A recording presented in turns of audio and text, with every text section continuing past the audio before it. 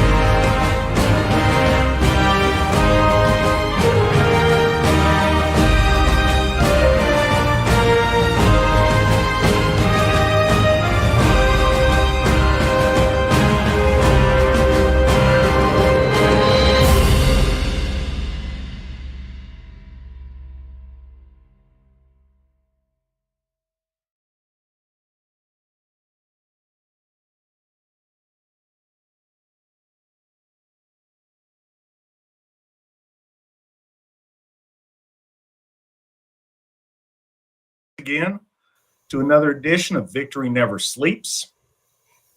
Tonight, even though it may seem like we're a little bit early,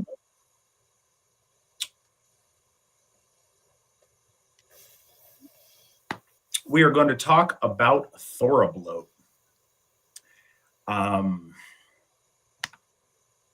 And that, for anybody that is unfamiliar, that is our January holy tide that we focus on. So we'll be talking about that a little bit with Witan Svan here. He is a particular expert because this is, as he will tell you a little bit more about, a special invention of his homeland, as are many of the delicacies. So trying to think if there's anything I need to mention at the top of the hour. This is being broadcast live on Twitter, on Odyssey, Rumble, VK, of course here on YouTube. Sorry, I'm trying to get it to load and start over on Entropy, which is going to be the next one I was going to mention. Also, so you guys know, we are, as always, this is released as a podcast on Fridays on Spotify. So that's another way to access it. But yeah.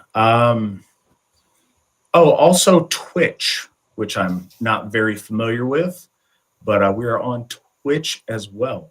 And, you know, we've been thinking about where's best to have it a little bit and wondering a little bit about our VK presence. But something kind of cool happened. No, it's been a few weeks ago now, but we actually got a Russian member from VK that saw us on there and decided they wanted to be a part of what we're doing. So that was really cool. Yeah, as my lovely wife mentioned over in the chat room, please make sure to like and share and do a little thumbs up thing. And if you guys can, seriously, that's a way. If you like what we're doing, if you enjoy it, if you think it's either entertaining or informative or hopefully a little bit of both, help us get that in front of eyes and ears that may not already be familiar with it. That's kind of a perennial struggle that we deal with, figuring out how to best handle, but a whole lot of people out there in the world that ought to be with us, a whole lot of people out in the world that I think would like to be with us. Trouble is getting out of our own small circles and getting those people to know that we exist is a huge part of the struggle for the soul of our folk. So you guys can absolutely help in that. We appreciate it if you do.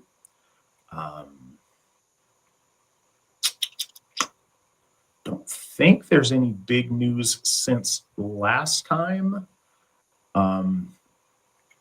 May have something cool to announce next time, a week from today. I'm looking forward to that, but we'll see. Stay tuned. Without any further ado, Svan, Iceland's own Svan Herul, tell us about Þorrablót. Yeah, I've met quite a few Icelanders who have said to me, I am not Icelandic. Mainly because I've been in America since I was a child. So it's kind of funny.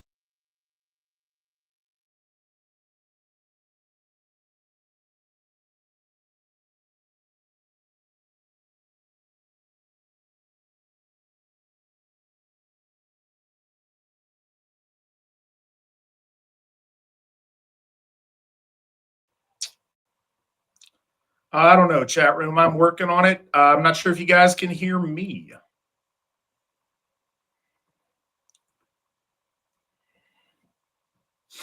Hoping that it's being dealt with. I can see you guys. I get that it's a thing.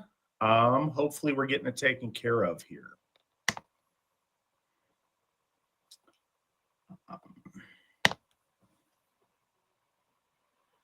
Okay, if you guys can hear me, then it's something on Svan's end, no problem. We will get him back up and running shortly, hopefully. So I'm trying to think of what to do to kill time a little bit, because Svan talking about this particular thing is definitely his deal and something I would like to get him to lay the groundwork on. So hopefully we're getting that a little bit squared away. Coming up a week from today is going to be the official start of the 12 days of Yule. and we'll be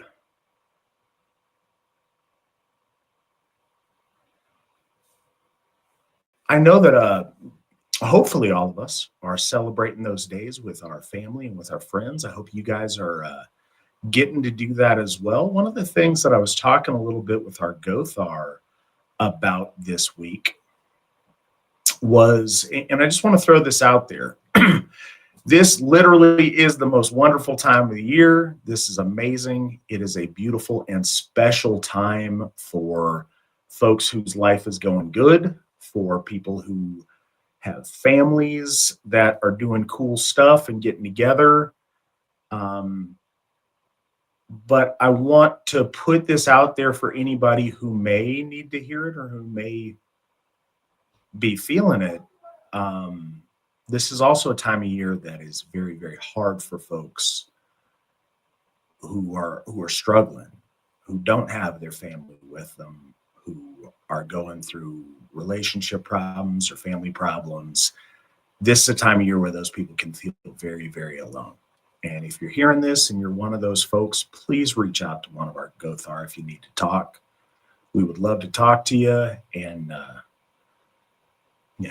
possibly help with anything, but if nothing else, be a listening ear and somebody who cares. So if you are feeling alone and feeling down, please reach out because we'd love to hear from you. And just know that's a thing, and we know, we get it. Svan, do we have you back with a voice? Can you hear me? I can hear you. The question is are they getting an echo? Because I'm not getting an echo at all. I'm not getting an echo either. Hopefully folks can hear you. Folks in the chat room, you hearing Svan? Cool. Monk says there's no echo and they can hear you. We have kept these fine folks in suspense for too long. Please tell them about you. You left off talking about how there are claims you are not an authentic Icelander. Yeah, I was. See, they're out there sabotaging me right now. Icelandic intelligence is in the car outside, smoking fish and trying to ban my transmissions. No, yeah, Þorrablót is an interesting one because mainly it's celebrated by Icelanders abroad. I'm not saying it isn't celebrated in Iceland, but it has a significant amount of weight to it abroad.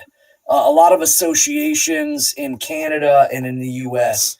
really, that's the time that a lot of these members.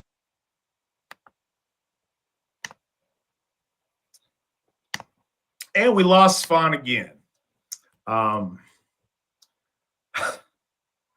Unfortunate. The disgruntled Icelanders are suppressing his presentation today.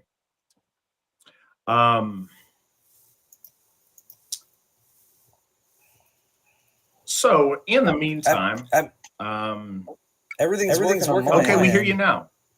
Take another swing at it. Yeah. What's going on? I don't know. I'll talk to Nick on the side, but go ahead and go back to where you were, if you would, please. I was just saying that. The big thing about that.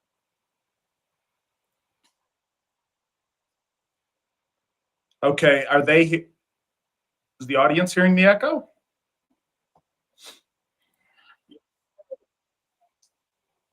Okay.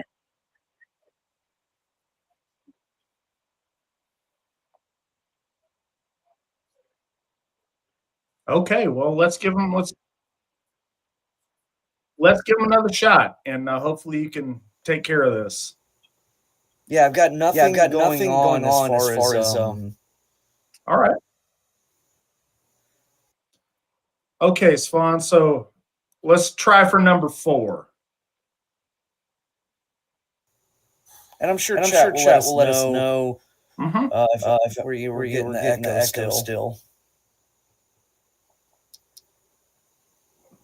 I was looking at what Wolf Throne said maybe I should cut and come back in. Think that might be good?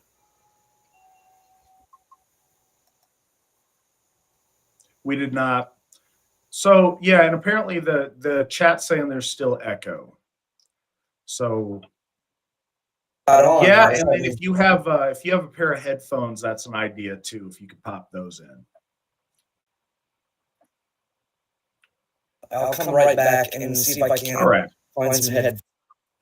So rest assured, audience, this time the tech issues are not on the VNS end. They are, looks like it is native to Svan himself.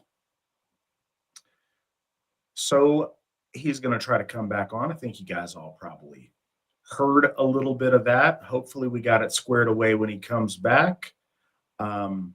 I think he will add to the conversation quite a bit tonight, but if he doesn't, then we'll carry on and talk about Þorrablót otherwise.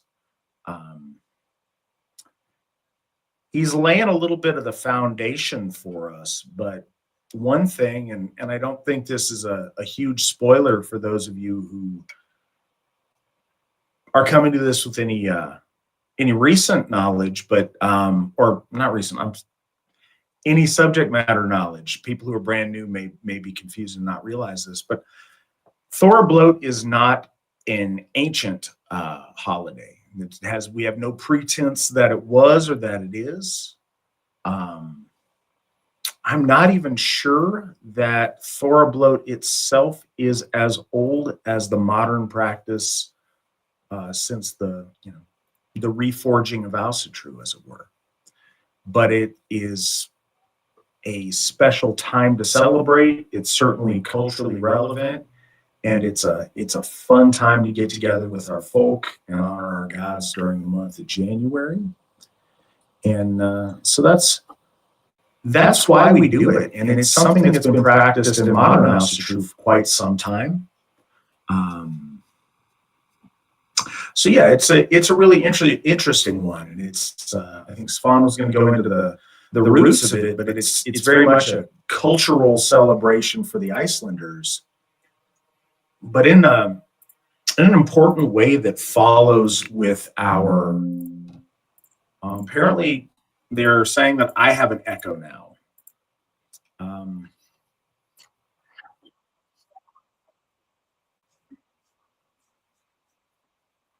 Okay. All right, so disregard everything I just said. Apparently it is on our end. But should be good when Svan pops back on.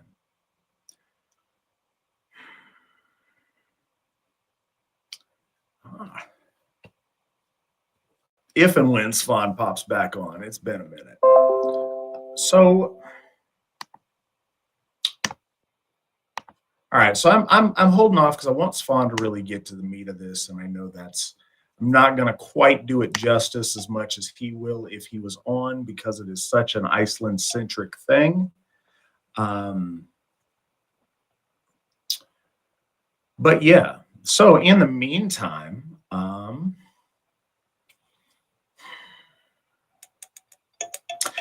we are over this Yuletide, going into the top of the year. We will be closing the books on 29 years of the Asatru Folk Assembly. And we will be starting our 30th year next year. So it's a really cool and I think a very significant accomplishment for the Asatru Folk Assembly. And the exact starting date is a little bit in question, I suppose, but the closest that we can track it to, trying to look into it, was the winter, and I think it was the winter issue. It was the close of the year, but I don't think they were doing the Runestone magazine monthly at the time. So in the winter of 1994 edition, Steve talked about how they were going to start the Asatru Folk Assembly, and that was something that was in the works that they're fixing on starting. And then in the spring edition, after that turn of the year, they announced this of 1995. They announced that the Asatru Folk Assembly has been formed. So sometimes between when those two issues came out, and we kind of split the difference and call it the top of the year. So yeah, we're about to enter into the 30th year of the Asatru Folk Assembly. It looks like we've got Svan back. He's got some headphones. He may not know those headphones are unnecessary, but we're going to let him wear the headset anyway, like he's flying a jet or something.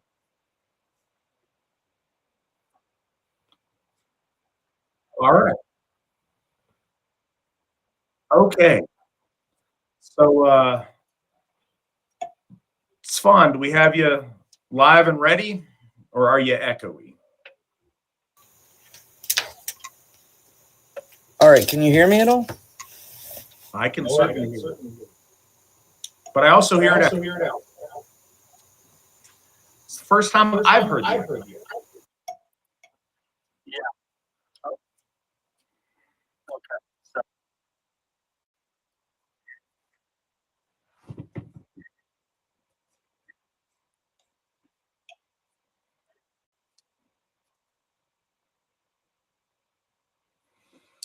All right, so am I echoing for folks? All right. Then I will keep trying to fill some space. So, I'm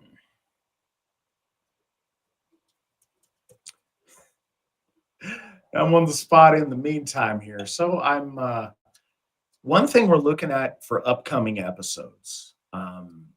Brandy's series on Beowulf has been very, very well received. I really like it. I think it's added a lot. I'm getting really good feedback from folks that have enjoyed those episodes. So what I'd like to do, and it's something I actually wanted to talk to Svan about on the side tonight, is maybe shuffling in, maybe having Svan on more often, but doing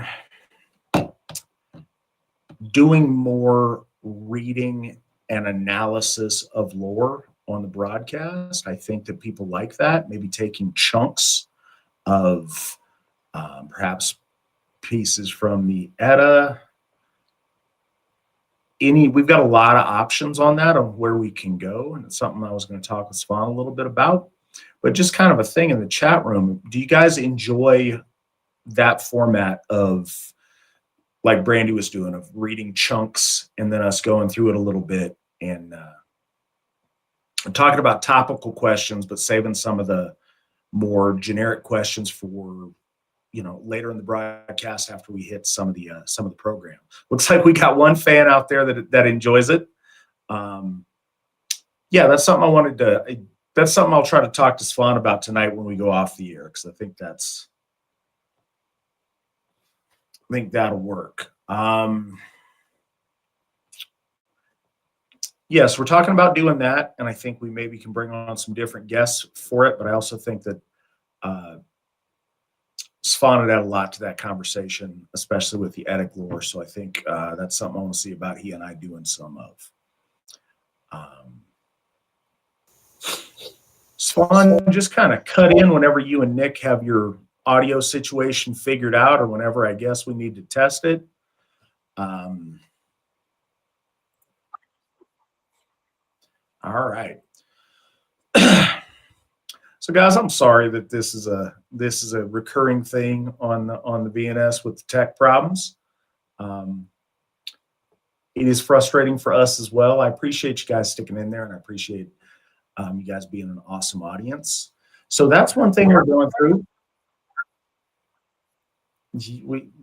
We've had a couple. So one thing I was going to say with that too, if there's things that you would like to hear or you think would be a good, make a good episode or be a good topic that a lot of people want to talk about, please suggest those and send them to us, because we're always looking for ideas. sometimes we got a ton, and sometimes we're kind of feeling out what we think folks want to hear about.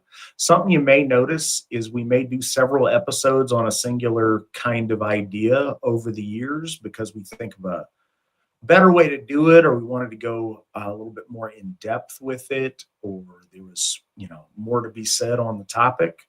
So we're going to rehash stuff over the years, and that's just going to be a thing. But if you guys do think of stuff that you'd like to hear or that you'd like us to talk on, we will do that. I'm going to look at real quick the questions that Nick's got queued up and maybe go about a couple of those if we've got them. And Nick and Svan, go ahead and chime in when you can, when you're ready.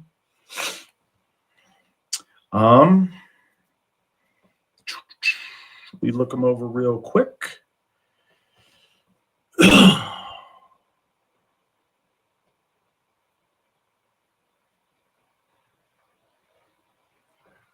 So Svan is okay. So I'm going to answer what would seem to be a Svan-centered question, but I can because I happen to know. So question, hey Svan, I live in Maryland, unfortunately, but I drive trucks and make deliveries all throughout Virginia. I love it down there. A lot of good people. What area of Virginia are you located? Svan is in Virginia Beach. We also have a folk builder, David Rother, who's in, couldn't tell you the town off the top of my head, but he's very close to Washington, D.C. So we have got some good folks in the state of Virginia. Not sure with your trucking if that's the only place you go, but you should check in with your local folk builder and or any of us, honestly. And if you, I don't know, I think that truckers have an interesting opportunity that they don't take advantage of enough. And I know that sometimes folks are on really tight deadlines. I get it. But we've got great people a lot of places. And I think that if we looked into it, our folks that drive truck would find that they are very often very close to and in an opportunity to meet up with some really, really good folks. So I've put that out there and let folks know we maybe can arrange something like that.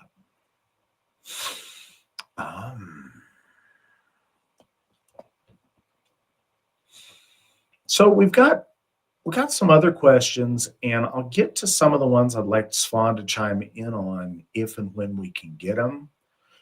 Nick, another idea, if we can't do it another way, is to route Svan through with a voice call if we have to go that route. So consider that while you're looking at alternatives. But I'm seeing some other questions pop up here, and I think they're worth talking about.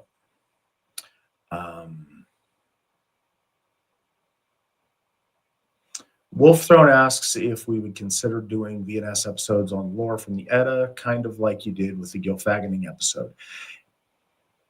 Yeah, but you know what? I'd like to go more in depth. We talked a lot about generalities on the Gylfaginning, but I think we will do that again. And what I think we'll do, like I mentioned earlier, is actually read chunks at a time and analyze, get into those, answer any questions on those, and kind of go through it piece by piece. I think that's a really fruitful way for us to do this. So I think that's something we're definitely going to do. Yeah, Dave's in Alexandria, if you don't see that in the chat room or if you're listening to this. And that's D. Rother at DROTHER at runestone.org if you want to get in touch with him. Or if you want to get in touch with Svan about visiting him in Virginia, near, like I said, he's in Virginia Beach. It's SHERUL at runestone.org. And Svan can try to get that set up.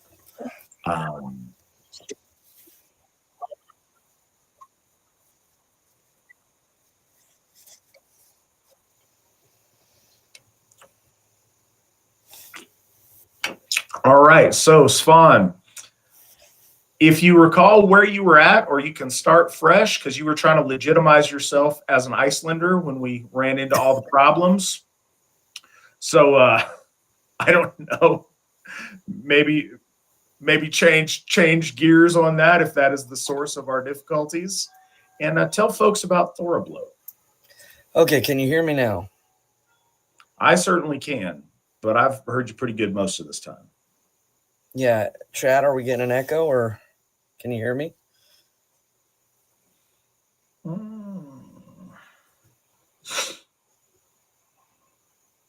Yes, says chat. Okay, excellent. So yeah, I was gonna say, I saw some of the other questions. I know that people were looking, for me. I know somebody made a joke and said, "Ooh, that's a glowy question," but I don't hide. You can find me. If you just reach out through the email, I'll get up with you. We can, meet up, have an impromptu moot, if you will. Big thing though, I would say, is if you have the ability to get down to North Carolina and get to Thorsoft, then that's good too. That would be far more ideal. But okay. Svan is good, but Thor is better. Yes, very much so. One of the things about Þorrablót that I was going to talk about was that you got to understand Þorrablót as an Icelandic national holiday that's celebrated by Icelanders all over, and then there's Þorrablót of Asatru, and it's because Asatru is, again, bringing it towards the religious connotation. I think that it was originally kind of intended. It's worth noting that Þorrablót itself is actually a modern holiday, in the sense that it came around in the early 19th century, during the time that Iceland was battling legally for its validation as an independent nation. And that really started in the late 1890s, and then early in the turn of the century. Denmark and Iceland were doing kind of like a shared legality. And then with the onset of the war in World War II, England occupied Iceland, and so did America. They sent troops there, and it was kind of just seen as more I think a tactical move. And then this was, of course, with the occupation of Denmark. So when Denmark got occupied, this threw a lot of things up in the air, and there was some nationalist movements in Iceland at the time, and there was a lot of nationalism just kind of brewing in general all over the world, and Iceland was no different. And I think that out of that was what bore the true origins of Þorrablót as far as a modern day, because they were trying to gain footholds in, I guess, ethnic identity, and they naturally went to kind of religious and ethnic folk faith mixed with modern concepts of like get-togethers and having a party. And of course, it was, heavily bent around food and the national foods of Iceland that helped the Icelanders survive. So you have these, it's 1944 to like 1950 is when Þorrablót really started to form itself as an Icelandic holiday. And it was built heavily around the pride of all of the techniques and food preparations that Icelanders had. And I don't think it's like by accident. Partially, I mean, obviously feasts are still feasts, but Iceland had struggles with food production and with a lot of modern amenities of food were not able to feed the Icelanders. And so it was kind of like a callback to like, hey, remember, our ancestors survived by these techniques, by these food methods of smoking and salting and pressing. And So it was kind of like a call to arms for the folk to remember their old ways, because a lot of modern stuff was really heavily dependent on shipping. So, yeah, they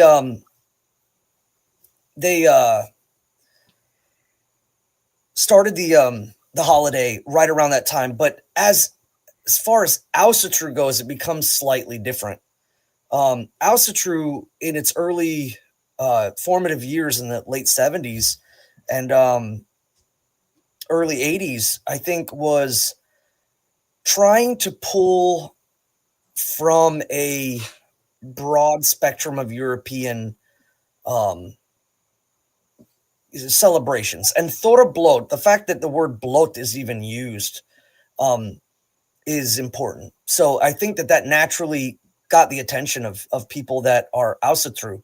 And, I think that even locally in Iceland, with Svenbjörn Bjartansson and the Asatru Feliev in the beginning, or what it would eventually become, and just people like the Odinic Rite and the Asatru Free Assembly, and practitioners and writers were pulling things where they had, for instance, like Þorrablót, but then they would have like either Ostra or like Hexanacht, or they were pulling a Charming of the Plow, or the Plow, or the Akerbot was a heavy influence. And so it was kind of gravitated towards and scooped into because of two things. One, the origins of the month Thori in the Icelandic calendar is up to debate. A lot of people think that it may have been named after an actual person, but no one can quite figure that out, because Thori is a name, and or that it has connections back to Thor, and that the nationalists of Iceland that were starting Þorrablót kind of wanted to imply that, but not kind of ruffle the feathers of the local Lutheran state church. I don't know. Icelanders are kind of funny when it comes to Christianity and the state church of Lutheranism.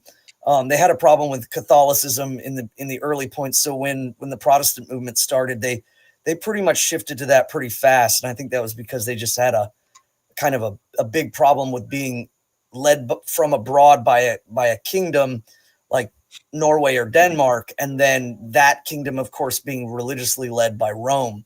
So it was kind of they wanted to separate and create their own unique space. And the other thing that's, I think, major to understand is that Þorrablót was named in the 19th century, but the practice of eating those fermented and stored meats of the time were important because it's a midwinter festival, and that's the food you have available, because everything is built around prepping for the winter time.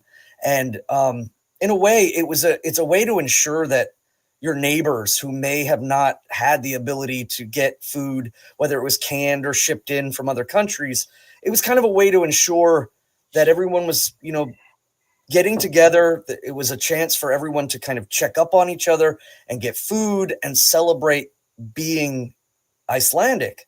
But it shifts definitely more towards a religious connotations in Asatru. So we use the name the same, Þorrablót, but there's a clear connection to the striker, the Stormfather, Thor, that you might not find if you were to attend a Þorrablót at like an association. The language being spoken, all the foods that are decked out, lots of foods that perhaps even now Icelanders abroad might not get a chance to eat often is going to be there. So it's a little reconnection to home, and then a chance to network with people and to dance and to have a good time, is kind of the overall meaning of it logistically. And I think that still applies to Þorrablót in Asatru.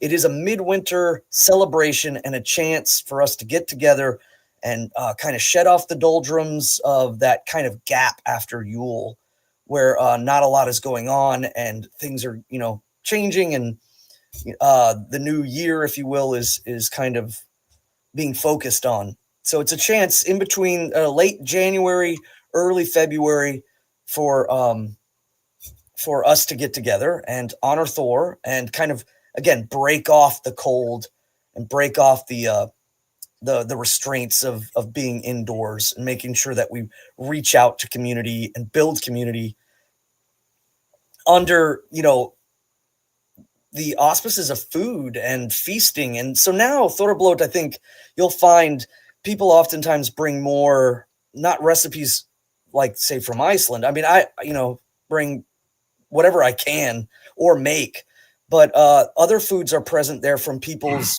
lineages. Like if you're from Minnesota, there might be Norwegian or German dishes. A lot of people kind of just pull from their own families, their own grandma's recipes and things like that. So it's all about really kind of connecting back to your family dishes. And so now, you might get everything from Ukrainian food to German food and Polish food and English food and Icelandic food, or at least Scandinavian in its formation. And so I think that's the overall, along with giving devotion and thankfulness to Thor, and again, like shaking off that cold and getting reset for the year. So Þorrablót has become our first holiday after the new year.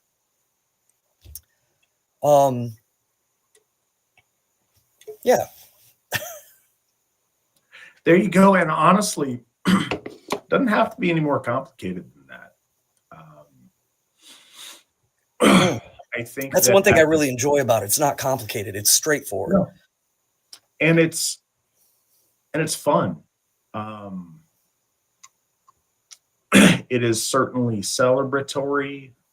It is something in the most brutal kind of month in winter there to eat disgusting things and to celebrate with folks and to be happy and to play games and to do things. And I think that it's fitting that it's devoted to Thor. Also, Thor is, certainly a god that appreciates feasting and drinking and celebration and joy among the folk. And I think that is important. I think that very often when we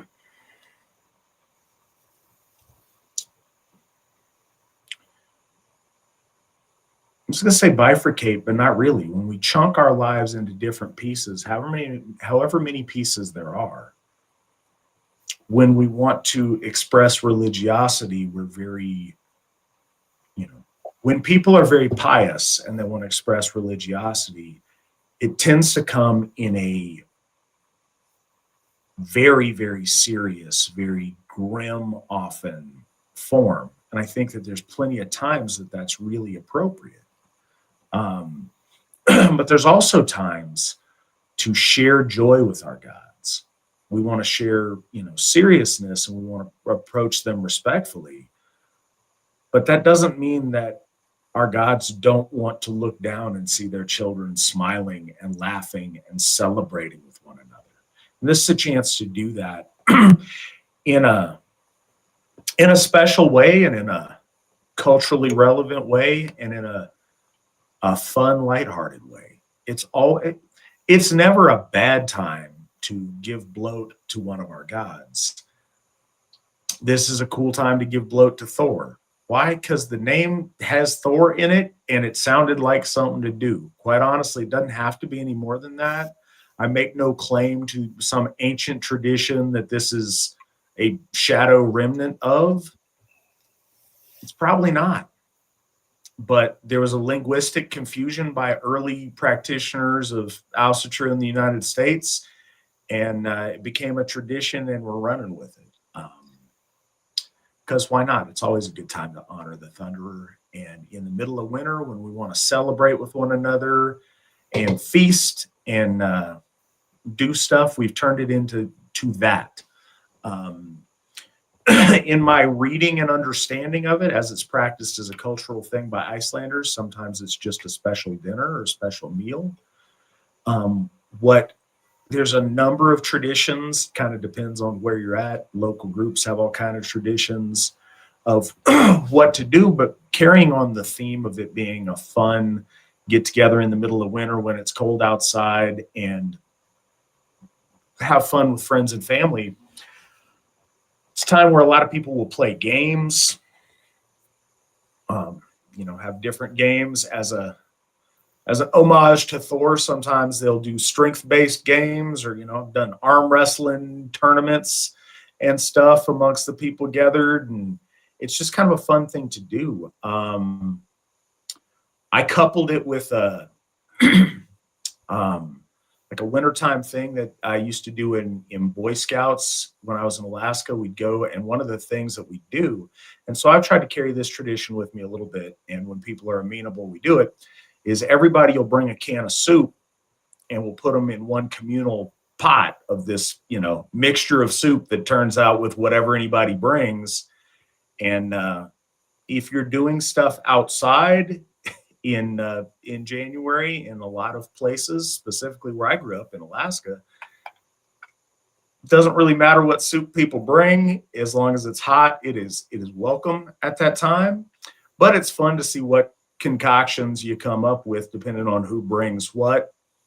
Another thing that's always kind of a staple is disgusting foods, because Svan's people eat disgusting things. Deliciously disgusting. I will let the audience decide that for themselves. It's one of the things you guys may be wondering about the thumbnail picture we used to advertise for this episode, and it's chunks of shark rotting underneath stilted buildings in Svan's homeland, and then they eat this rotten shark. And so, to keep it authentic, something that folks like to do here is, if they can find it, get the rotten shark and dare people to try a small piece of it, and then wash it down with Brennivin, I think. Yeah, or really any wash down drink. I mean, you could definitely get together. One thing that is probably the easiest to get. There's two things. There's light bread, which is an Icelandic like fried flatbread. It's really, really thin, and it's cut in really cool ways to have these kind of like chevron shapes and floral shapes, almost like a snowflake. Those are usually easy to get because you can get them in tins, and you can probably find them on the internet pretty easily if you don't have family there. The other thing is harðafiskur. Harðafiskur just means hard fish, and it's one of the traditional things to eat. How, Carl? I don't know. I would, I'm really tempted to ask my family up there if they can send me some, but I don't know how it's packaged. Maybe vacuum packed. But and of course, as soon as I open it, if we're in a closed space, it might be pungent.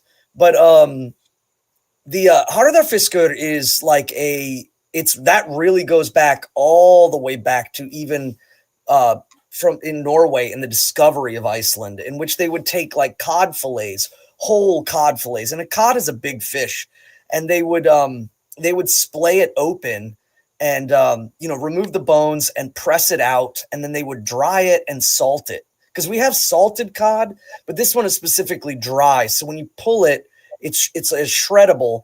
And I mean, my mother used to always just eat like unsalted butter on it because it's salty enough as it is. But she would just put like regular butter on it, and we would get strips and just like chew on them. And I mean, it makes your whole house smell like seafood, like fish. But much to the chagrin of my family, especially my wife, she is not she's from the mountains of central United States, and so like ocean going fish are not a major food staple there. So she's just like, oh, take that outside, because it just makes the whole house smell like a fishmonger's market. but there's other things too. A lot of like hankakjot. Now, I was looking up something about that because hankakjot is like a condensed smoked lamb, and it's really really dense, and you kind of cut it in. It's like circular shape, so you end up cutting it almost like a salami, but not as thin.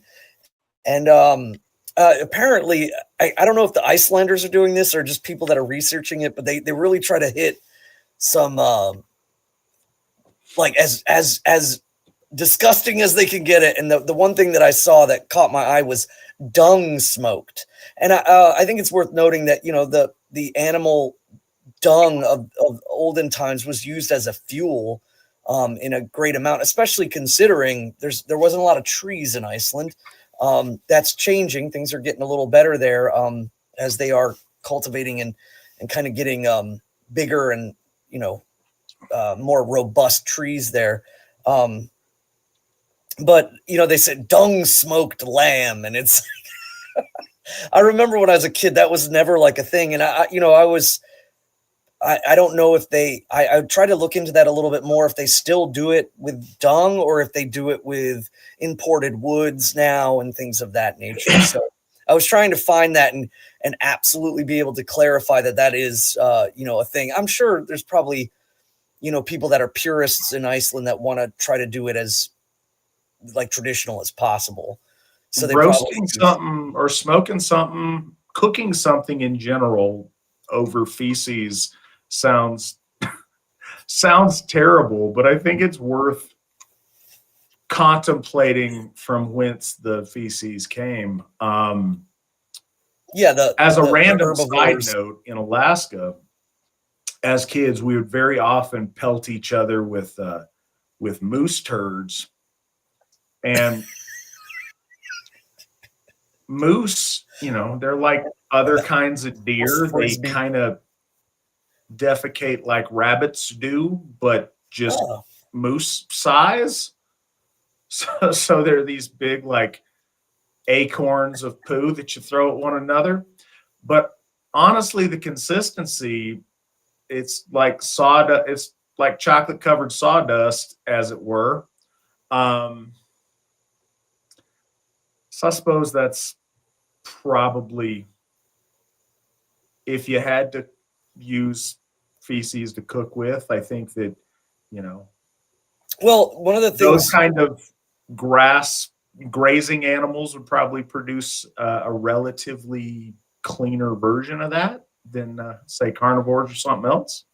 Yeah, cattle and lamb, the herbivoric kind of the droppings that were utilized are just like grass patties. Basically, they were you know, multi-stomached ungulates that, you know, just consume and grind down grass. The usage of that for a fuel source, if you talk about that with you know, survivalists and homesteaders and stuff like that, there is an element to that, because it's not like you know, the scat of a meat eater, and it's also not like I didn't know about the moose having kind of like almost like goats, if you will, where they're just like pelleted. Yeah, I had no idea. I imagine there'd be big. It's pellets. a big niche industry in Alaska to make novelty items out of moose turds, like shellac them and make little sculptures and little earrings and necklaces and other nonsense for the tourists. Wear this poop, thanks. You know, there's a lot of people that make a pretty good living selling shellacked moose turds with googly eyes, hot glue gun to them. So I mean, I don't know. So that's the thing, is like, I don't know if that's something that's done across the board, because I know that now that's imported. There are certain things that are made, you know, in Iceland as well, that are used for smoking. And, you know, like I said, perhaps purists might be, you know, doing that or using that. But I imagine a long, long time ago, the idea of, using dung in a small like shack on your land in order to do with it. Because okay, another thing that's worth noting is that Þorrablót is really timely based on another month in the Icelandic calendar, which is Gormanaður. Gormanaður means the slaughtering month, if you will. It's the time in which a lot of the herd, the older sheep, are kind of culled out to allow the younger ones to grow, and to really to ensure that there isn't a lot of like inbreeding amongst the animals. They want to do a lot of the mating of the younger ones, and get the older ones kind of out. And they had to slaughter the animals before winter and get them smoked and everything through the midwinter. And it was usually done and ready by January-ish or Thor's month. So that's when I think Þorrablót kind of became a natural synthesis of, that's the time to eat these smoked meats, and pressed fish and dried fish and things. And it was, again, a testament to remembering the survival of your ancestors and how they did it. There's little things in Iceland that they still do. Like when you go on the roads driving from Keflavik to Reykjavik, you head out of the airport and you'll see these like standing stones. And they're not quite like an altar or anything. They're kind of tall, and sometimes they're shaped. And these are still around because if there's like a whiteout, and the snow is coming in and you can't really see anything, the way the snow lands on these stones, it doesn't fully get in there. So you can see this kind of black and white shape. And that's letting you know, like, hey, you're near the road, you're on the road, and it kind of keeps you in the lines. So little things like that are just reminders of, they could put perhaps modern signage out there, and they do.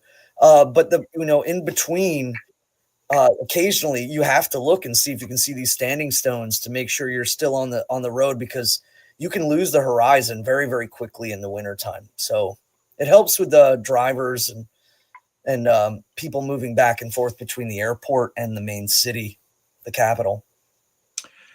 Yeah, so, and I've seen people, again, this is fun. The goal is to be closer with the people you are gathered with through having fun experiences, and hopefully also incorporating, offerings, at least toasts, if not a full bloat, to the god Thor. But I've seen people go different routes on the food. They either go trying to find disgusting things to eat to see who can eat, random disgusting food items you find, or they go,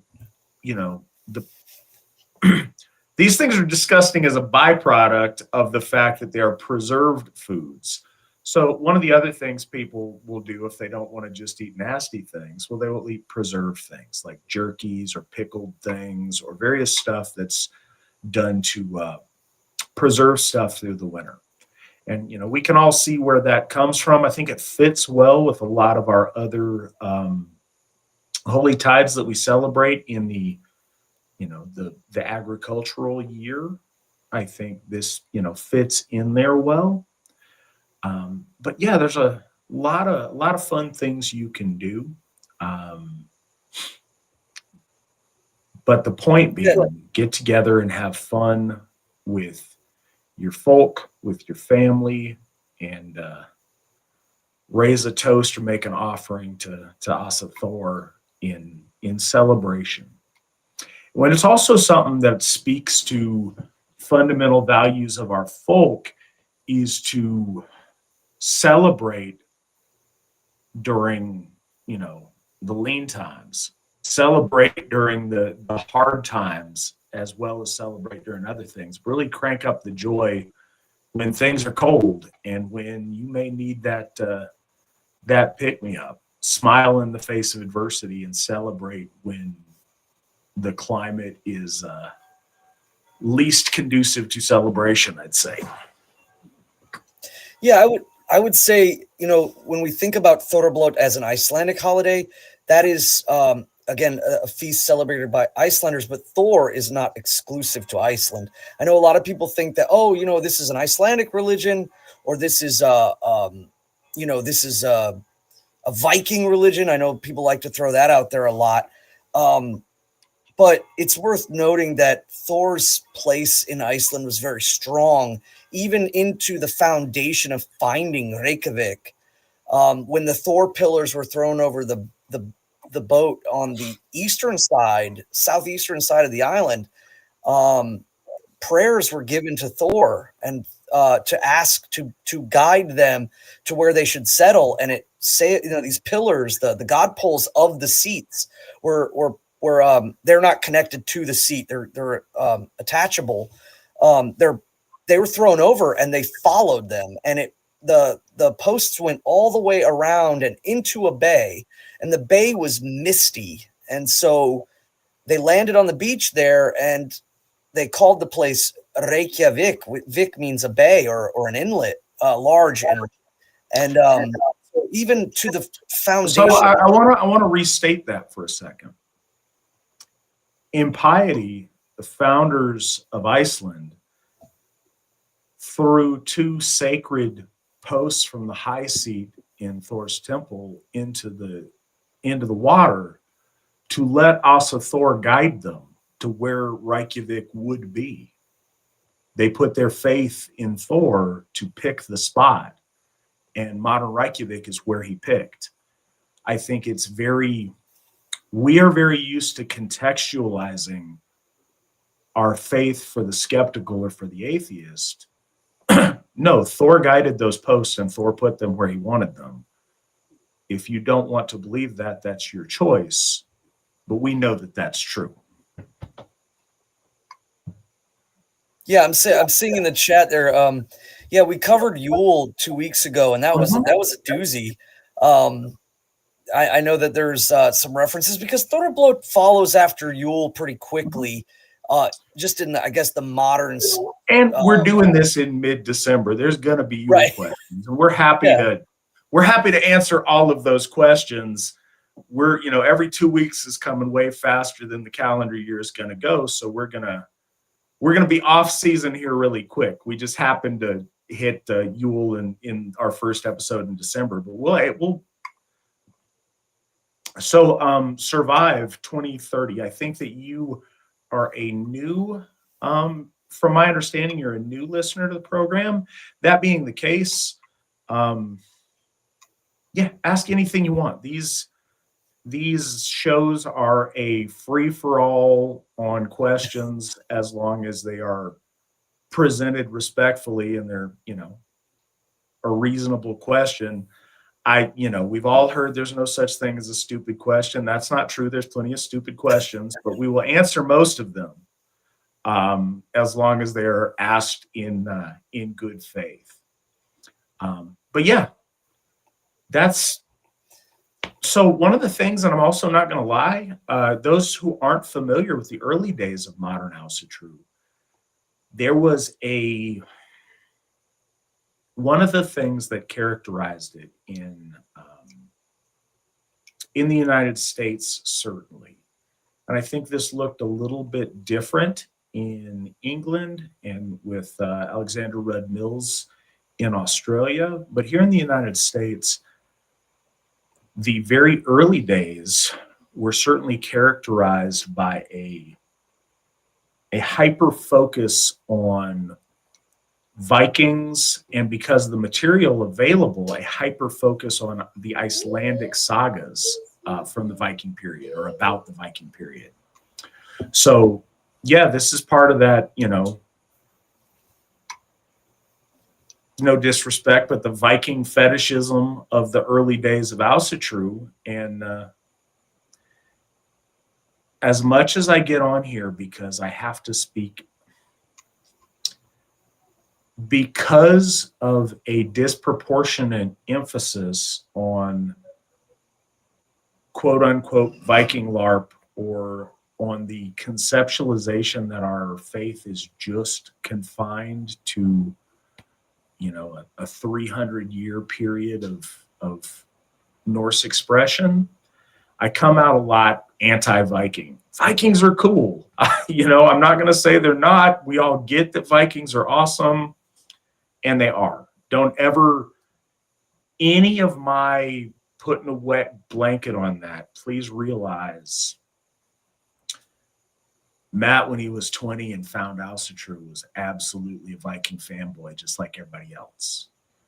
I matured over time and have a broader understanding of our faith over time, but the heroic period that was the Viking Age is inspirational to all of us, and there's no shame in that. We're very proud of that. And this is a part of that. You'll notice that our very early days of remembrance were almost exclusively focused on the Viking period, but specifically characters out of, and I say characters, real persons out of the Heimskringla, the sagas of the kings of Norway. So the saga period is something that we took a lot of inspiration on in the 70s and the 80s and the 90s. And that's why I think this was latched onto as one of our celebrations. But it's cool, and I'm glad that it was. And I would not want to eat a lot of rotten shark, but every time it has been presented to me, I have eaten it. I have paused so that I can appreciate the flavor. I don't need to chase things with Brennivin, but I've had my Brennivin separately. Factoid about me. So right now I am drinking pirate water.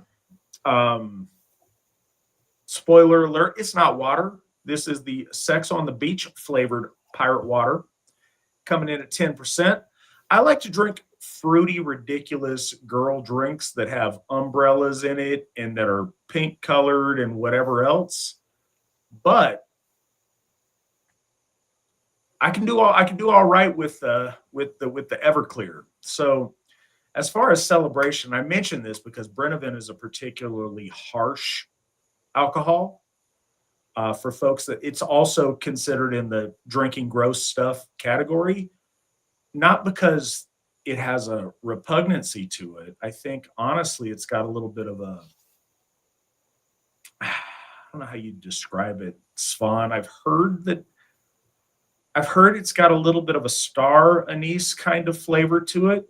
I don't know if I'd go that far, but it's a pretty strong grain alcohol.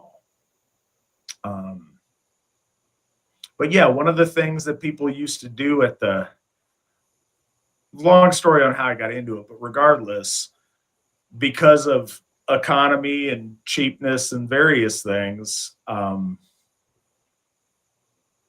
worked at this touristy college bar place. Anybody who doesn't know, I used to work bar security for a long time. So I worked at this place in Florida, and they were all drinking Fireball or anything else. But, I wasn't there drinking. I was there working. So it was odd when somebody would buy me a shot, and, I was grateful, whatever. So the bartenders asked me to come back and cut some limes. So Matt, what do you have? I'll buy a couple of shots. So I was going for what's the most bang for my buck. So I'm like, all right, what, you guys got Everclear? Well, they didn't down there. They call it diesel, but it's the same thing. It's the pure grain alcohol that's like 110 proof or whatever. So I said, I'll take a double shot of that. And they were trying to, okay, but what do you want to mix it? I don't need to mix it with it. Well, you want to chase it? I don't need to chase it. I'm a grown man. And so I was getting indignant at all the things they'd offer me to try to make it go down easier. But then everybody thought it was a fun game to say they got me one drink, but they got me a triple shot of the diesel and they'd watch as I drink it. But I can go hard if I got to, but I like the fruity drinks. I don't even know how I got on that. I think it was the Brennivin. So that's another thing. So culturally, what is the deal with Brennivin? When my father and my stepmother went to Iceland, they had like a layover there or something on a trip they went on. They bought me some, and it's a big deal. Why is that such a relevant cultural drink for your ancestors?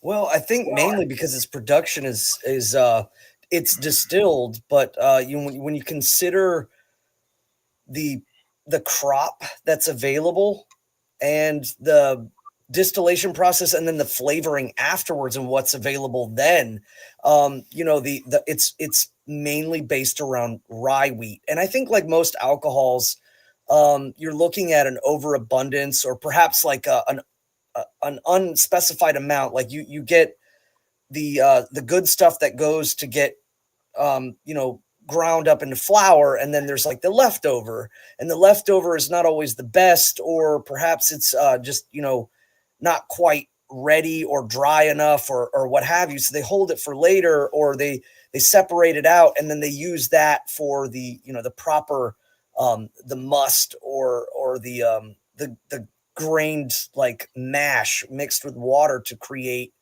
the original to get the yeast to start producing alcohol, and then they distill it, and then they flavor it again with the rye flavor. So I would say anybody that's never tried Brennivin, the one thing that's worth remembering is it tastes a lot like rye bread or like a deep, dark, rich pumpernickel, and it's in a alcohol form. And so I really think that's the major reason why it's the one that's like Scotch is to Scotland. Brennivin is that toasted barley rye that's used to create kind of our national liquor, if you will. I mean, there's a lot of beer that's to be drunk and made in Iceland now, but I don't necessarily think that was entirely the case a long time ago. I think it was a lot easier once the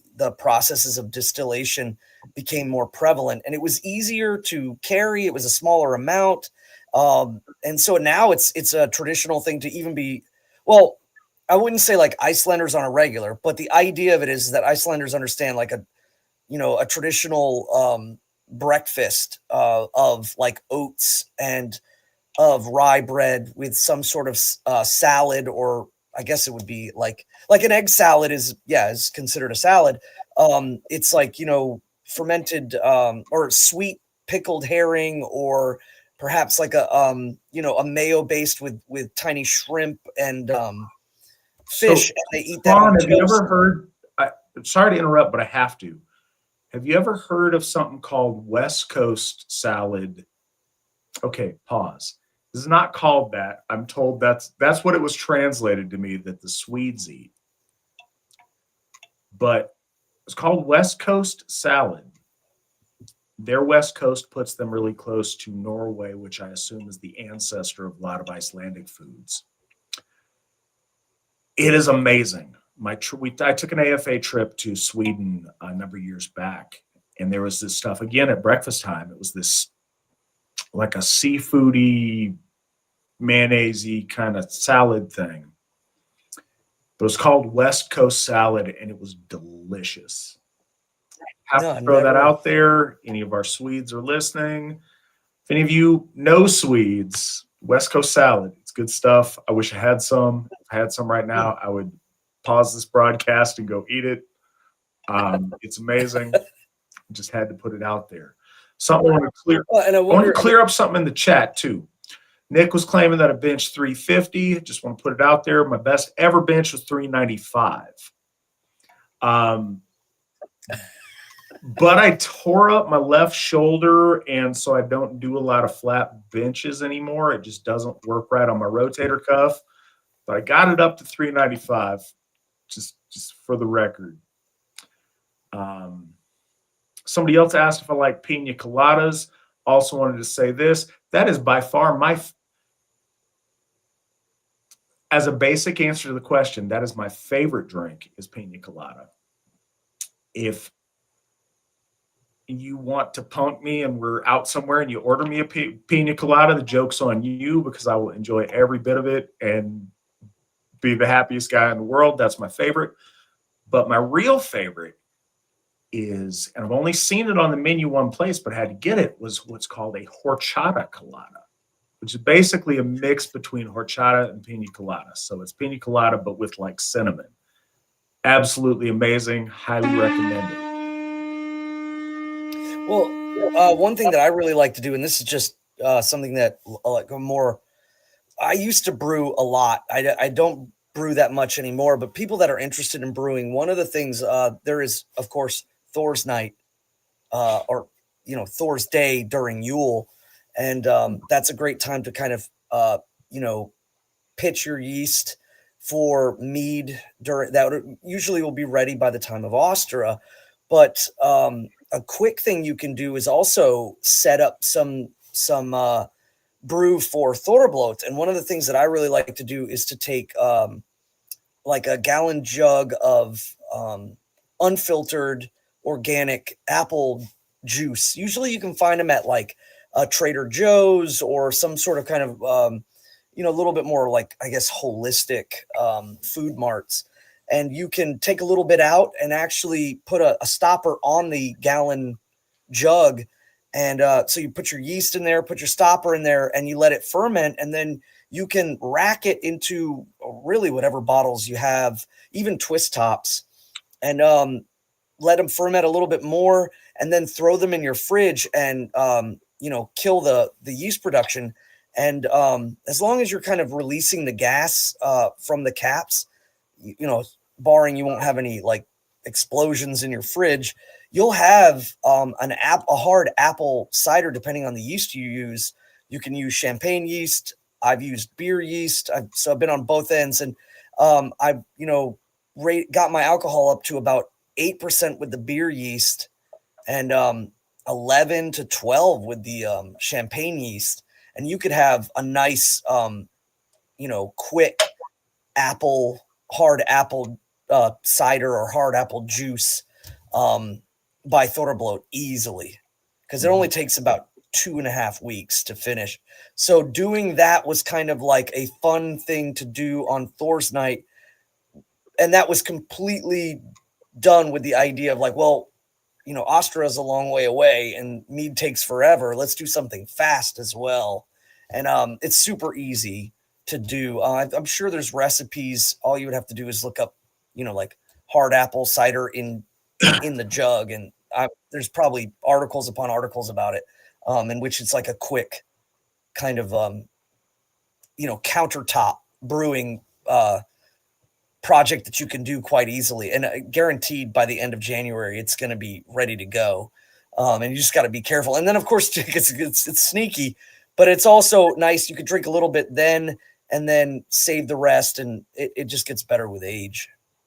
So I want to acknowledge a couple of chat things. First, Hoffanon donated $20 and blew the victory horn.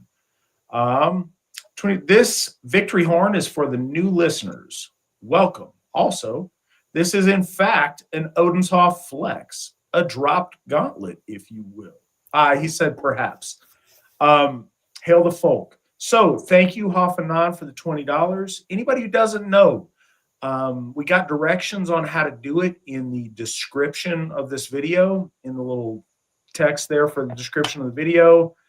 I'm not hip to what you kids are seeing on your end, but there's a number of different fun ways with little graphics and stuff that pop up. Your donations are really appreciated.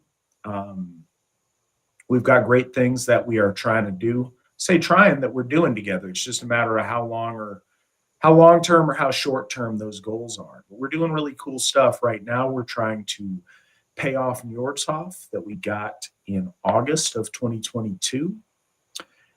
Because paying off Njordshof, and we have a little bit of an outstanding debt on that, but we're paying it off way faster than we thought we were going to be able to. And it's our first step in getting to Freyhof. That's going to be our next Hof.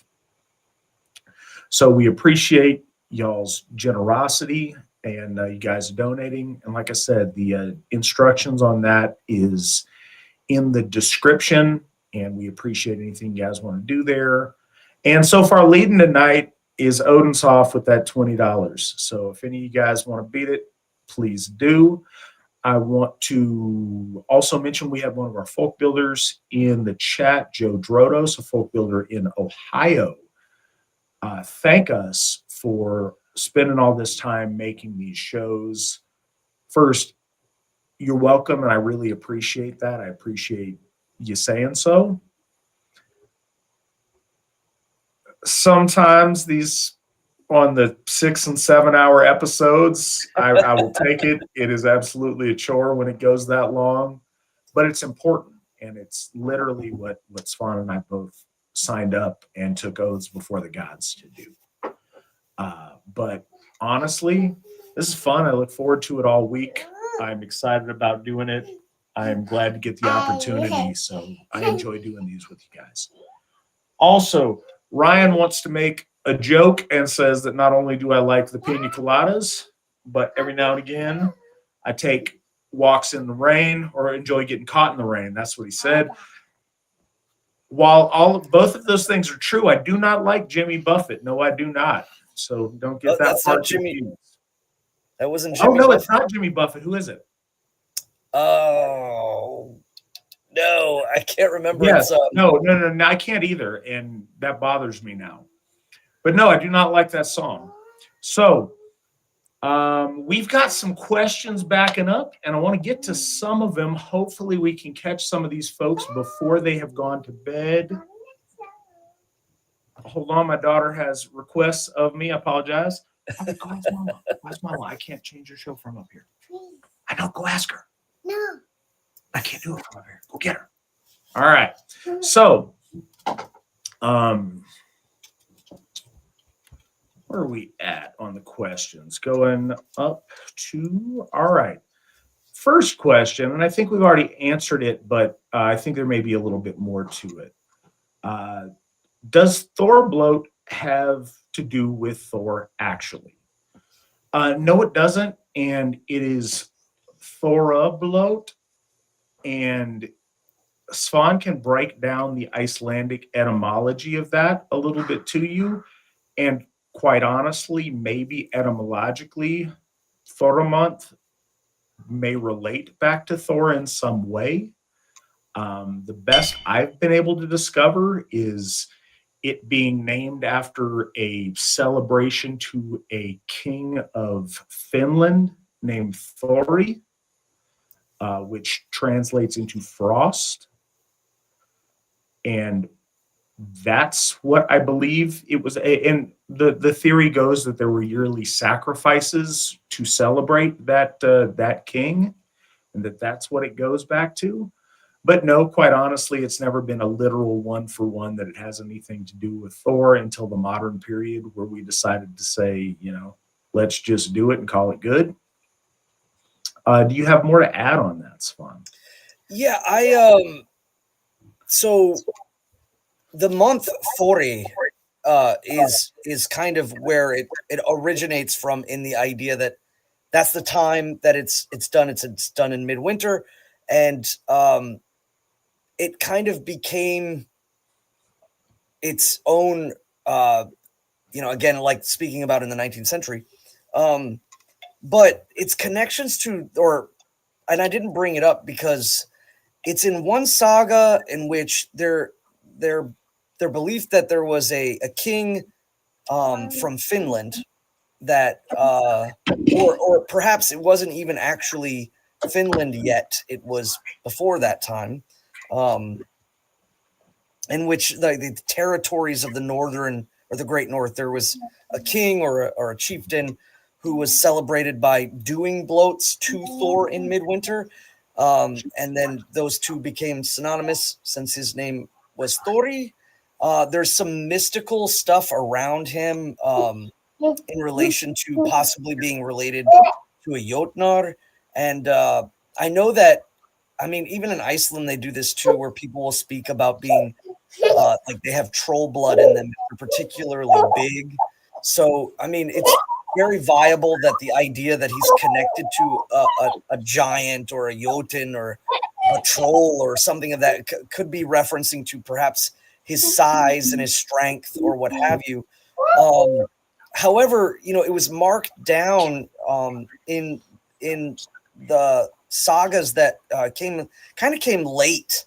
A lot of the sagas that were written down in the 12th century, it was kind of mentioned more in the 13th century in a very small saga in relation to the Orkney Isles, and how it transferred from, say, like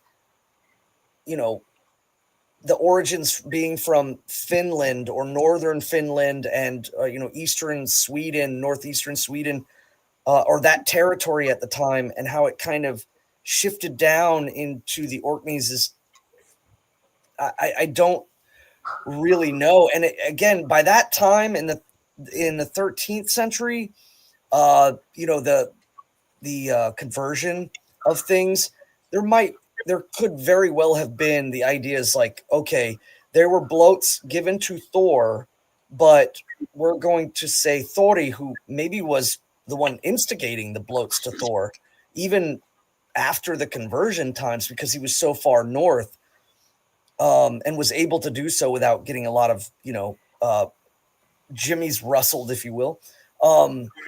That it kind of became synonymous with him in relation to kind of downplaying maybe the overall, but nobody really knows. And so you get kind of two explanations when you look for it. I mean, there's clearly the mention of King Thori, but the information about him is scant, and there's a lot of mystical things kind of connected to him, and that he is, related to a Jotnar, and his children are named after, the effects of winter and snow and rime ice and things like that. And that may have had some connections to the name of the month used in the Icelandic calendar. There are a couple of months where etymologists don't quite know exactly where they came from.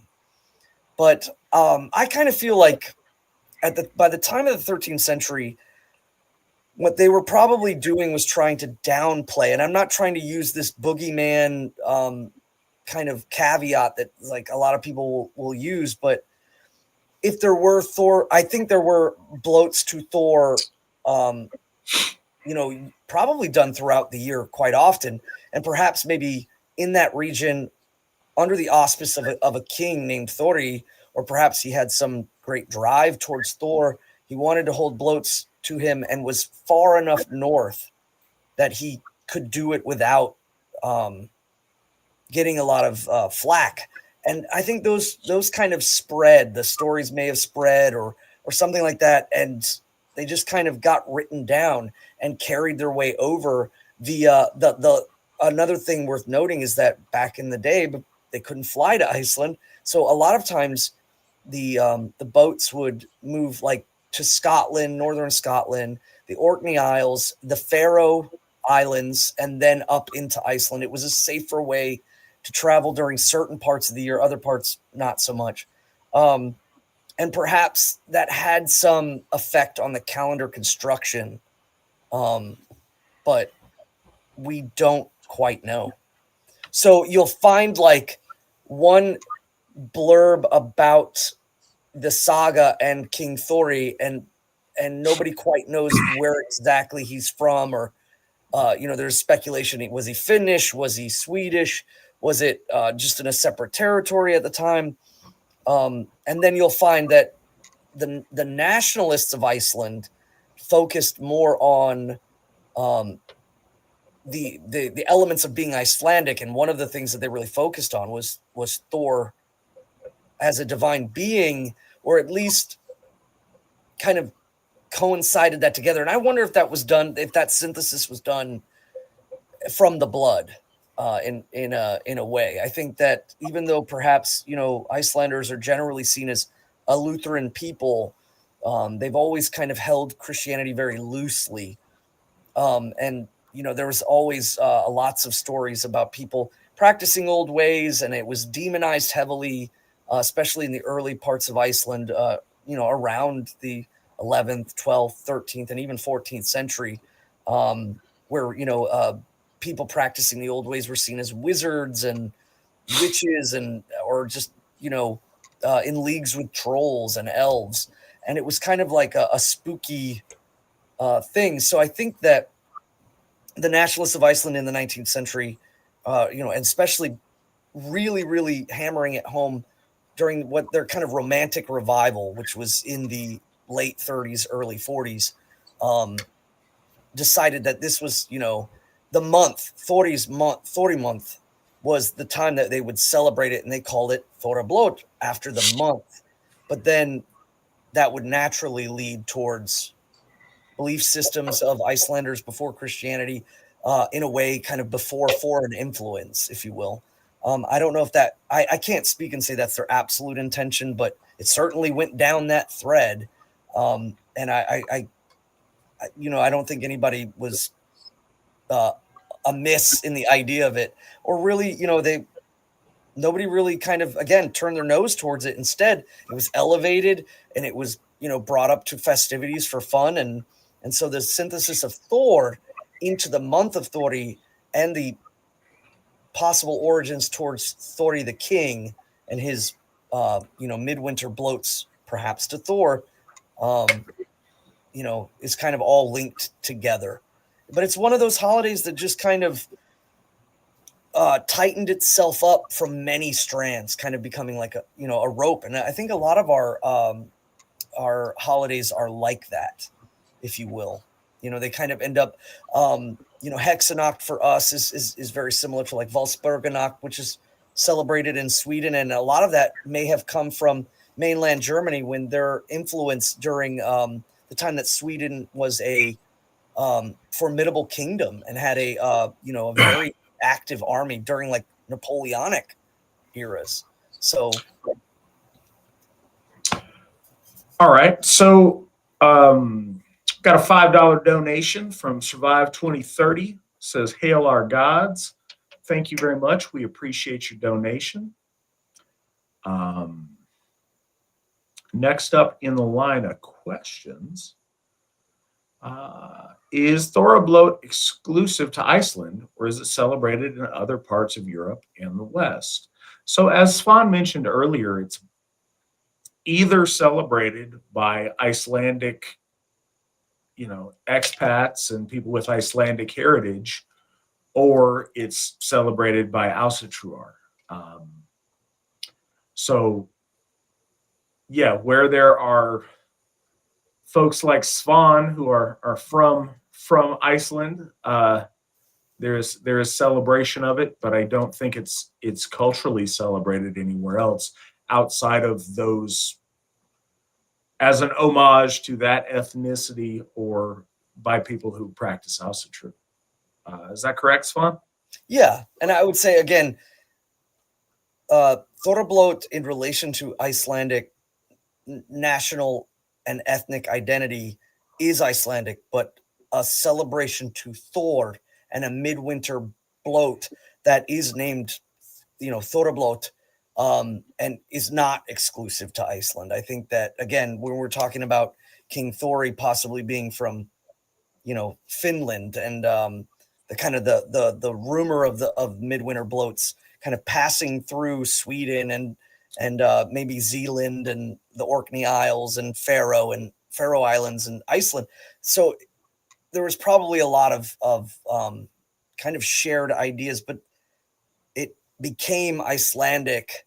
And then with the foundation of Asatru as a kind of organizing and functioning religion in America, the American foundations of Asatru really did start to pull from different sources. And I think that it's worth noting that like Viking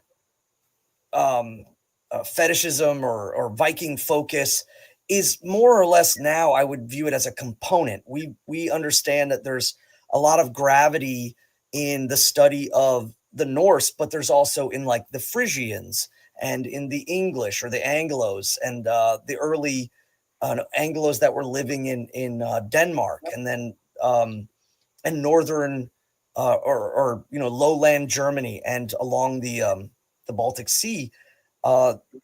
There's a lot of components now because we have so much access to the survival of our native ethnic faith in Europe in the shadow of Christianity or Catholicism that survived in its different ways. So I think as Americans, we're pulling those components, and there was a heavy component towards strictly just Norse, but now it is one of many components that you will find, because you have a lot of people now who are German, or they're a Germanic and Gaelic admixture. And some people get caught up on splitting threads, like, oh, I can't celebrate Þorrablót because I'm not Icelandic, but I should, celebrate perhaps like German holidays, or so on and so forth. I think that's the wrong way to go.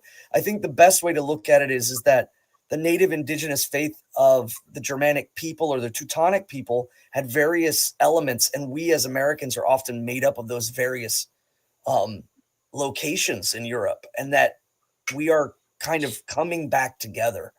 And so taking note of that. But I think it would be, focusing on Thor in the midwinter bloat, I think, is the definitive thing that separates it from an Icelandic holiday. You won't go to a Þorrablót with Icelanders and they're not going to have a harrow.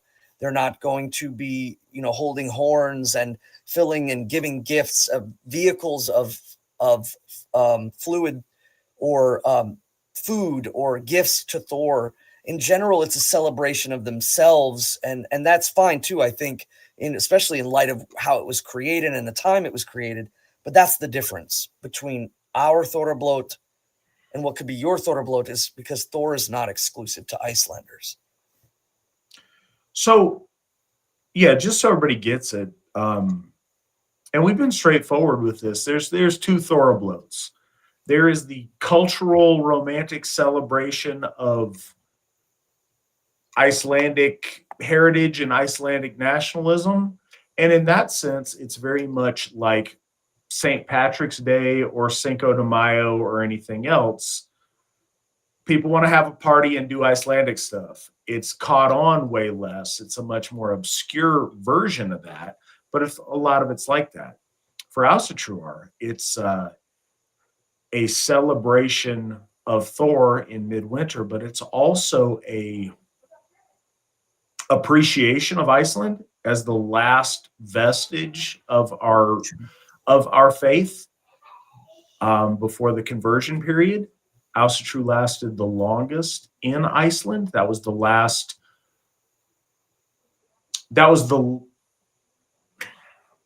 trying to think of a way to phrase this. That was the latest period to where we reach back to re-embrace. Good night, sweetheart. Good night, too. I love you. Sleep good. Oh, thank you. Me too. All right. So yeah, so it was kind of the last bastion of our faith. And I think that's worth celebration in and of itself. But people are like, oh, I'm German, I only can celebrate German things. If you are in Bavaria, I guess if that's how you want to do it, go for it. If you're in the United States, I think it's kind of silly. Our people have always traveled and taken our faith with them. It's not strictly rooted to place. Asatru isn't rooted neither to place nor to time. There is something sacred about sacred spaces and about odal land, and I'm not suggesting there's not. But our people have always been explorers and conquerors and adventurers. Before, if you're the super German guy, before you were German in the Volkswanderung, you were further east than that. Before that, you probably migrated in from the steppe. Before that, you probably migrated south from the retreating glaciation of the Ice Age. Our people have moved around and aren't rooted to just one location. That's always been the case. And for those of us largely who listen to this that are in America, our people conquered and traveled and colonized and built this continent as well. And are thousands of miles away from. It's arbitrary where you want to pick that one homeland, unless you go all the way back to Aryavarta or Hyperborea or wherever you put that pinpoint on the map. But our people have always moved and will continue to do so. And I think it's, especially in the United States, when we are a collection of so many European and Aryan ethnicities to only hyper focus on one at the exclusion of others, I think we end up cheating ourselves a little bit. I also want to acknowledge Mr.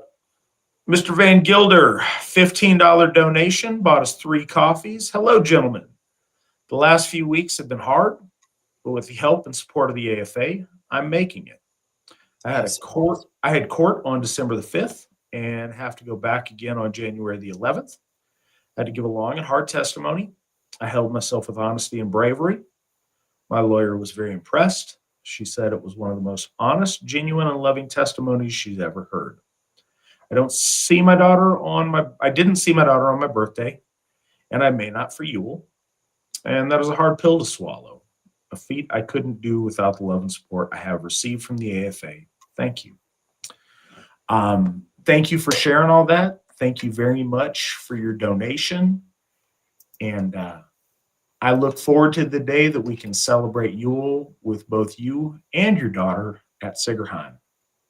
And that day is going to come. Thank you. Hail. With that said,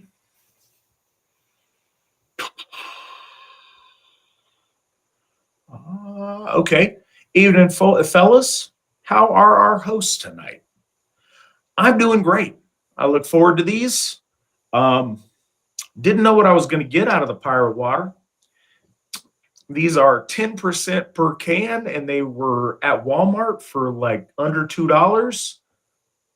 I think this is a solid purchase. I'm happy with that. Doing good tonight. Talking with you guys is something I look forward to all week. Svan is one of my very best friends, so getting to spend a little bit of time hanging out with him is awesome. And Asatru is my life. I love this. And yeah, anytime I get to spend time with my friends and talk about our gods and our faith, I'm a happy guy. How are you doing, Svan? Oh, I'm doing great. Lots of stuff still going on here, and big ventures and lots of planning, and it's just so full. It's like a wound spring. There's so much going on.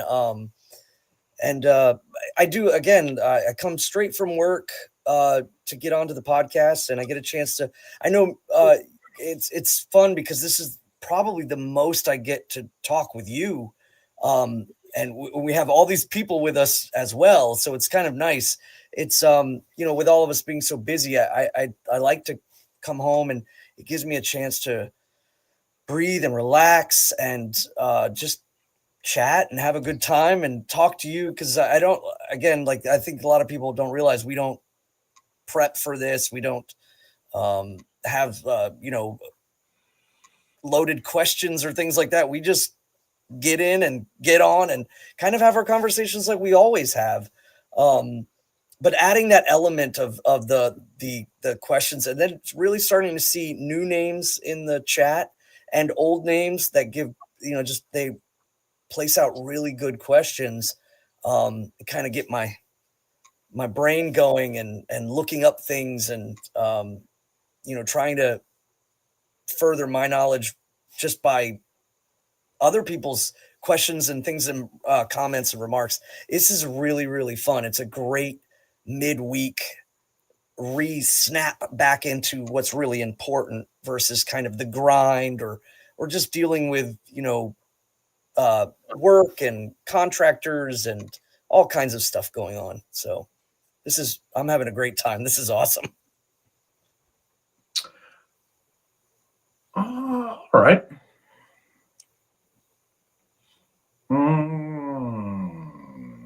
Next one we got.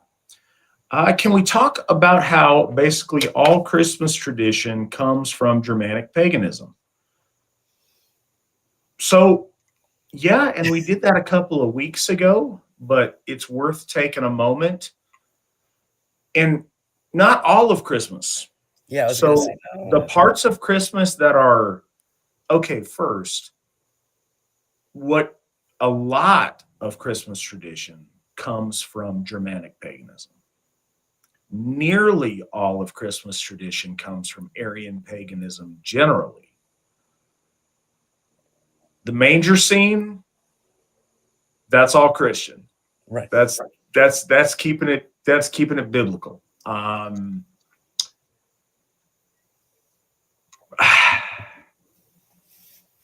trying to think, you know what? Only sort of.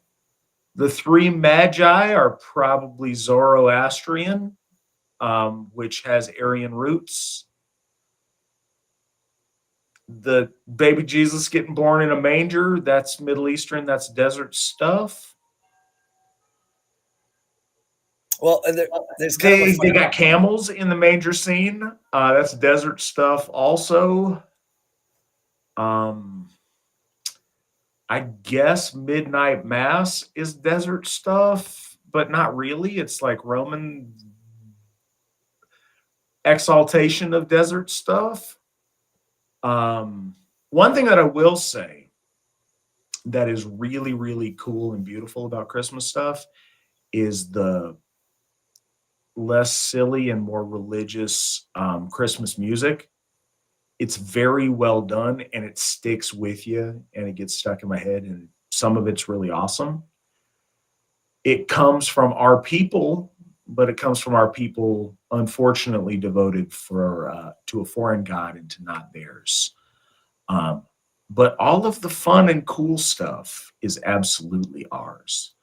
Not to go too deep into it, but Svan, is there anything you want to say on that? 'Tis the season after all.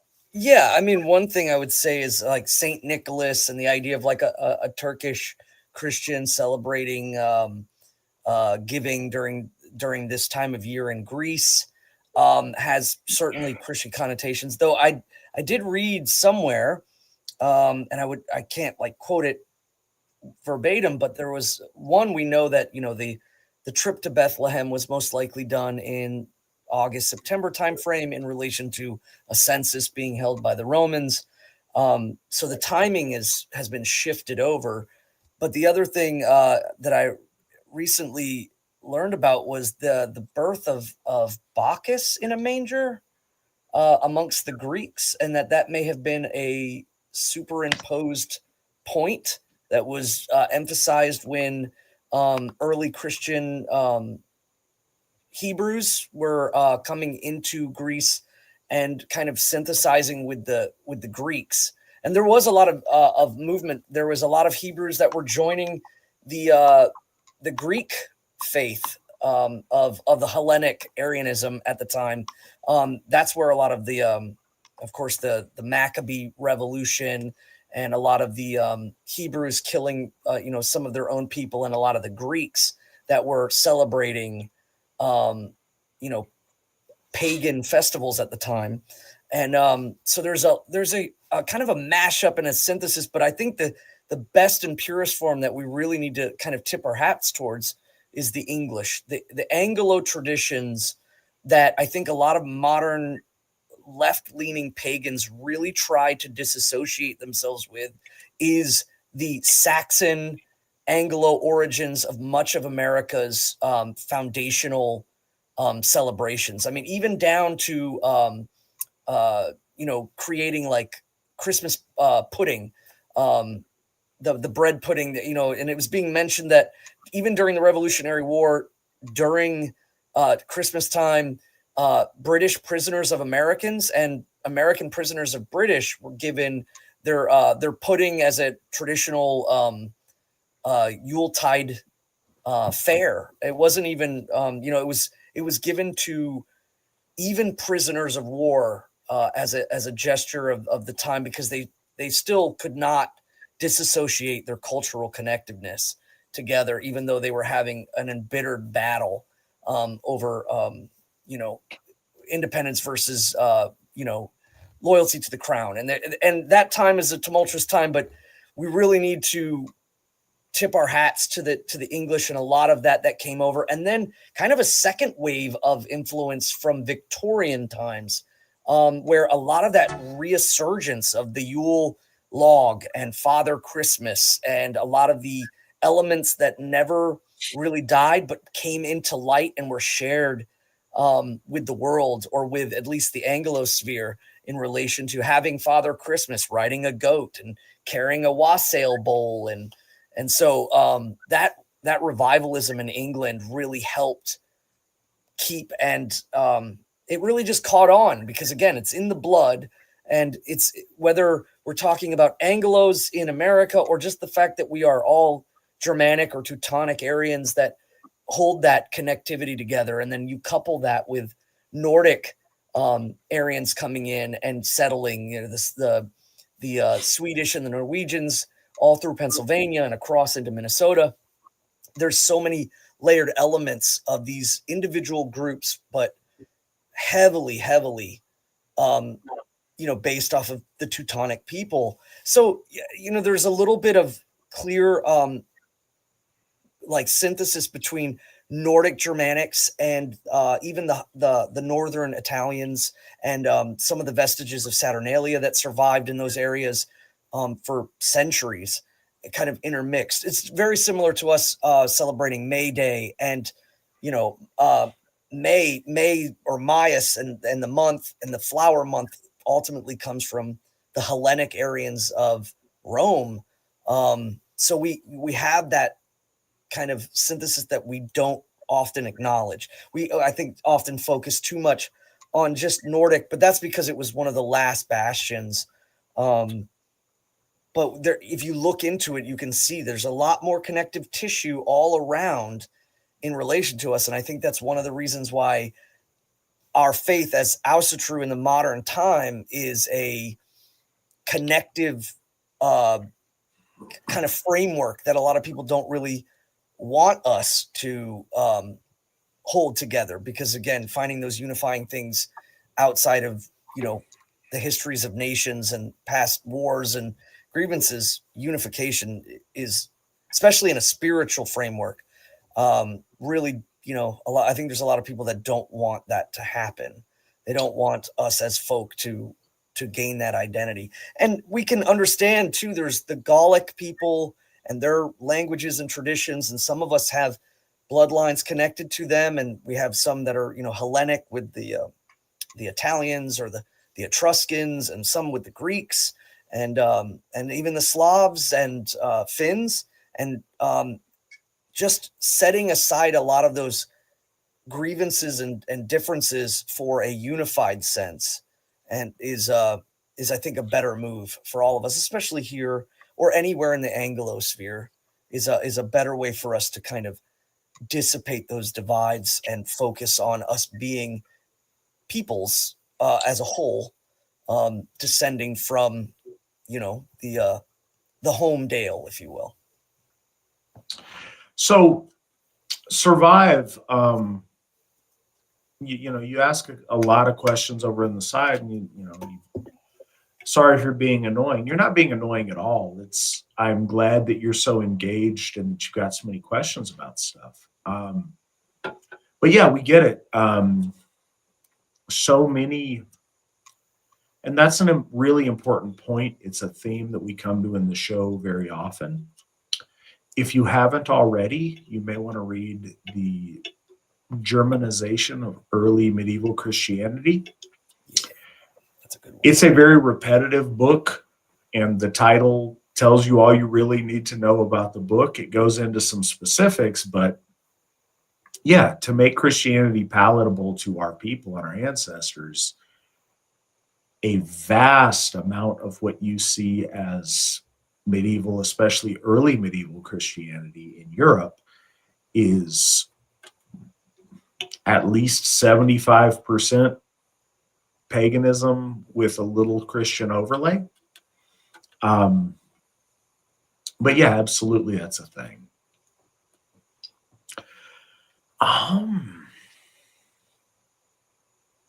Oh, I wanted to bring up one thing about holidays.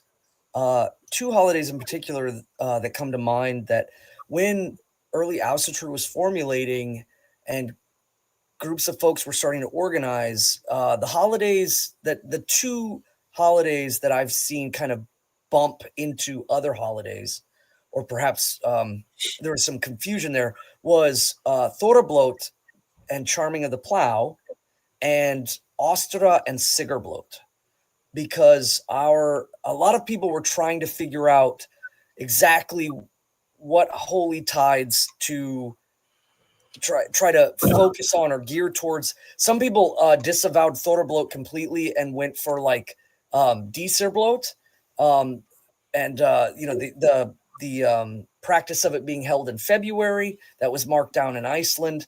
Other people, again, Charming of the Plough originates itself from the Acrebot prayer from the Anglo-Saxons and preparing the fields in the late winter and start cutting the ground. But that has a lot more prevalence further south than perhaps in the Nordic countries because the land was still, solidly frozen. And so these holy tides that were components being organized and figured out kind of started to bump into each other. So you would find in the early days like Asatru, who would celebrate Charming of the Plough in like January, February timeframe. And you would find other Asatru that would celebrate Þorrablót. And then there'd be other Asatru who are like, no, we don't celebrate Þorrablót. We want to celebrate Dísarblót because that's when it was marked as, being held. And there's a lot of components to understanding holy tides. And there's a certain level of organization that you have to kind of come into common sense with and grid those over it. And one of them is that, Dísarblót being held in February as opposed to Álfarbloat being held during the winter nights, may have had more connections to cultural things or things going on specifically at the time, whereas the idea of being able to honor the Dísir or the Alvar are not entirely held to just a holy tide. It can be all year round. Same with Thor. We honor Thor all throughout the year quite often. And Þorrablót is just unique to us now in relation to how Þorrablót has been molded and understood by Asatru. And so it's become its own official. And then Charming of the Plough was kind of separated from that and brought in to a little bit deeper into the year because it makes a lot more sense with people who are, farther in the, in the temperate zones of the world. And then, Sigurblót and Ostra, there was a clear desire to give homage to our Anglo-Saxon roots. But Sigurblót wasn't lost. We just, a bloat to victory, again, is one of those that can be held all year round. So we shifted that to around the time of like the Althing and the gatherings of people to discuss events and get together. So none of these were lost. And that was what I think the biggest thing was that trying not to lose everything, but give everything its proper timing. And it has definitely caused a lot of, I don't know, just maybe debate or things like that. A couple of things that I want to say that first to this and back to your observation, Survive, that so many of the customs around Christmas are Germanic, or certainly Aryan pagan in origin. One thing that just coming in you may not be aware of, I came to this from Jehovah's Witness-ism, if that's a word. But no, for a time there when I was first entering adulthood when I was like 18, 19, I was Jehovah's Witness. And one thing I'm very, very thankful to the Jehovah's Witnesses for, they made a very good effort to take all of the paganism out of their Christianity. And that made a very stark contrast into things that you like about religion or the church or those cultural things versus biblical and Jesus things. And it made that decision very, very clear. And that helped me a lot to come to a breaking point with Christianity and to clearly understand, where certain things came from. So it gave me a very clear choice, and it didn't muddy the waters in the way that the Christian church fathers did initially to trick our ancestors into easily converting to Christianity. So that was very helpful for me. The other thing about timing of ritual and timing of holidays and whatever else, I think it bears repeating. We have absolutely zero intention of trying to gauge the efficacy or the value of what we do now based upon how closely it emulates the actions of our ancestors. Actions are relevant to time and place and circumstance. Principles are not. Principles are eternal.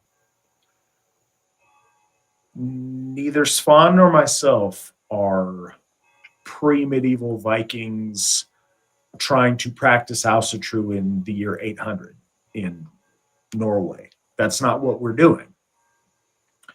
We're Asatru in 2023 practicing Asatru in the way that's most relevant and most accessible and most appropriate in the day and age that we live in. We celebrate our holidays in that context, and that's how we live our lives. Much like the Asatru in Norway in 800 practiced Asatru, very different than those in, say, 1 AD, the Germanic tribesmen practicing Asatru. Just as those men practiced Asatru extremely different than our Neolithic ancestors who practiced our faith in, 2000 BC. So specific practice is relevant to place, to time, to circumstance, but the principles are what we want to carry forward. So it's really important when we think about any way that we practice our faith is, what is the purpose? What are we doing? That's why I kind of broke it down earlier. Þorrablót, you're having fun with your family and your friends and your folk, and you're giving honor and celebration to Asa Thor. That's the purpose we're trying to accomplish. That makes a lot of sense today in light of Icelandic romanticism of the early 1900s. It works very well for us now. It's not something our ancient ancestors practiced. It's certainly not something that our ancestors practiced before they discovered Iceland. And it's something that may be less relevant to practice when our ancestors, travel to the stars. Or not our ancestors, our descendants, rather, travel to the stars. But celebrating time with your folk and your family and raising worship and celebration to Asa Thor will be just as relevant then as it is today, as it was in 800, as it was in 2000 BC, and always will be in the future. So it's really important to realize that. Our next question is about the etymology of Asa Thor. Basically, it's two pieces. It's applying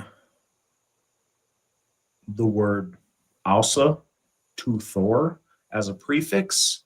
Basically, it means Thor of the Aesir, Thor of the gods. An Aus is a god. So it is, Thor of the gods. Thor's name itself comes from, Proto-Indo-European Thunaraz, meaning thunder. He is the thunderer. He is personified and understood by the might of the thunderstorm and of lightning and of that power. And so he is Thor of the Aesir, Asa Thor, just like we practice Asatru, troth or loyalty to the Aesir. Do you have anything to add on that etymologically, Svan? Yeah, when we think of like Thurizas and Wodanas and Ingwas, the usage of an AZ or an AS can be traced back in usage with the Gothic language as well, mainly through the alphabet that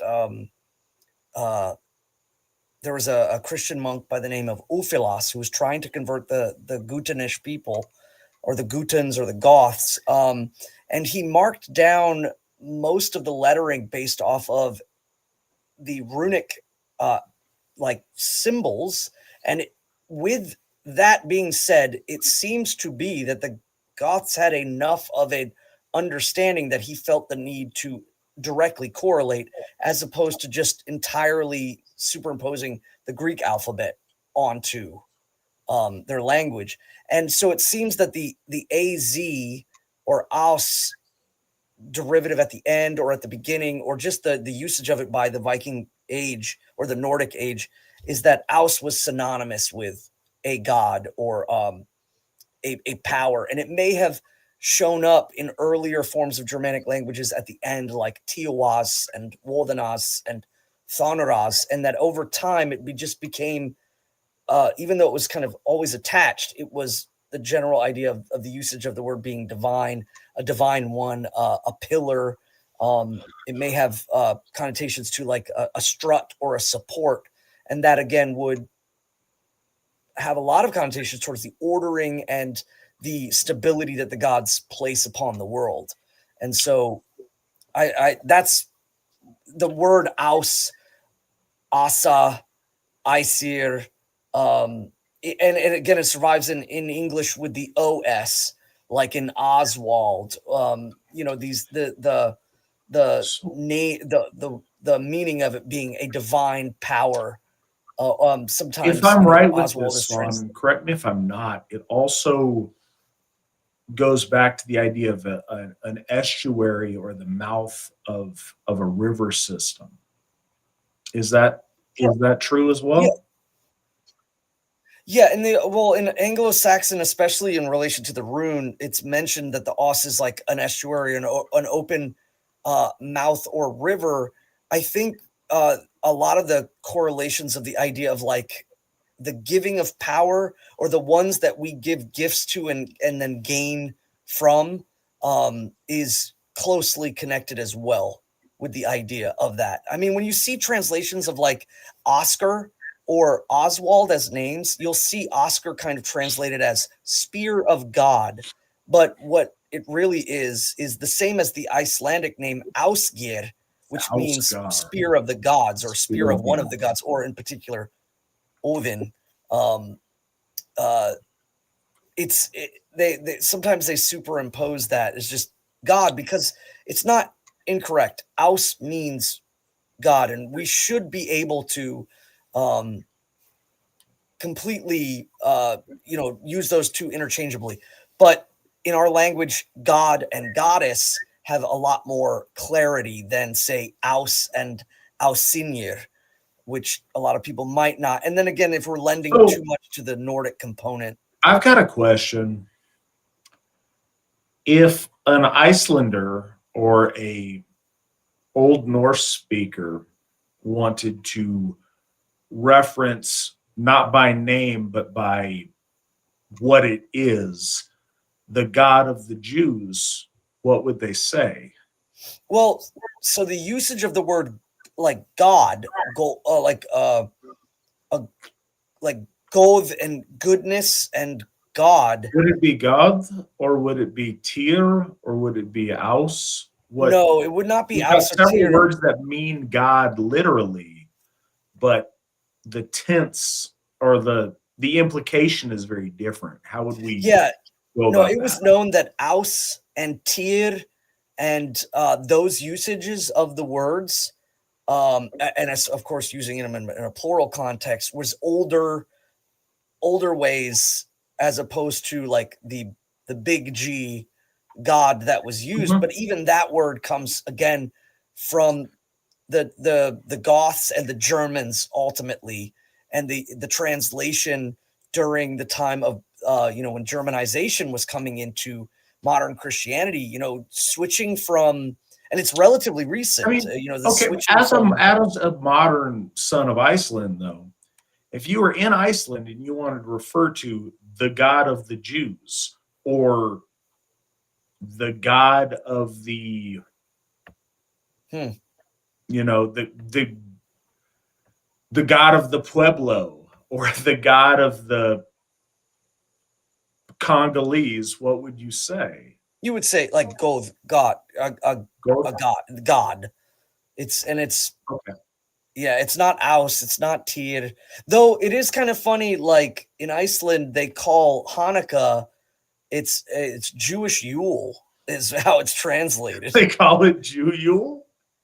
Yeah, it's Yule is That's awesome. absolutely, That entertains me. yeah, it's completely held in framework over every kind of holiday at this time. It's all Yule. Okay, so So question here, and I'll blame this on the pirate water. In Reykjavik, what is Kwanzaa? The same as it is in America. It doesn't exist.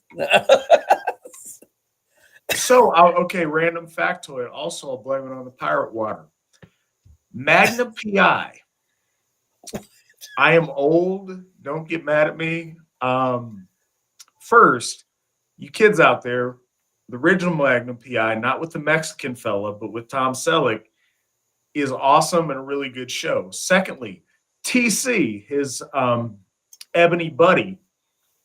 I appreciated TC because he was proud of his folk and his people. And I remember he made a special point at a very early stage in America of him and his black wife and black family were going to celebrate Kwanzaa. And I thought that was entertaining to me. And I don't know why it came up, but it did. Because Svan suggested it didn't exist. It existed for TC and his helicopter.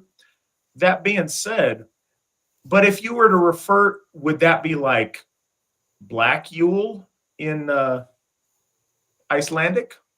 No, I honestly don't know. I in relation to that, I joke because I live in the South, and I've gone to school, been in the South, is especially on the East Coast. A lot of blacks and whites living together, and I've never actually met any black folk who celebrated Kwanzaa. Most of them are, you know what? I variation wish of Baptist. I suppose have one black friend from high school, and I have always encouraged him to celebrate Kwanzaa. If I were a black man, I would proudly celebrate Kwanzaa. But I don't think he does. And I'm just kind of curious etymologically. We got on the word thing. Yeah. To keep it serious, I mean that. So, Michael from Nordhoff, no, they did a reboot. Everybody's rebooting because nobody can come up with new ideas. So they did a reboot Magnum PI. And just because we're in 2023 and you can't have a heterosexual white male protagonist, they needed to make Thomas Magnum a Mexican fella. Anyways, that being said, I appreciate that, Monk. I try to keep it youthful, but where are we at? Okay, so Finwraith, speaking of Iceland, I'm curious, are there any AFA members in Iceland? No, there's not. We had one for a time, and it's interesting. And so again, I am doing this halfway to annoy Svan, but him being our resident Icelander, he can tell us a little bit about how accurate this is. I think there's like 400,000 Icelanders in existence. It is a relatively small population set. We have had one member there, and he, I think, had some developmental issues, perhaps.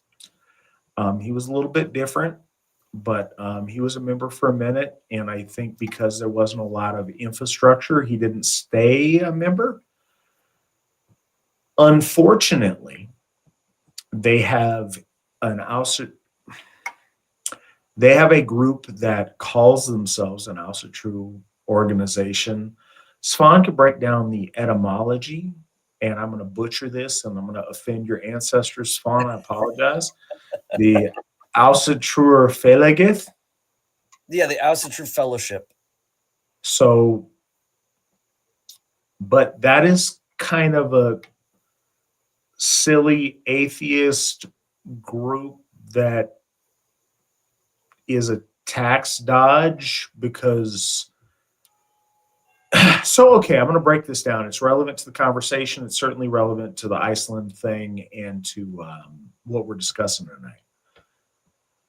It has become this. I am not claiming that it was always this, but there's in Europe, in a lot of European countries, in Scandinavia in particular, and I think this is true in Iceland, Norway, and Sweden. I'm not sure in Denmark, but there's a percentage of your taxes that can go to your religion of choice. The default in those countries is to the Lutheran Church. If you don't want your money going to, if you're an atheist in Iceland and you don't want your money going to support the Lutheran Church, then you can claim that you are Asatru, and it can go to the Asatru or Felegith.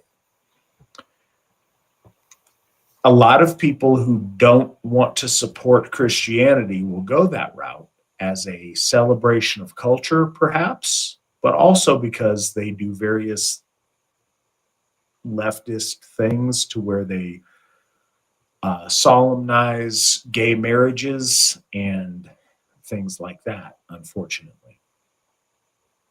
I will say this because I think it needs to be said. Just this year, I wanted to honor the founder of the Asatru Felegith, Sveinbjörn Björnsson, with a day of remembrance as one of our Asatru heroes. He, and I believe some of his associates at the time, were devout and believed in our gods, believed in our faith, and were true to the Aesir, were Asatru. And I have heartfelt respect for him and for that, absolutely. The folks that followed in that organization have taken it a very different direction. But I very much believe that Sveinbjörn was loyal to our gods. One of the cool stories about him when he went before the government officials to petition to have Asatru recognized as a legitimate, recognized religion in this country, in a place where there was very seldom was there thunder.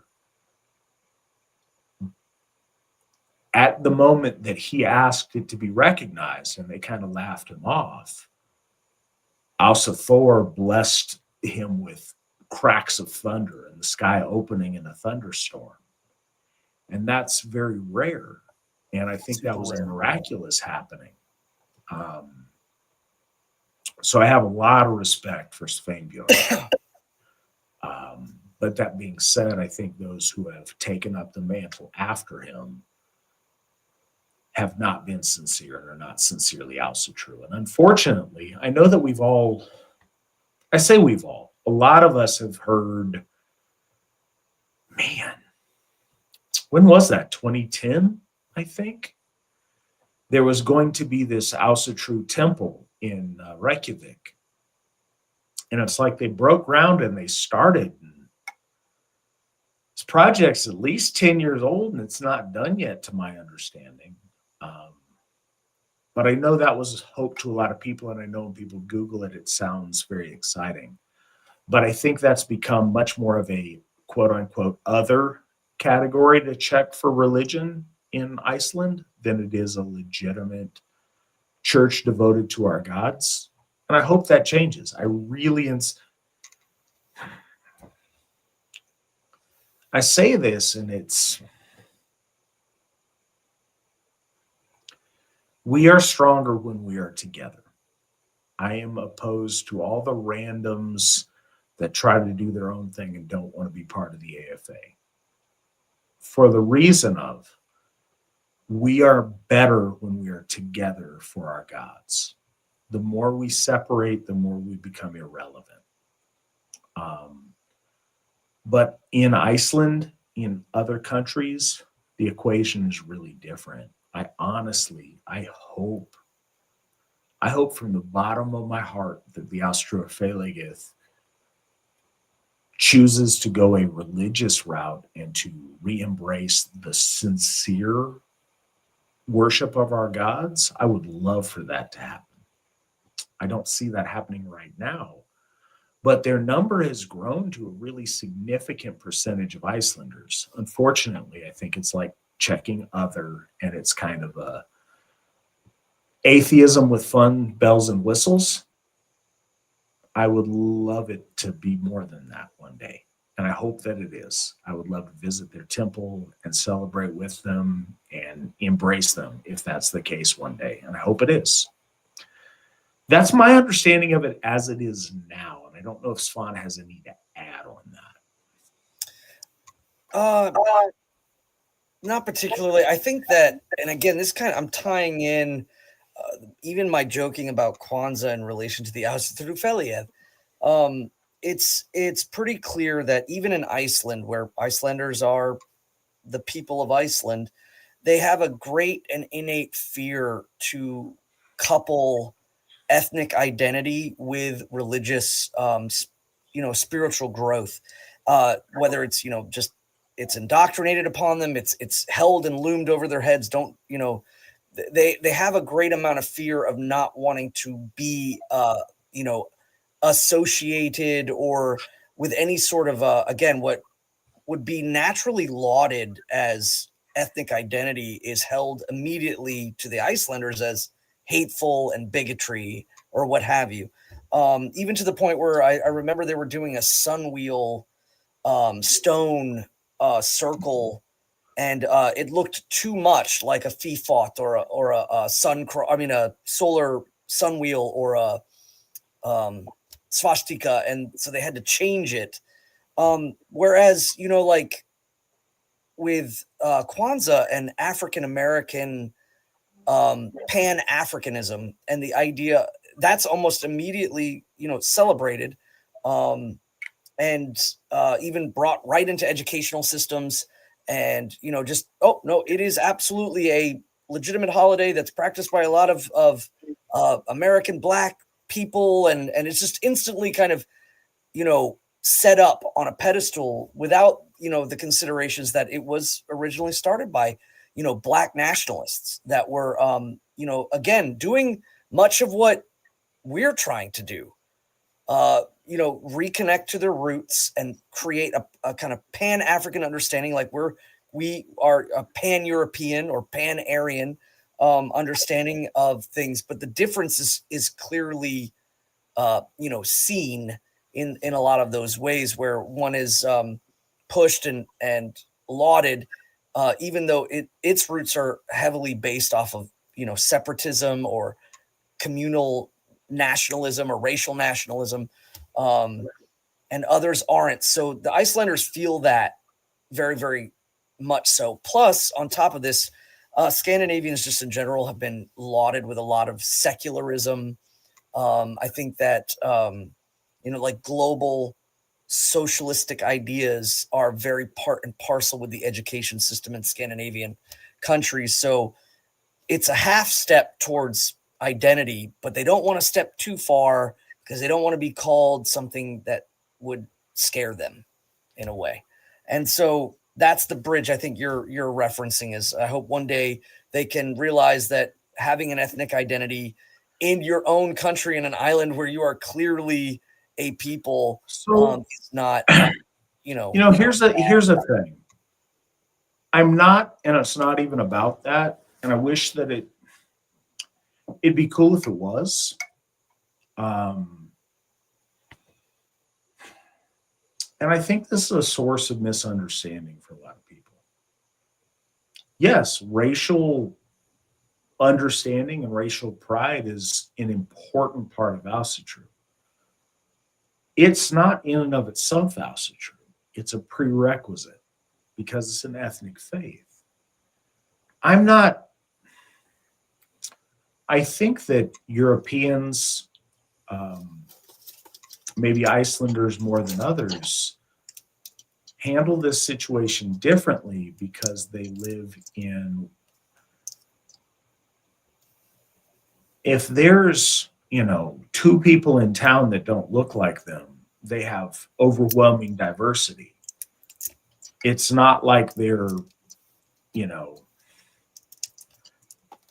using public transportation in Detroit or Philadelphia or something. It's what they view as diversity is really different than what we do. And that's true wherever you are. Your reality is based on your norm versus what's different from your norm.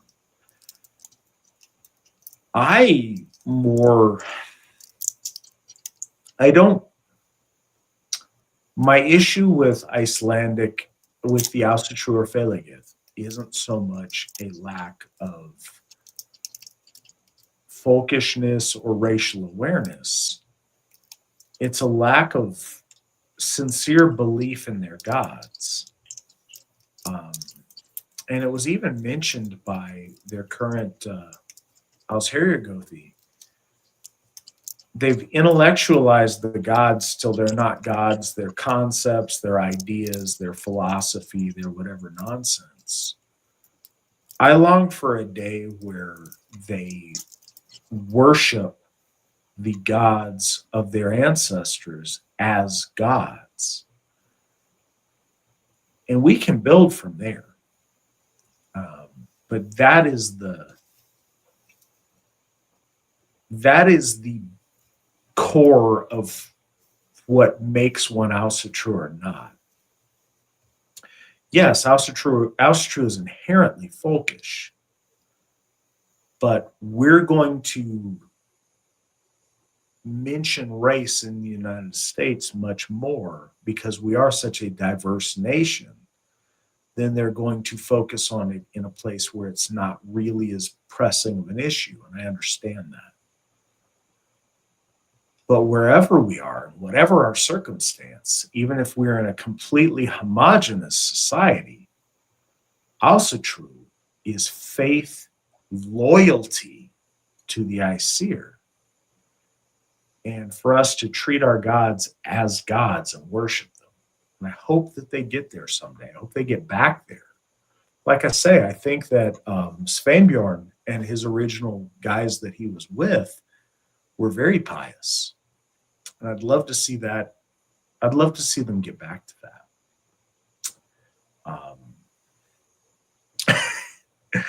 That's a long answer for, are there AFA members in Iceland? So that's what you get on the Svan and Matt episodes. So, hey, this is from Finn Wraith. He's a longtime listener. He knows that going in. This one from Obsidian Skull is a question specifically for you, Svan. What is your idea about the origin of Thori and his father Fornjot, mentioned as Jotun, maybe Hrimthurs, and also as a legendary king? It's interesting to see giants in high regard. And I know you talked about this a little bit, but you may want to tighten down on that specifically for Obsidian there. Well, yeah, again, by the time it was written down in the Western Islands and the seafaring times. But it makes mention to Thori as a king in the Great North, and with most of the sagas, there's a lot of blurring between reality and the meta, if you will. I don't know. I wonder often if it's a poetic correlation to the fact that he was far up in the north. And in a way, the existence of, practices at the time, midwinter sacrifices and stuff like that, couldn't really be stopped up there. And I wonder if that was seen as kind of like a testament to him being, more than just something, but being older or keeping things older alive. But I know at the same time, like references to his daughters and son having names in relation to like ice or sheet ice or snow. A lot of that correlation, I don't know if that's just, again, perhaps associating the very region or area with the king himself in kind of a way. The Jotun being originated from a Jotnar. Again, I made mention of the idea that, like, even in Iceland, they'll talk about people being troll-blooded or giant-blooded because of their size, or perhaps because of the things that they're inclined towards. Especially if he was, rejecting a lot of the Christianization, maybe that might have had some play in it. Elves and trolls and giants are kind of lumped in on people who hold to the old ways of things. Or at least it was. I'm trying to remember the Jotun, the origins of the Jotun that he was supposedly descended from. And I can't quite remember. I mean, and if we talk about Hrimthursur, I would like to point out too, like, there are Jotnar that we see that descend from Ymir, or actually from Bergelmer. Bergelmer is from Ymir, and Bergelmer's kin are the ones that descend from Ymir, the middle. Whereas there are the Jotuns of the Utgard, the outer realm, and that outer realm is Niflheim or Niflhel, or of course the Great North, the misty North. Home, and those Jotuns were always seen as certainly extraplanar and of older origin than even Ymir, that the primordial forces of the cold and the heat. When we talk about the sons of Muspel and the Hrimthursur, we're talking about Jotnar, which Jotnar for a better understanding would just be, think of when you hear that name, like ancient ones. Old ones from the primordial beginnings. The Hrimthursur and the Muspeli are older than the Jotnar of the material and middle, the storming forces, the forces of the mountain, and the things that tear things apart here. They're even older than that. And so again, I think that connotation towards him may have been lended for the fact that he was so far north in what would be Finland now. I don't know. I guess and how it got all the way to the Orkney Isles, that's a great question. I don't know. Again, it's just almost the same way as clearly the celebration of Beowulf as he's a Geat. He's from the lands that are now the Svedjod or the Svear, the Swedes. But it's talked about in Denmark, but it's written down and known to us because of the English. So there's clearly transference that could happen there, and what we would see as like great distances, but with boat travel and things like that, it's entirely possible. But in relation to him being a Jotnar, I don't know. I think that I wonder if that's, again, connection to his placement, where he's at, where he's from, and ultimately kind of his freestandingness, if you will. I'm trying to think of other things. I mean, I could try to look up his the descendancy of I know that it comes from the Orkney sagas. I forgot their names. It has Orkney in it. I know that much. But again, speaking on the origins of Thori and Þorrablót and what it has become in relation to both Icelanders and to Asatru, or people who are of Asatru or are loyal to the gods. It has formulated itself into, again, I think what it most likely was originally was midwinter sacrifices to Thor. Yeah. Let's see. Do we have, I'm trying to see questions beyond that one. I have to go all the way back as I'm getting it from a small screen here. Svan, you're good. Can you hear me?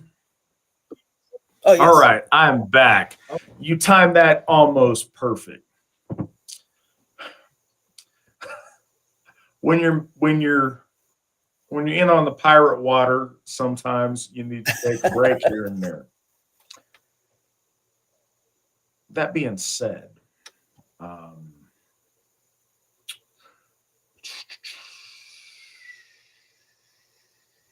right, this one is for me. Matt, how many calories do you consume to stay fit? And how do you budget alcohol into your diet? So, mental gymnastics and wishful thinking. So, what? All right, calorie wise, let me check. Actually, I'll tell you exactly. Hold up 1 second. I am one of those guys, and I don't necessarily think this is a good thing, but it's a thing. So I keep all these windows open on my computer, lest I forget a website that I'm on. So I'm going to type in my equation right now. I do what's, I don't know, loosely called if it fits your macros. And that helps me to kind of keep it between the lines of what I'm trying to do. So I count, I can give you a calorie count. It's about 2,855. Because I'm trying to get less fat, I'm at just under 20% body fat right now, to my understanding. I would like to get, realistically, at my age and my lifestyle and feasting and celebrating is so much of an important part of what we do, I'd like to get slightly under 17. If I'm under 17, that'd make me happy. So I'm trying to cut, but just a little bit right now. So I'm at 2,855, and that breaks down to about 286 grams of protein, 214 grams of carbs, and 95 grams of fat. As far as calories from alcohol, though, it's deceptive. And I say this, I'm not trying to fool anybody. I get it.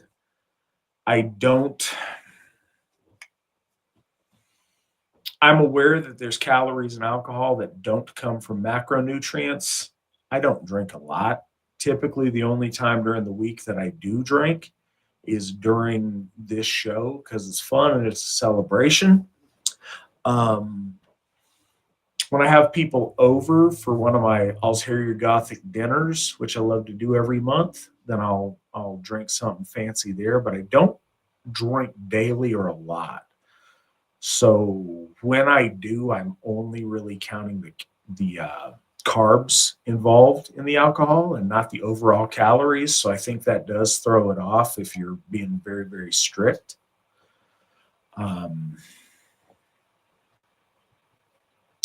Yeah, but that's what I do. And it's worked really good for me if it fits your macros. I don't always make the progress I want, but if I'm screwing up, I know that I'm screwing up and it's me choosing to, so I can deal with that. Something I wanted to mention though is Barry. Barry donated $10.59. That is a uneven number for donation, but I appreciate it very much, Barry. Thank you. I know we don't have a building yet, but all the same, Phrasehoff, Besthoff. We'll see. That's forecast out in the future. Those of you who may not be familiar with our plans, Okay, so a couple of things. And before I mention it, and just so I don't forget, Barry then followed up with $20 donation, which makes it $30.59. Let's not keep this horn quiet, blowing the victory horn. Thank you, Barry. Seriously. Okay, before everything else, thank you. We really do appreciate your donation. It means a lot, and it's going to a good cause. Thank you. Seriously, though, those of you guys that aren't familiar as far as our plans for Phrasehof. So our next Hof, and we are committed to establishing our first 12, and I've expanded it now, our first 14 Hofs to a reckoning of our gods as is laid out in the Gylfaginning. And Svan and I have talked about that, but it lays out the gods in order that are said to be good for men to worship or worthwhile for men to give worship to.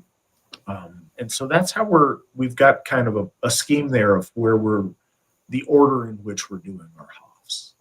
The next up is Phrasehof, is Lord Freyr. That is going to be either in eastern Ohio or western Pennsylvania. And a couple of things need to happen in order for that to become a reality.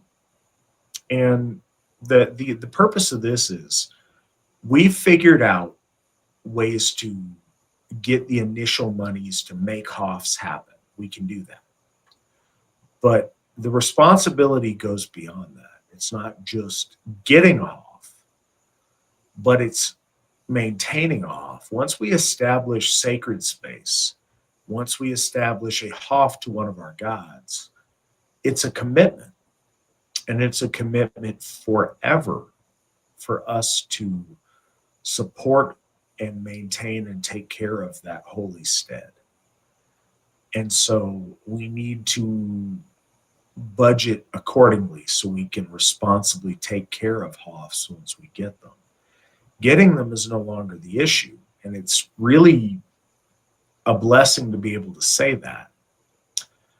But getting them in a way that we can responsibly take care of them that's the big challenge. So the first thing that we need to do to get a Hof for Lord Freyr is to pay off his father's Hof. We need to pay off Njord's Hof. We're down under 99,000, or I mean under 100,000 to 99 and change, which seems like a lot. And Nick just threw up a graphic. Thank you, Nick. I appreciate that. But look at all that green. We're well over 60% of the way done with that. And that's just a little bit over a year in. So, and I mean, this is on I think a 10-year note. So we're doing extremely well. But the faster we pay that off, the faster we get a Hof for Lord Freyr. We've got to do that. We've got to make sure that our money's coming in every month are, let me tell you, I can tell you exactly. Those need to be 7.6% better than they are right now.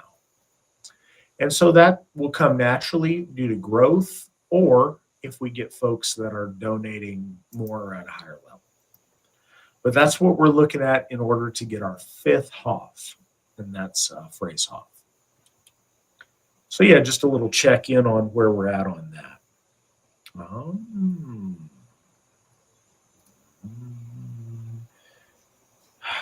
Okay, so from Michael Cosgrove, have you ever got your cold weather badge in Boy Scouts? And what something did in particular earn it? Yes, I did. I was a Boy Scout. I made it to Star, I believe. What I did to earn it, I don't know, because I was up in Alaska. So many of the things that we did were cold weather. I know we learned how to fashion igloos to overnight in. We did a whole lot of cold weather camping at the time. I don't remember what specific feat or checkpoint earned that badge, but we were in, sub-zero, certainly sub-freezing, sub-32 degrees weather all the time. Exactly what we were able to do to get the badge, I really don't recall, but I remember a lot of winter camping in Boy Scouts up in Alaska. And that's when you actually had to be a boy to be in Boy Scouts, and before a lot of the drama that unfortunately has taken hold of scouting in the last couple of decades. I'm just trying to catch up a little bit on the chat on the side.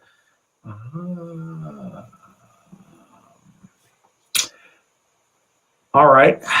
Question from Robert E. Boy Lee. How much do I have to donate for Matt to take a shot of Malort? And I've never heard of Malort, so I had to Google it while Svan was giving one of his answers earlier. A fine question indeed. So the first step would be you have to donate a bottle of Malort to the Flavel household, because I think it's a hard get. My understanding from Googling it real quick is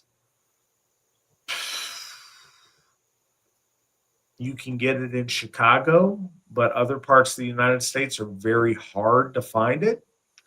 If it was in front of me right now, I don't know, just because I'm trying to raise money for the AFA, $20 and I'd take a shot easily. If you dared me and we weren't on the air, I'd take a shot of it for free. Trouble is, I'm not going to buy a bottle of it to take a shot of it on the air, because that's just not economically feasible, and it sounds like it's gross and not enjoyable. But yeah, I'd absolutely do it. Pony up some Malort and some ducats, and I will gladly shoot that for you. Looking over at the chat, the AFA is on track to pay off 4 mortgages in less than 10 years. That amount alone, probably enough to build a Hof inland the Icelandic Church has. Certainly it would be. Just so everybody knows, we are only carrying one of those mortgages. We've paid off Odin's Hof. We paid off Thor's Hof. We did not take out any loan on Baldur's Hof. We paid Baldur's Hof out of pocket. Njordshof being in very desirable land in Florida, we did have to take out a little bit of a loan on, but I'd have to run the math, but we're like 63% paid off of that within a little bit over a year. So we're doing very, very well at it.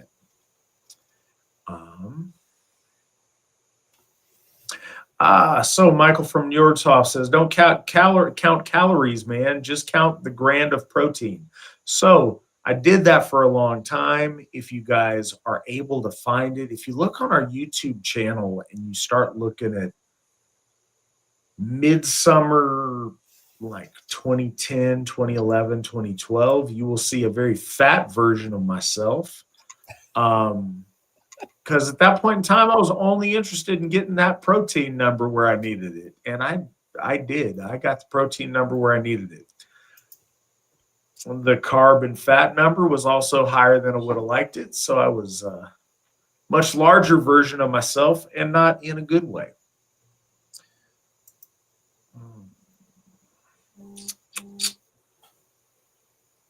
All right. What are your thoughts? I feel like there was a question earlier than this, and I don't want to ignore it. So hold on. Let me go back and find it, because it was an important question. Okay. All right. So I'm sorry I skipped over this earlier. Monk, I'm not sure if you're around. If not, I hope you check it out on the replay version. How do you change your luck when your world is upside down, even though you live with honor and do what's wrote, and I'm not sure if that's a typo or what he meant. Svan, do you have any thoughts on how one changes their luck when their world is turned upside down? I would say there are probably 3 roads that you have to travel in order to kind of start building back anew. First one, of course, is I would say getting right in with your folk and the gods, and that involves, again, building that relationship, building your troth, and getting back to the foundations of the spiritual framework of your people. Secondly is absolutely to clear any grievances and get right with your ancestors, if you will, and spiritually reach out to them and clear things out from the past. The last part is really, again, is the abidement of corrective action. And you have to understand that sometimes the weird that you have perhaps woven or was woven around you, some of it is even, again, given to you at birth, and you have to bear some of that, and those are the repercussions of all of that that's woven together, with a continuance of just pushing the correct action. You can slowly turn your luck. Some people, I think, feel that it's it's not possible, or they get dark and in the doldrums of it. And in reality, I think that's part of the personal deeds of it, is that you have to, it really starts with your mindset. Are you, and I mean real deep introspective look at yourself. Are you doing things that cultivate a turning around of your life? Are you getting rid of things that hold you back? And these are personal things that you might know or not know, or some things that you might be even trying to reject. If there are things holding you back or keeping you hindered, and you're refusing to let them go, oftentimes those are great sources of woe in your life. You could be right with the gods and right with your ancestors, but refusing to see or do certain things that you might not either be aware of or you are aware of, but just refuse to give them the countenance that they have in your life. And so that deep introspection on what those things might be is highly personal, but I believe that by disciplining yourself away from the things that detract you, whether it's perhaps people that you're hanging out with and they're not good, and they kind of garner a lot of foul luck upon them for their deeds, and you're in proximity with them, or perhaps doing deeds with them, or things of that nature. Whether it's perhaps personal vices or decisions that you make, you really have to kind of pull back and create that line that you can pull back from and start to reassess what is going on. Are you holding on to things in the past? Are you not allowing yourself to grow or expand, or perhaps leave things behind? Sometimes it does require us to look at that. And I believe that the gods and our ancestors do guide us in directions towards our best. I think that they want the best for us in relation to the ideas that they want us to succeed, or they want us to be able to prove ourselves to them. And, that part there is kind of are you doing everything? And of course, most people will say, yes, I'm doing everything. I'm trying really hard. And again, there's something there that I think is perhaps being missed or is worth looking. And even if you don't find it, the actions you take towards fixing things in your life will always garner better things. It just requires you to really look at yourself and what you're doing and the deeds that you have, perhaps, or the deeds that have come before you, and you need to either make them right, separate from them. Again, sometimes the deeds of others and you just being connected to them can sometimes cause great harm, and that could, require you to step away or to not be involved or what have you, or perhaps even bridge the gaps and make amends or stop things from causing that discord in your life or your family's life or what have you. That's a tough question because it involves a lot of personal map making on yourself. Because beyond, holding troth and loyalty to the gods still don't alleviate us of our problems. They don't alleviate us from suffering or from,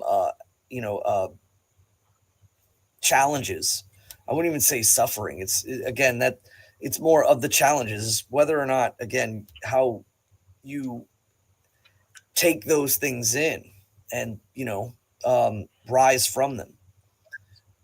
I do believe that you can turn your luck and build your hamingya and change your luck. And it starts first and foremost with yourself. The ancestors and the gods, those are good points to go towards, but they're in lieu of re-examining yourself constantly and trying to find the source of that which might be dragging you down.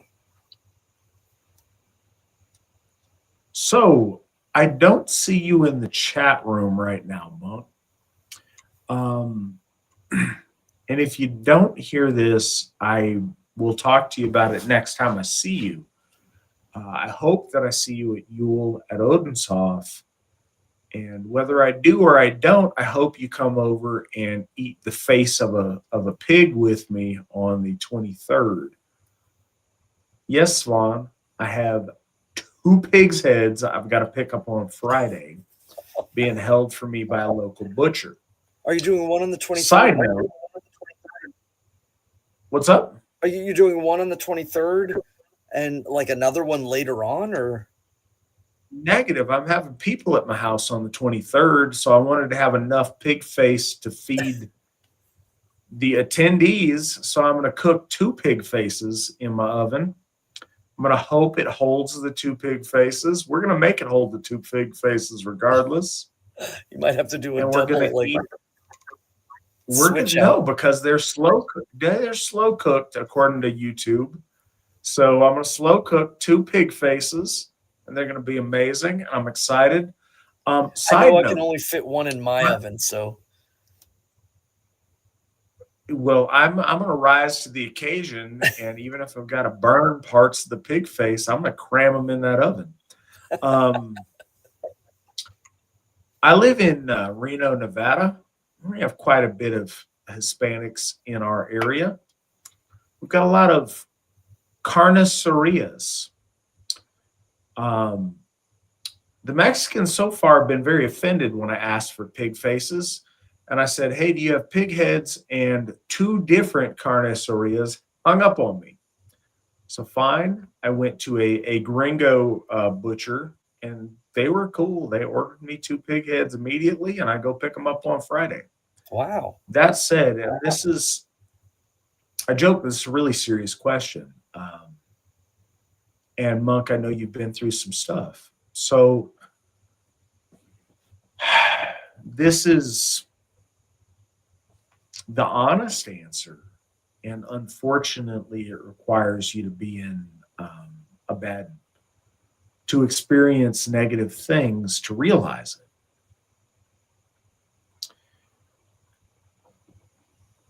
You have an opportunity when the more you are surrounded by chaos and by bad things and bad circumstance, the greater the value of your right action. Talking about changing your luck, and some of this you may not see or you may not recognize. Building a spiritual awareness and an eye to see it is an art in and of itself. When you're in the middle of misery, It's hard to see the opportunities that open up before you or to see the change in your luck. But when someone is blessed by being in a great circumstance, and they're surrounded by amazing people all doing the right thing in a culture of righteous action and, in a golden age, their act of doing the right thing is expected. It's common sense. It's what everybody else is doing. It's one more, drop in the bucket. But when you're in a desert of messed up things and of bad actors and of chaos and of negative circumstance, you rising above that to do right action when there's no right action around you makes your right action the standard for right action. It elevates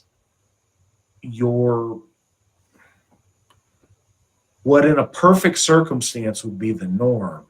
In a degenerated world, in the Wolf Age, in the Kali Yuga, you doing the right thing makes you a hero. It propels your action to be of much greater value than it would be where that was socially reinforced. If you're the only one doing the right thing, then you are the standard bearer. And a light has shined on you. A divine light has shined upon you in a place of darkness. And that is heroic, and it's noteworthy. And not just is it remarkable by talking heads on YouTube, but it's noticeable to our gods. And it's noticeable to your ancestors. Doing the right thing and being a man of honor and integrity when you are surrounded by chaos and by blackness and by wrongdoing makes you conspicuous for your behavior. It makes you conspicuous in your gallantry, to use military parlance. It shines a light on your action as being exemplary. That changes your luck. It changes not only your luck, but the orlog that you leave for those who follow in your footsteps, be they genetically following you, or be they following you in spirit, or be they inspired by you. It lays down a layer of tested purity. There's a difference in value when something is untested and unopposed versus something that has been opposed, fought against, and has triumphed over the chaos. You have the opportunity to create that. You have the opportunity every day when you wake up in hell, in the Christian sense. You have the opportunity to build a beachhead of order amongst the chaos, to build a golden age within the wolf age that surrounds you. And that shines like a bright light to our gods, to our ancestors, and to the Nornir. They see that it's easy to be good in a land of greatness. It is much harder to be good in a kingdom of chaos. You doing that means a lot. The thing is, when you're surrounded by that, you may not see it, but the gods see it. The ancestors see it. Your peers, and I don't mean your peers in the chaos that you're in, but the rest of us in your AFA family see it, and it matters. So what you need to disassociate yourself with is whether or not you see it, because you are you are not a reliable source of analyzing that information. You're in the middle of, and I try to watch my cursing on here, and I don't think I've cursed on here. Githia Erickson cursed on here. That was the first curse on here. So when you're in the crap, you may not see it. But look at how it appears to those of us who are objective. You're subjective. You're in the middle of a crisis. If you really have all this chaos around you, you can't see it because you're in survival mode. But look outside to how the rest of us see it. And I say this specifically because of the amount that I know you and the little bit that I know you. It shines. And it shines the more so because of the darkness that you're in. If I see that with my human perception, that's faulty and frail and imperfect, how much more so do our gods see that from their glory? They see that. You are changing your luck daily by living with honor and doing right action. Whether you see it or you don't see it, the luck changes. Now, a caveat to that, a second part to it. So it's not just about changing your luck. It's about first changing your luck through right action. Okay. But then it's about being able to recognize the manifestation of that luck. Because so often luck doesn't just happen with, riches and glory and stuff thrown at you. Luck, in my experience, my understanding, is much more a attracting of synchronicity and an attracting of circumstance towards you. Seeing with an eye of discernment to where you can see opportunity when it's presented to you. That's the second key. You can have all the luck in the world, but if you're focused on self, you're focused on misery, you're focused on depression. If you're looking down, you can't see all of the upward luck that's coming at you. You're looking at the ground. The ability to hold your head up and see the opportunity coming at you and capitalizing on it, that's the second half of it. And it's extremely important. And it's very hard to do when you're weighed down by your circumstance. And I'm not just preaching at you, I'm preaching at all of us. I'm preaching at myself. To be able to hold your head up and look at the positive and to see the opportunities that come your way because of your luck. That's at least 50% of the struggle, if not more. That's what I would say towards that.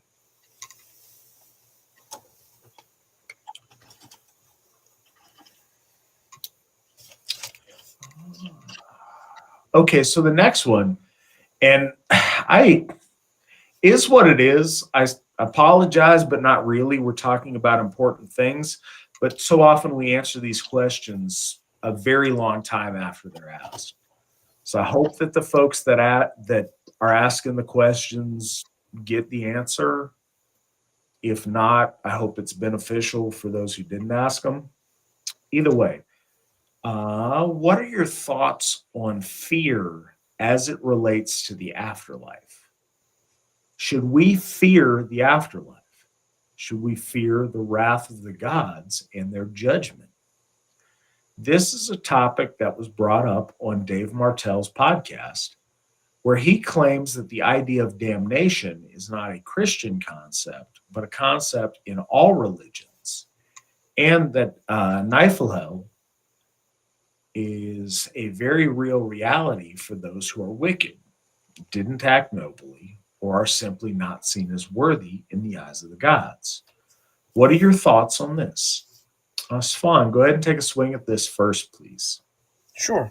Absolutely. I think first and foremost, the concept of being perhaps doomed or marked by the gods is clearly there. I think that Dave Martell is probably coming at it for more of a, I think, a concept that is not correct, in the sense that there's a small group of people that think that perhaps you're going to be judged in the afterlife, in the underworld, by the gods, in a court-like system in which your Fylkja is kind of like a lawyer, or a presiding tell of this. And I think that that's greatly miscued.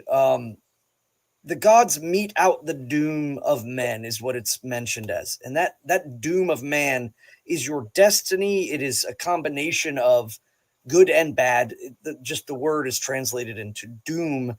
And I believe that the gods do watch us, and that we should concern ourselves with how they regard us. I do not think that they are like perhaps like an Egyptian thing, where they're waiting for this moment to meet you in the underworld and weigh your deeds of your Fylkja and so on and so forth. Because I think that greatly takes away from the way our ancestors felt about acceptance by our ancestors, and that death and the underworlds in great relation to Aryan like overall concepts is that the underworld and death itself is unwhole, if you will. Not, and I use the word unholy, but in the sense it is unwhole, that the wholeness, the gods are wholeness, mankind seeks wholeness, and when we are unwhole or unwell and things break apart, that is reserved for the place away from time. And we see this in relation to lots of Aryan stories about certain divine heroes, or the gods themselves, in particular the striker, and not stepping foot into the underworld, not stepping foot into that which is far away from the gods and unwhole. I think that there is a great mistranslation that's leading him to this, and that's where he's coming from a lore-based sense. The other thing, though, there is a secondary motivation there, and I think this motivation is somewhat correct, is that in this modern age, Asatru, or particularly, let's just say pagans or people of like either whether they're returning to it as an ethnic faith, or perhaps they're the kind of people that we talk about a lot, like the fly by night pagans, if you will. They're trying to initiate the conversation that there is a moral spectrum. The problem is that, of course, they framed it incorrectly. The idea is that the gods do mark us. We want to be witnessed. We want our deeds to be noticed. The gods don't notice every individual. They're not, again, weighing our hearts on the scales kind of thing, but they are noticing all of our overall weird that is being woven. They're noticing this through the well that is in heaven at the base of the tree. And they're looking into this well and seeing us and marking us for glory or marking us for detriment can oftentimes be switched based on need. We see this clearly over and over again with Odin choosing champions at the times, often, in most heated of battles, in a searching for victory. And then they see Odin and he breaks their weapon and takes them at this point. Again, the gods do notice us, and they do mark our deeds and weave us towards weal and woe based on their machinations, their choosings, and the way that they interact with the middle world. But there is another group that is also watching us, and those are our ancestors. We want our ancestors to see our deeds. And how they see us is more or less, I think, their connection to us. That ultimately we are flowing to them. And so if we dishonor them, they enact a barring because the threshold between us and them is death itself. Helheim and the bridge over Helheim and Mothguth are clearly elements about, and Garm, about death and the non-return and the barring from our ancestors. And it is there that it's determined by this battle strength, Mothguth, that you are directed to descend down and over the river Gjöll, and which is the river of screams and crying out, and over the river Sleeve, and you end up in Naustrand. Now, Helheim is said to be at the edge of Niflheim or Niflhel, the misty place, or the misty home, or the misty place of the realm of shade and death. And clearly the rivers that are associated with this place are primordial, and the names are all extremely heavily connected to death. What exudes from Helheim is the source of what I call the calamity of the folk, is the things that make things unwhole, the breaking down, but it's controlled and it's with purpose. It's the inevitable breaking down of all things. And so when we break down in our deaths and we seek to reconnect to our folk soul, we can be barred by them as well, especially if we've been marked by the gods as unworthy, or what really the word would be like a neath or a neathlinger, a neathling, a person who is, and this is clearly a word that was used in old Nordic society. The idea of a neathling is a person who has committed egregious acts against perhaps cultural norms, legalities, marriages, which are, I guess, would be legalities, and or great, like overall natural laws that are, not to be broken. And I think that it creates this three system. Again, the upper, middle, and lower is that we should seek to be noble amongst our folk. We should seek to be witnessed by the gods, and that we are marked with blessing and boon, not woe and dishonor. So we should be concerned with that, and that we are not barred away by our ancestors and forced to cross over the rivers that lead to us losing who we are and ending up on the other side of those banks, where all manner of foul and shaded beasts and serpents reside. And I think that that's pretty clear in our stories. I just think that he's got it a bit wrong, and he's trying to facilitate a translational point of view. But it's important that we don't get into the idea that our religion doesn't have a moral framework. I would argue that it greatly does, in all three levels, and it's very important that we concern ourselves with them in order to make sure that we are not seen as oath breakers, that we are not seen as people who turn on our brothers, and so on and so forth. So being a neathling is, I think, a concern that we should have. And every Aryan group has definitive views of this, whether it's like a caste system and the idea that you've been marked and that you will descend or you will ascend based on your marking being good, or that you somehow are cursed to reside in a place or be a ghost that haunts a place of their folly. I think that he's ultimately trying to say that our modern practitioners of these kind of paganist ideas, whether it's Wicca or whatever, that they're gravitating to it with a sense that there is no moral compunction of judgment. But in lieu of that, they have replaced the judgment of Yahweh to like the gods holding counsel in the underworld, and there's a court and things like that. I think that's greatly misplaced.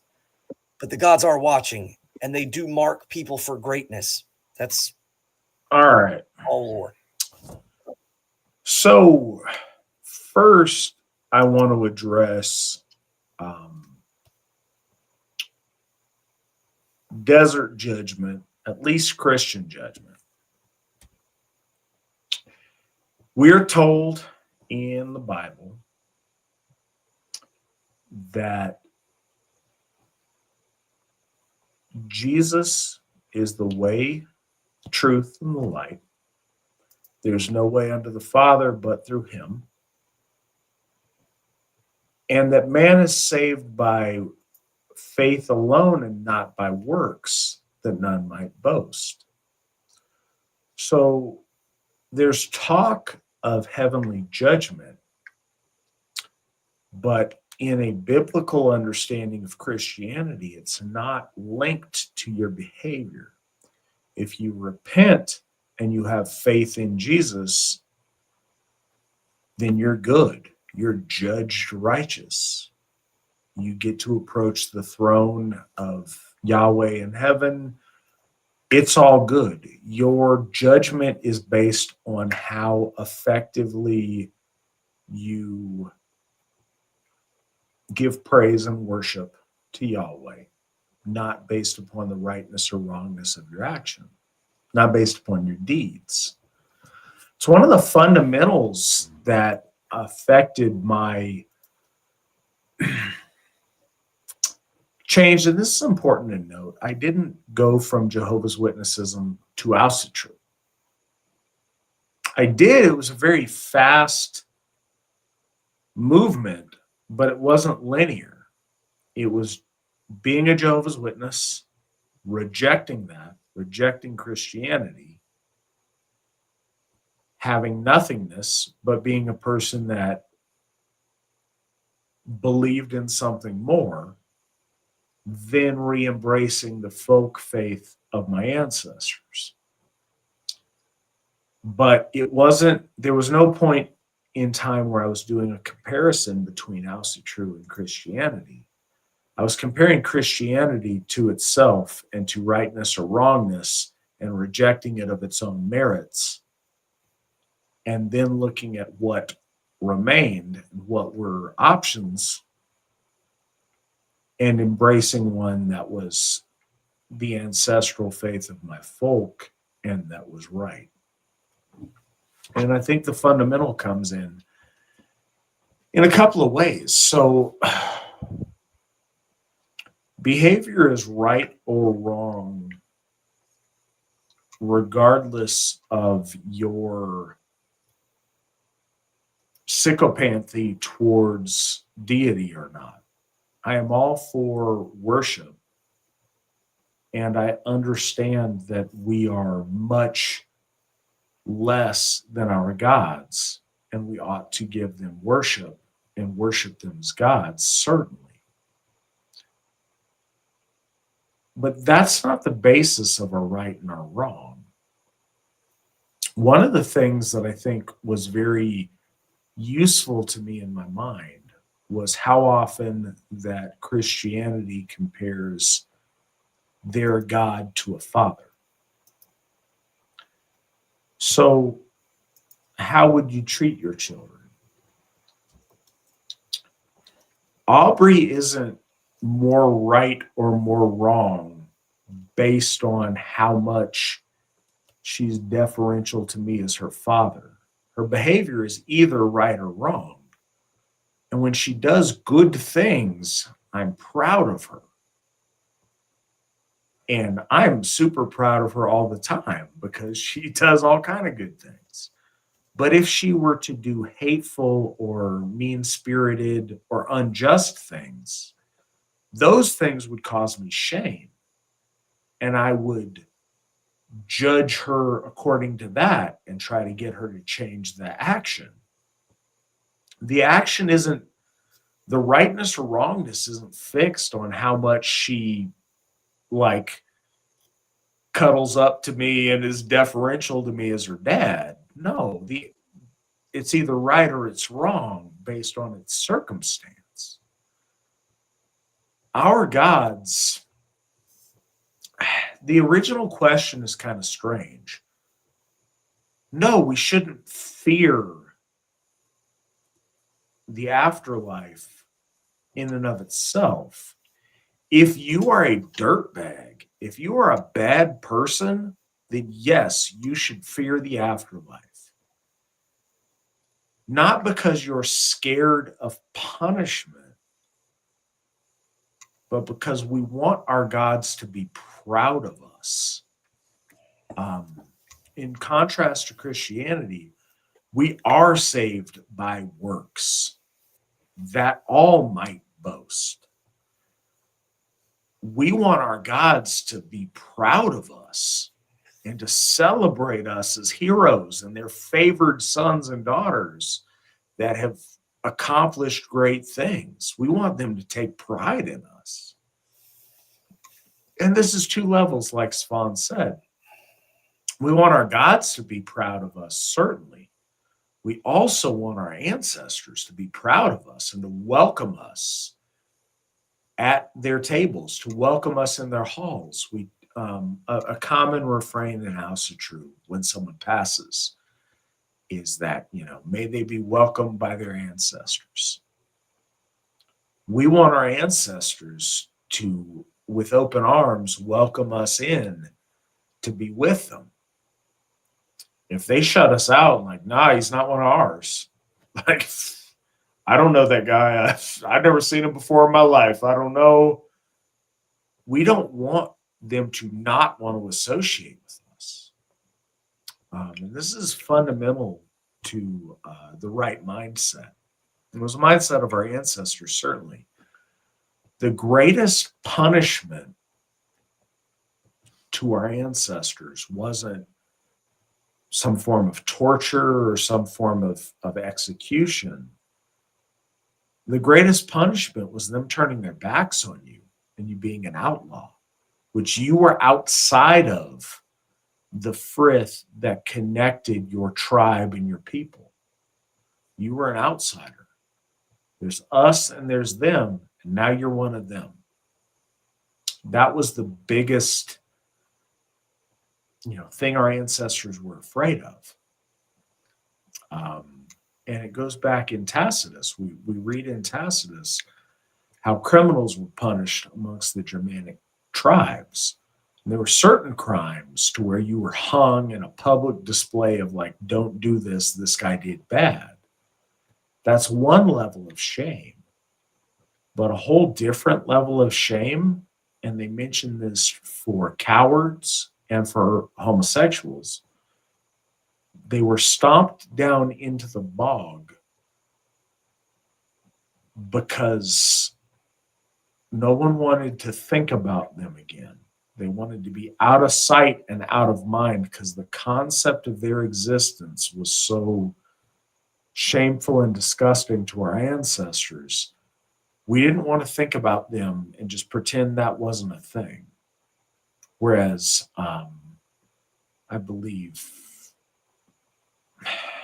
what was it?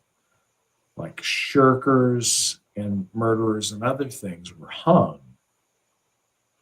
But cowardice was so just fundamentally shameful.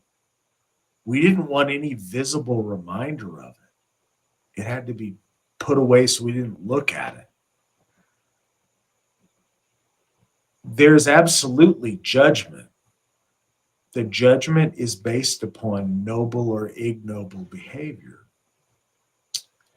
And we want first for our ancestors to recognize us as one of theirs and to welcome us in.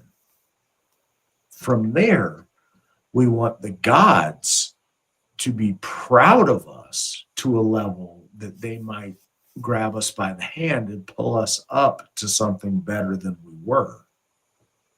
And that raises the status of our clan in general, of our ancestors, if one of theirs is celebrated. And we see this as above, so below. We see this with families. A family that may not be rich or famous or celebrated in their land, if one of their sons or one of their daughters does something great to where they're celebrated in a bigger way by a king, by a president, by a mayor, by someone, it lifts them all up because they share in the pride they have for one of theirs doing good. So, should we live in fear of judgment? No, we should bust our butts to earn glory and to be great. Sitting around being scared for doing something bad is a waste of time. But there is absolutely judgment. Our gods judge us, our ancestors judge us. Even if you take the afterlife out of the equation, our folk judge us, our peers judge us. We judge each other because we are our deeds. You win fame, or if you are suitably vile, you win infamy. So there is a sorting out of the dead to either something nice and pleasant, going back to their ancestors, something of elevation and ascension, of you becoming more than you are because you have transcended your condition as a person. You've become something more, and the gods bring you up a level. Or you've become such a dirtbag and such a cause for shame that you go to the strand and that you have serpents dripping venom on you. That is a poetic reference for you being dissolved into nothingness. Your personality, who you are, your you-ness is so abhorrent that it needs to be broken down and sold for parts so that the energy that was you can go back into us making something better because you were such a disgrace. Should you be fearful of that? Maybe if you're a dirtbag. Ought you, if you're not a dirtbag, be afraid of it? No. But be motivated to be great and to win glory and fame. But there's absolutely judgment, and that is Aryan, and that's any legitimate faith system, in my understanding. And again, you get us going late in the evening, and we will spend a long time on a singular question, so be forewarned. No, I usually put it on Svan, but it's me tonight. But I think they're important things.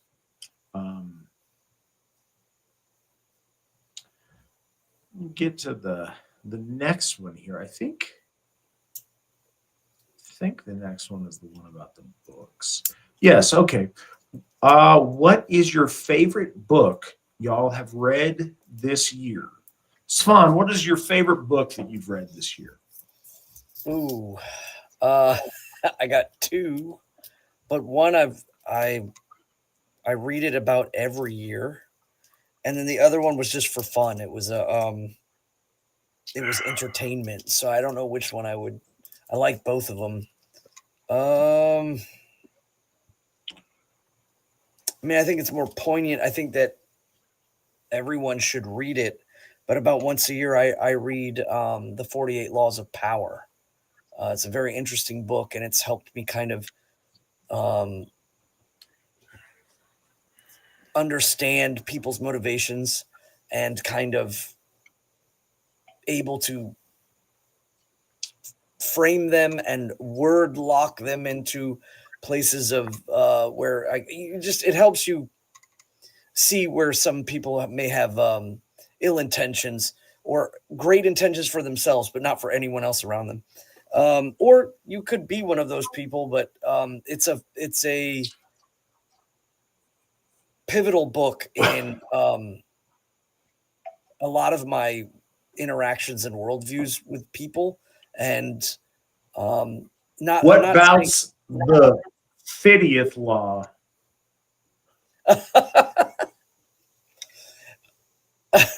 I have read that as well. Yes, the book itself, like I said, it's not necessarily a book I adore. I don't necessarily adore the author. However, it's kind of like getting an owner's manual into the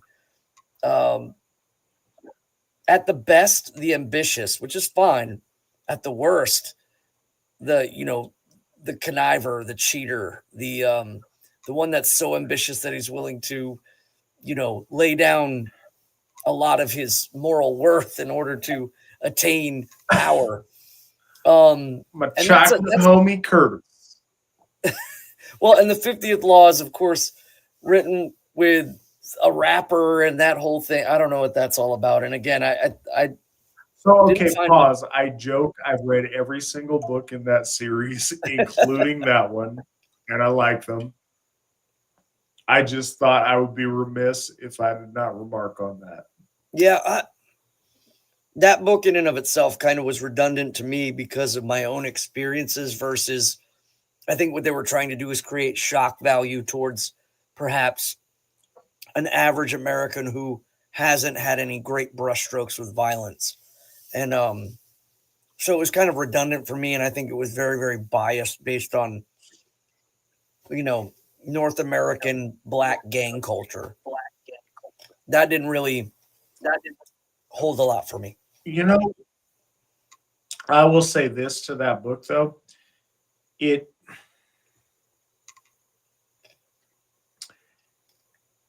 puts, so all the other books by that Hebrew gentleman that wrote those books, what was his name? His last name was Green, but spelled Robert Greene. Levant spelling. Yeah, the other ones put things in a European historical context that I think a lot of people may not find accessible. Talks a lot about Talleyrand in his dealings with the late French monarchy or with Napoleon. I'm sorry, with Emperor Napoleon. It talks a lot about characters and periods of time that folks may not feel connected to. And in all honesty, I started out joking and saying something condescending, but I think the 50th law, putting it in terms of Curtis Jackson, aka 50 Cent, puts it in a way that is accessible to people who are reading it now, that they can conceptualize better and is more relevant to their lifestyle choices. But no, it's a good book. I read it all the way through. I'm not going to lie. I don't know why we're on that. We're on that because I chose to take a cheeky deviation. Yeah. My favorite book that I think I've read this year, and it's kind of cheating because I'm not all the way done with it yet. I take a really long time. Sometimes it's hard for me to get in the mindset to focus on reading a book for a long time. And I went over this with Mandy, my wife. She reads very, very quickly.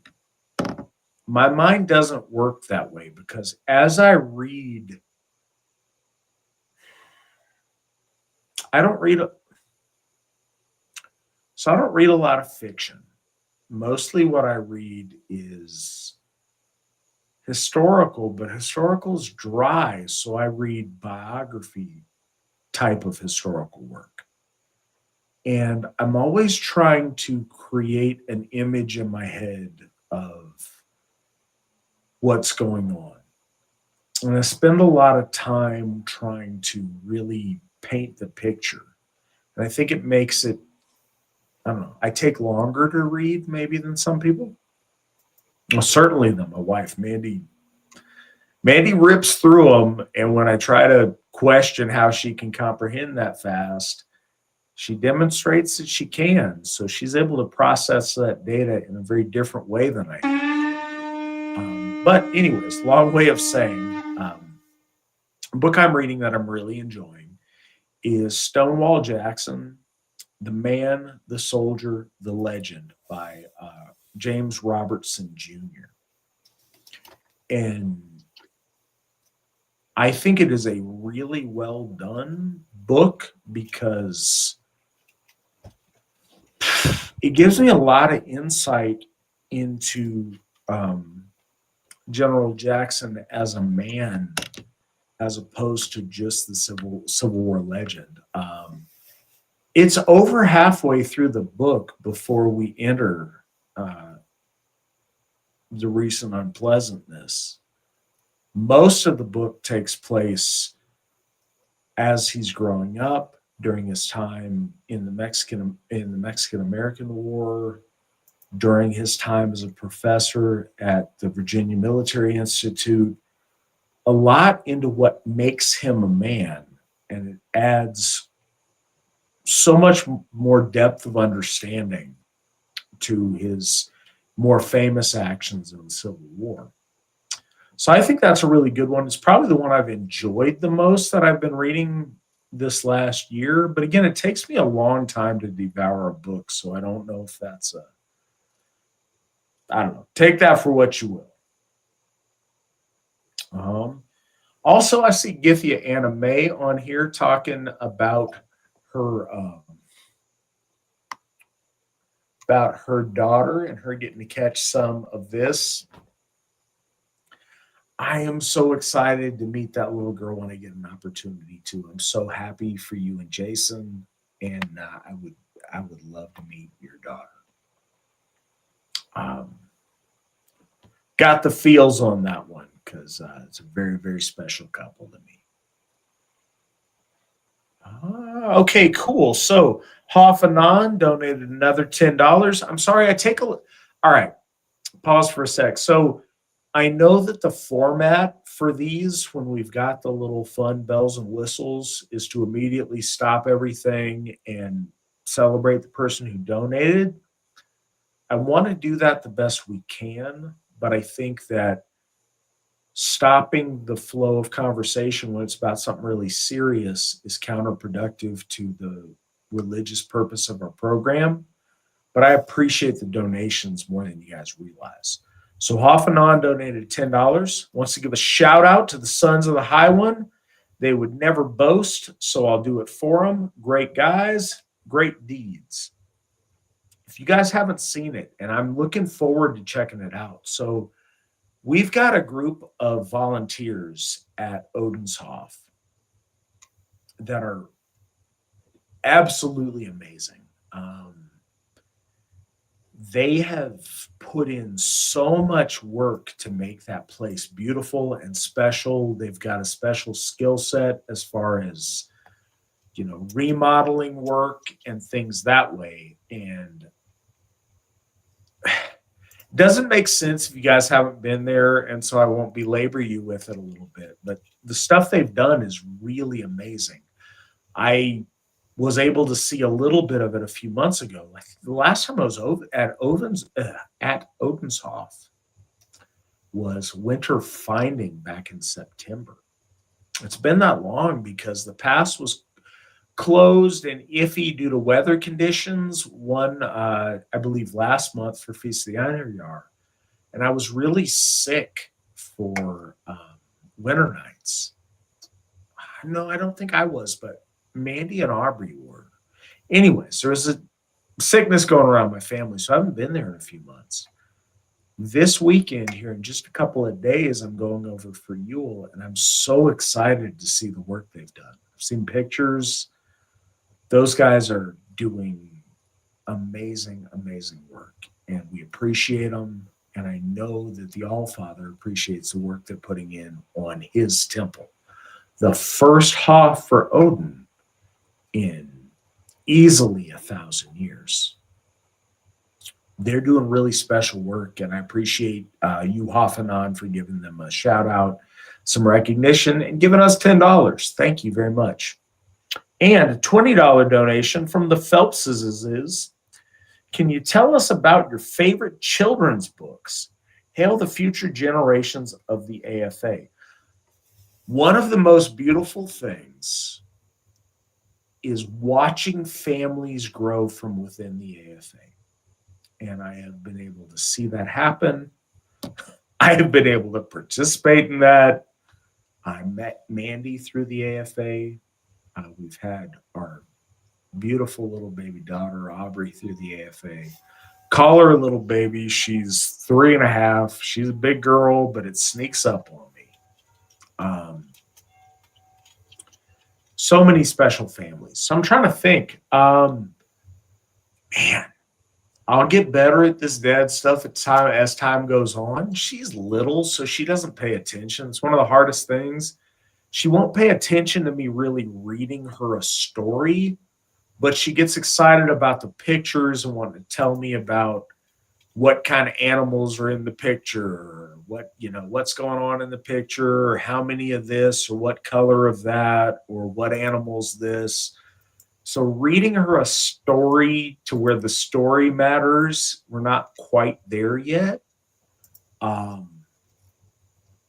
There's a book we were given by an AFA member, Crystal, about Krampus that she's been excited about lately. She wants us to read every night. It's called Goodnight Krampus. Basically, there's this little Krampus, and he's all mischievous while the elves are trying to sleep and Santa's trying to go do his stuff, but Krampus won't go to sleep. So he's hiding behind a bunch of stuff, and she's excited about pointing out where he's hiding. Like she can find, he's hiding behind a tree. Oh, he's hiding under the Yeti's bed. He's hiding over here. He's hiding over there. So anyways, Santa goes and talks to the Krampus and like, hey, you got to go to sleep or I can't give you presents. And then all of a sudden he's like, whoops, my bad, sleepy time. I'm going to go to sleep. He goes around, he starts yelling, trying to wake everybody.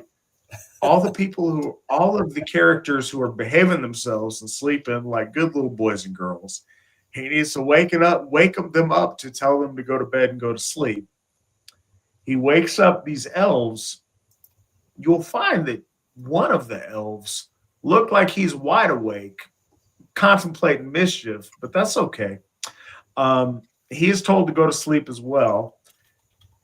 And at the end, they all sleep. They get their presents, and then they're having fun. Anyway, she's excited because she's able to point out where he's hiding, and then in the subsequent rounds where he's not hiding anymore because he's sleeping and behaving himself. That is not at all interesting to those of you who are not parents, but that's kind of where we're at on the storytelling because she's not really following it. She's more excited about looking at the pictures and the differences of them. A side note, though, also because you gave us $20, so I'll give you bonus content. I remember. There's two things I remember when I was little about my dad reading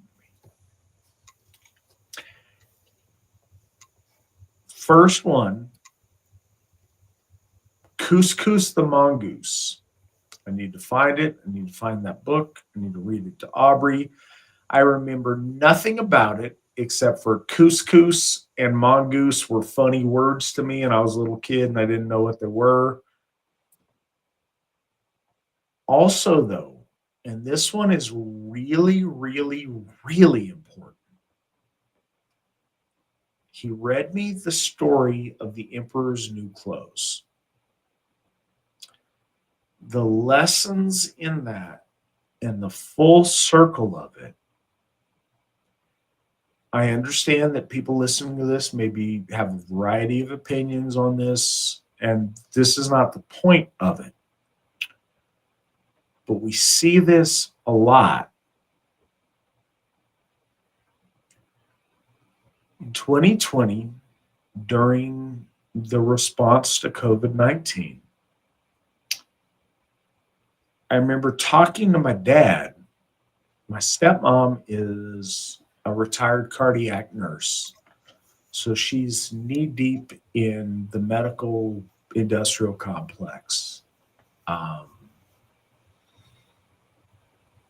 My stepbrother, I believe he has a PhD. He certainly has his master's, but I believe he has a PhD as well in epidemiology. And he worked with Fauci and them at the Center for Disease Control. And so he's all in on the vaccinations and stuff. And they were really all in on all of the hysteria that went with the COVID thing. And I remember talking to my dad as a, at the time, 40, 41-year-old man about the lessons that he taught me in The Emperor's New Clothes.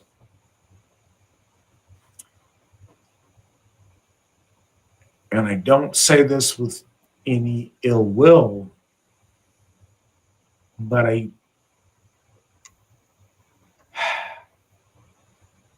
all of that aside, very thankful about that lesson, because I found that lesson teaching me things. Shoot, 35 years later or whatnot, as a grown man, the lesson was more poignant than it was the day it was told to me. Thought it was funny because the illustrations in this book have this emperor with his crown or whatever, and he's standing around naked, and I'm a little kid and I'm laughing. But those lessons stuck with me my entire life, and I think that's really important.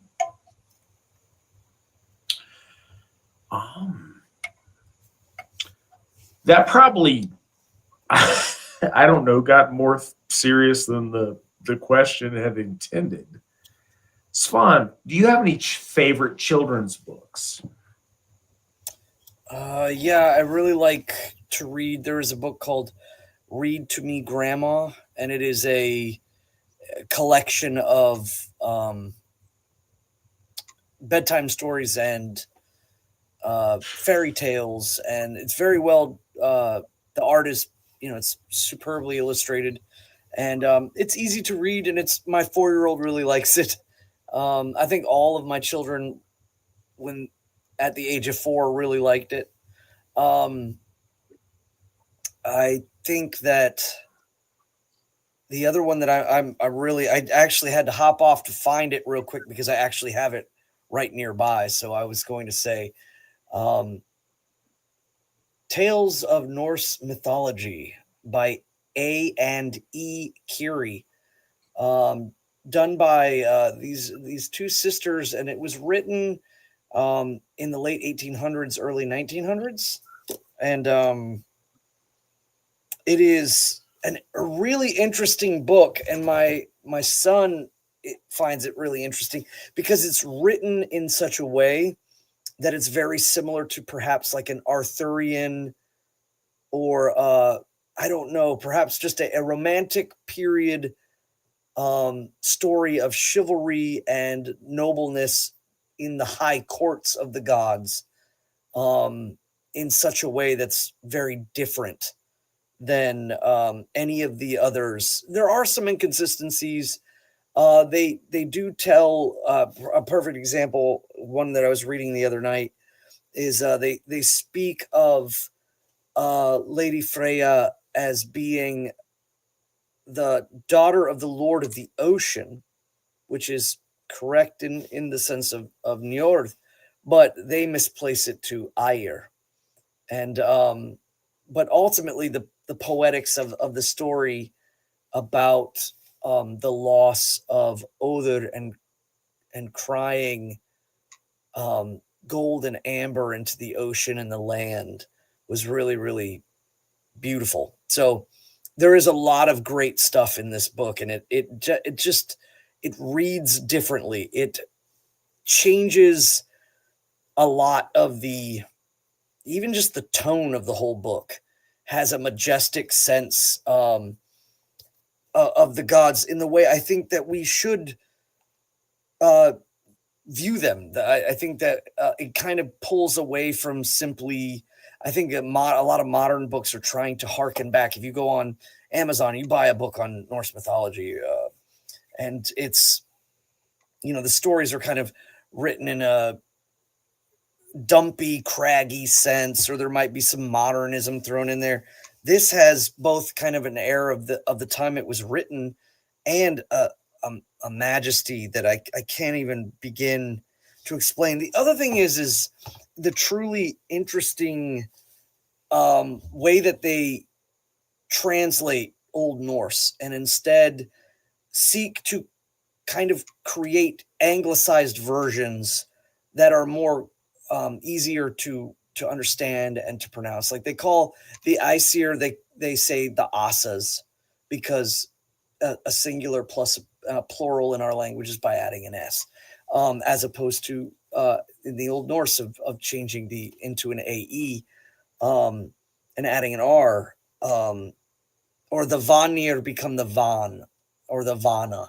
And so it's an interesting and easy way to read to your kids and get them kind of started in Old Norse language without hitting them with a lot of words and names and things that are very hard to say. Even if you're a native, you're speaking English, and it's hard for you to to pronounce these things. It eases them. But just like an example is when Balder goes to Frigga in the story, it's described again that she resides in a crystalline salon, and that he comes in and he's holding the dream that he has upon his chest. He says that there is a black spot growing upon his heart, and that spot is death. And if he lets it go, it will cover the world in shadow, and so he shall not release it. And it came to him in a dream. And I just thought that was such good storytelling about a great amount of the spirit in the stories, that the Tales of Norse Mythology by A&E Keary, Keary, phenomenal book for ages like 8 to 14. If you're trying to read the stories, again, you might have to piece through it and realign some things, because they were writing at a time where, back then they were getting some of the details mixed up, if you will. But it's the same with the book Children of Odin. That book is greatly misaligned in certain spots. But that would be my vote. So, as a random aside with Script Kitty, good to see you here tonight. So we do this because you are literally the face of the Asatru Folk Assembly as a folk builder. Script Kitty in the chat is Lydia Phelps, and I just wanted to say thank you so much for all the work you're doing on our websites. You're doing awesome stuff. They look beautiful. Thank you very much for that. But also, she talked about, what'd she say? What an accomplished family. Feel the need to put it out there. I'm really proud of my family and what they've been able to accomplish. My mother got her master's in education. You guys may or may not know. She passed away in, I have to look, but I'm pretty sure April of this last year. She got her master's in elementary education. Her and my father divorced when I was in elementary school. I think it was about 5th or 6th grade. It's part of the separation. Divorce is a legal process, takes time. So between that time, they split up. My father has dual retirements from the FAA and lieutenant colonel in the United States Army Reserves. He deployed, he was in the Inspector General Corps. He deployed to Iraq, certainly, I believe it's hard. So my dad put in he was really gung-ho, and he joined the Army at a time to where it wasn't really working for him going to Vietnam. They weren't really sending his specialty over there at that time. So he joined up super gung-ho, ready to go, and he didn't get a lot of deployment. He did a little something in Central South America during the 80s. But in general, he didn't get to an active zone of anything until he put in his retirement. He put in his retirement in like late August of 2001.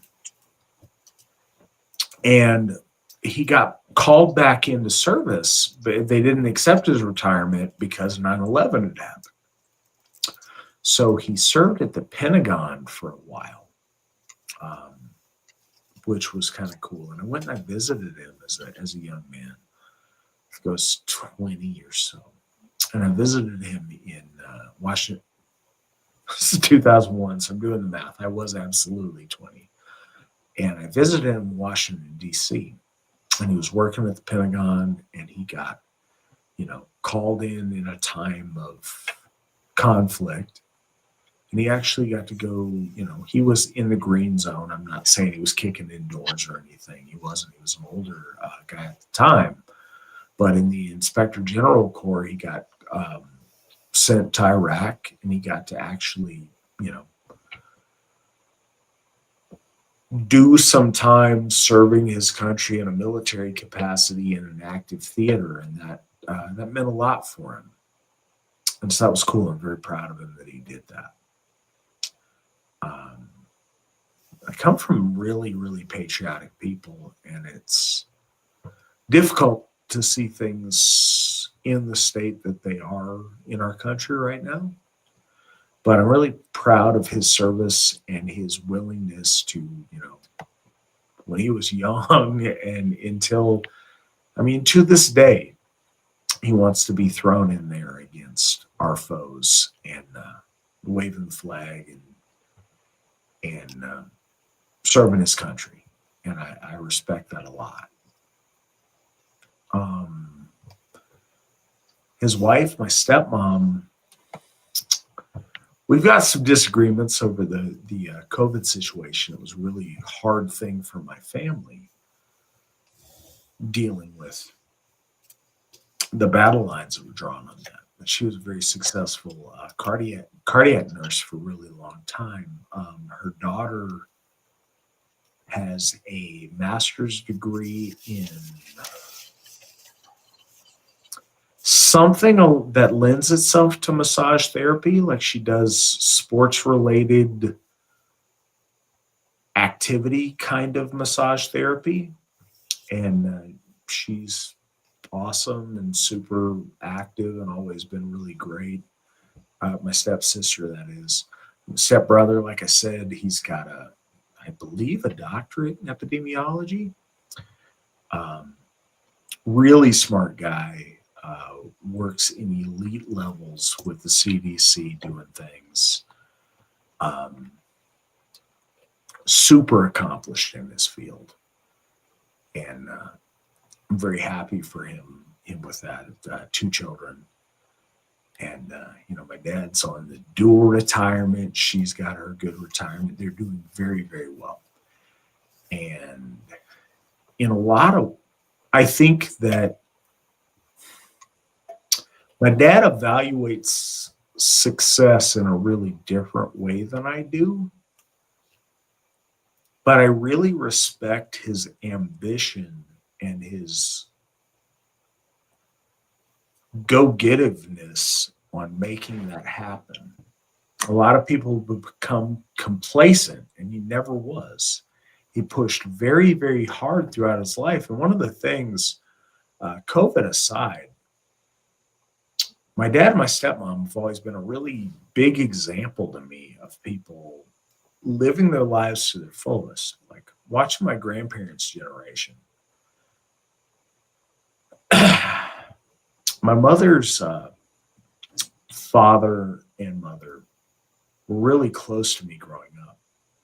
But it's like when they hit 50, they were just, let's put the hair up in curlers. Let's be old grandparents until we're dead. And they died relatively young. And I think that was a thing for that generation a lot. My father and my stepmother, they've stayed really active. Now, COVID really hurt them because it kept them homebound for a couple of years there. But man, they're out world traveling and hiking and skiing and doing adventurous things into their 70s. And that's really an inspiration to me and my wife to, stay young for our daughter as best we can and stay vital and active people. And I think really highly of that and have a lot of respect for that. I think that's taught us a lot of things. When you're in these later hours of Victory Never Sleeps, tend to wax a little bit philosophical about life. Pirate water helps it. But also, I think these are important things to remark on. And if I get an opportunity to celebrate my father and my step siblings, I'm glad to do it. They're great people that have accomplished really great things. I just went on and ordered the book Faustian Futurists at behest of somebody in the comments section. There you go. See, we're sharing here. There's an exchange going on. So question for Mr. Flavel. What would you say to a person who is converting from Christianity to Asatru and new to it all? So, and I realize some of this is a philosophical construct instead of a reality. But I think I would say this in a similar way to I would say to anyone getting out of a relationship and starting a new one. First, I think you need to define your relationship with Christianity. Why are you breaking from Christianity? Is it because you found this new chick, or is it because fundamentally you believe that Christianity is wrong? Evaluating it on its own terms and having a clean break from it, I think, is really important to starting your new life as an Asatru. So first, why do I no longer want to be a Christian? Reconciling yourself to that, owning it, and breaking that relationship off. And then, from here, why do I want to become Asatru? Evaluating it of its own merits and choosing to embrace it, I think, is the healthy way to go. I say that for a couple of reasons. Firstly, the first generation of Asatru in the United States, and I think likely in the rest of the world, since the reforging of Asatru by our founder, Steve McNallen, in 1968,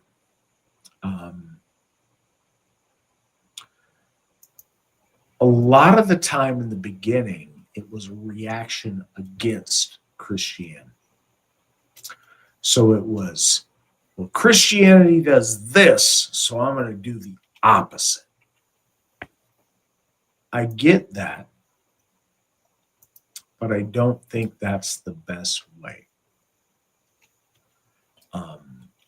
Asatru, you are Asatru not in proportion to how not Christian you are. That's not the duality. Asatru is being loyal to the Aesir, unrelated to anything else. You, your folk, your gods. When you define it as in opposition to something different, you don't give it the credit of being its own faith. And that's fundamental to truly embracing Asatru, certainly in 2023, is starting from zero and becoming Asatru. In the 70s and the 80s, it was going from Christianity to, nah, this is bad. So I'm going to define my Asatru practice as how different it is from Christianity. It was very necessary in the 70s. I get that. It's a very different situation now. So not only having a clean break between the one before starting the other thing to, even if you don't feel it yet, to conceptualize when you're considering it, you're not converting to Asatru. You're reverting to your default settings as an Aryan person.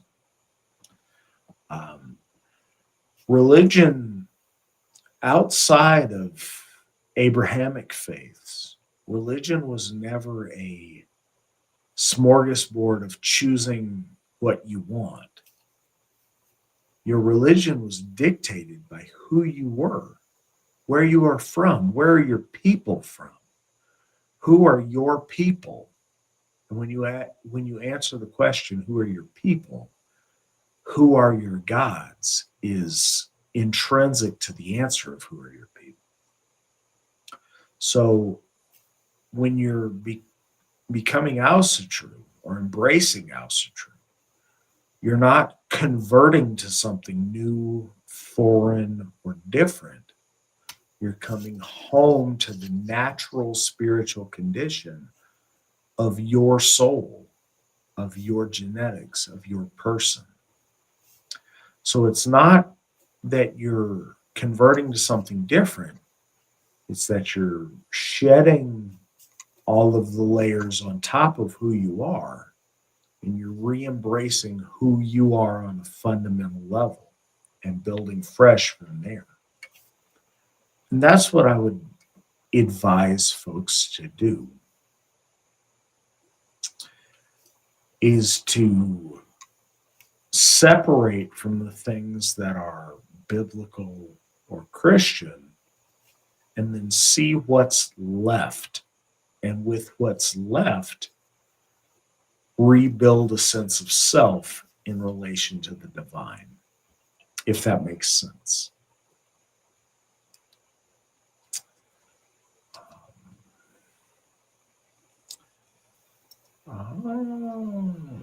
Okay. Could you share your knowledge of enchanted weapons and items? While on the topic, is a ward the same thing?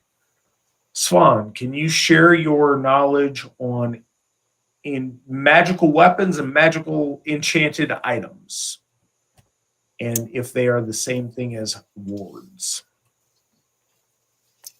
That last part I didn't understand, because when I think of wards, I think of things that protect, like the word vordlocker is a word lock or a ward lock. So like, is my Thor's hammer, is my Mjolnir a protective talisman warding off evil spirits, I suppose? Oh. Well, I mean, I certainly think that the essence of holiness in an item that you have conviction in gives it great strength, especially in relation to your deeds. I think those are cumulative, and they create that essence of that which is ill or chaotic, and again, evil stems from chaos. would reject, or it would keep that at bay to a degree. But as far as magical weapons go, I mean, I think there's two sides to that question. There is, of course, the weapons or the items in which the gods and as divine beings implement their will. A lot of times, those are again symbolic in their um, descriptions, and they ultimately mean it is the force, the power, and the drive of will of the divine being's ability to interact with the worlds, both physical and beyond the meta, if you will. But if you're talking about historical, semi-historical, and legendary weapons of magic, that is a really cool subject to kind of delve into. And I don't want to spend a lot of time, but I would say all of the legendary swords kind of have commonalities that they're super sharp, can cut through stone or iron as if they were cutting through cloth, that they have runes on them, and that they are forged by dwarves. But some of them have really, really amazing stories, and one of them I would recommend anybody who's interested in looking into like magical weapons is the story of the cursed sword Tyrfing or Tyrving, uh, Tyrfing. That story is really cool and interesting, and again much like the story of Sigurd the Dragon Slayer. Um, it has a lot of elements in it from over vast amount of time, and the story most likely sources from the third, fourth, or fifth century, which is really interesting because it's being written down in the 11th and 12th. So that's really amazing. But there are again like this the sword in Sigurd the Dragon Slayer, Gram, the Slayer of Fafnir. There's Skofung, the sword that was in the Orkney Isles saga that we were speaking of before about Thori. Again, all the same, but I think the Tyrfing story of it being cursed, that every time it has to be drawn, it has to take a life, and if it doesn't, then it commits a great woe against its wielder. There's just so much really cool things in there, and so some of them, in relation to the latter half of that question, is sometimes they're not a ward, sometimes they collect an orlog of their own, and that orlog can sometimes be detrimental to the wielder. So I find that to be just poetically insane and awesome as far as being a storyteller goes. That it's such a cool element, but it's worth noting that swords were rare items amongst our ancestors. Everyone carried a spear and a knife and an axe. A sword was extremely rare, and I mean, we have, of course, Ulfbert, the Anglo sword that's made by alloyed metal, or I mean, an alloyed mixture of metal and iron and carbon at insanely strong rates that people are still trying to figure out how it was done. But yeah, I would recommend anybody who's interested in that go look at Tyrfing. Not so much a ward.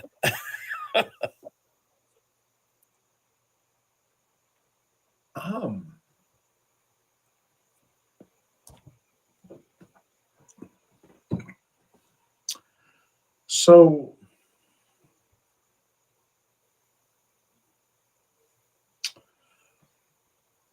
one thing that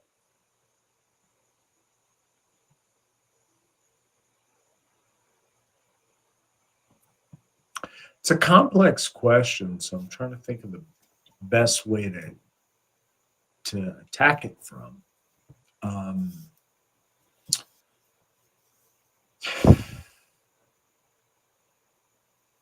one thing that I think is a fundamental part of the process is an item having a name. When you perform a naming, formally or informally, something stops being an it and starts being a who. And that's really fundamental. And I think it's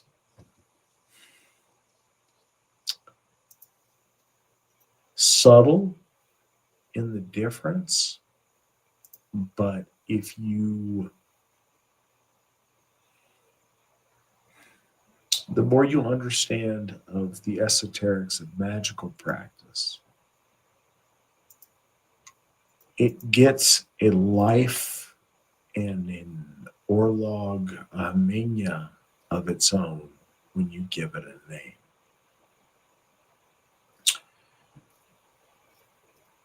The specificness of a name is fundamental in esoterics.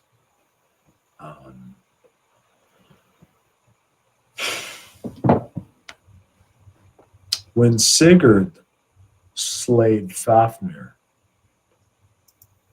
this came into play. Fafnir wanted to know the name of the person who killed him. There was the thought that if you knew the name of the person, then with your last breath you could send a spell out to damage that person. But the only way for you to do that was to affix it to a personality, to affix it to a name. So you find great magical enchanted weapons had a name. By speaking their name, you speak into existence their identity. It's not a sword. This is Tyrfing. It is the finger of Tyr. This has a name and an identity. With it, it has an orlog. It has a haminya. It has a spiritual value unto itself that exists outside of the person wielding it. The fact that a name is bestowed upon it gives it an identity and imbues within it a value. It's the same concept that when we do a naming ceremony for a baby, up to that point, it's flailing, crying, defecating earth fauna. When you apply a name to it, it is a person. It has a fate. It has a haminya. It has a relationship to other persons. Applying the name does something magically that transmutes it from a thing to a person. In the broadest possible sense, obviously a sword is not the same as a human, but having a name makes it something different than the millions of other swords that the blacksmith makes and puts in a pile that somebody on the front line has. Those are swords. I am Tyrfing. And with that, and an award, in a sense, if that's the purpose. So when you bestow a name, you imbue it with purpose. If it's a weapon, maybe that is a purpose towards conquest or towards dealing death or towards protecting the wielder or something along those lines. If you are imbuing armor or something that's whole purpose is to protect, then maybe that is a ward. It is to protect you from evil. It is to keep you safe from harm. It is to keep the wearer full of life and energy, whatever those might be. Perhaps there is warding that's involved.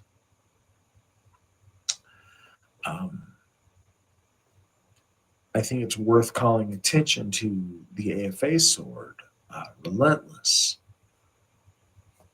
We went through a naming ceremony in the same way that we name a child, by imbuing it with 3 runes, by giving it a name.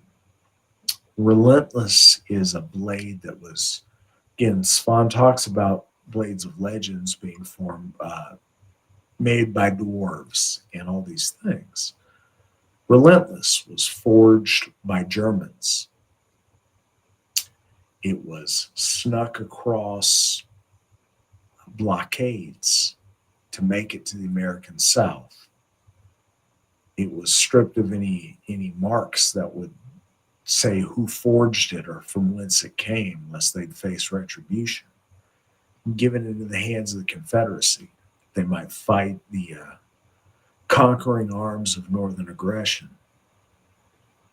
It was wielded by cavalrymen fighting for his state versus federal oppression, for homeland, for his future nation that he thought might be born. And it was housed underneath the floorboards in a barn, that Relentless might be drawn anew when the South rose again, when again the chance was there to birth forth something new and something beautiful in the husk of oppression, under the boot of tyranny. This was kept safe. It wasn't turned in. It was kept there, knowing that one day it would be needed again. One day, the desire for liberty of a folk, of a people to determine their destiny might come about, and it would have purpose again. Its blade, Relentless's blade, is marked with nicks and damage from offensive swing after swing after swing against Yankee oppressors.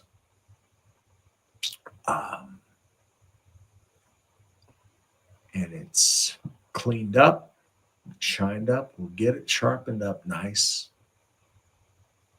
And it stands as the ceremonial sword wielded by the Alsherjargothi of the Asatru folk assembly to lead our folk relentlessly towards our destiny. But no, magically imbued weapons and items and relics are absolutely our thing. If you look at relics in a Christian sense, and medieval Catholicism, they love their relics. That is straight up pagan idolatry. That is against every biblical principle that exists. But it's right, and it's good, and it's noble, and it's the soul of our people. How could they deal with anything they felt was holy without that? They couldn't. So they had to paint it with a thin layer of Jesus on it. But that's pagan as the day is long, and it's ours.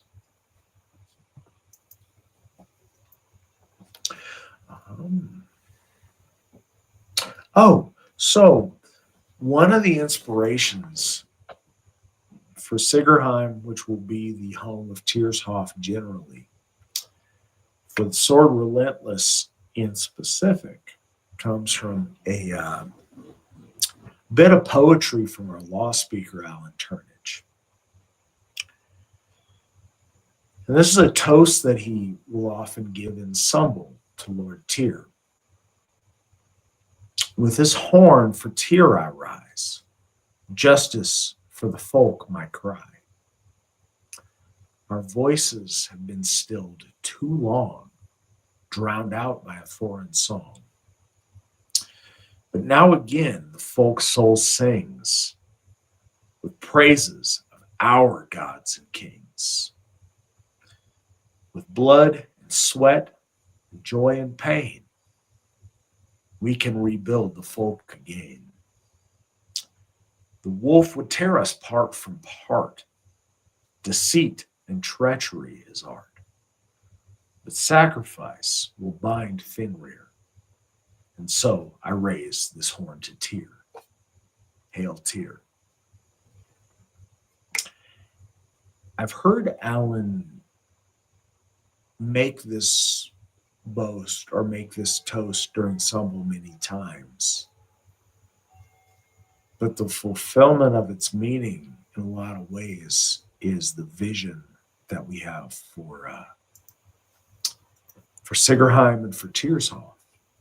And it was something that was really thought about during the naming of Relentless, the AFA sword.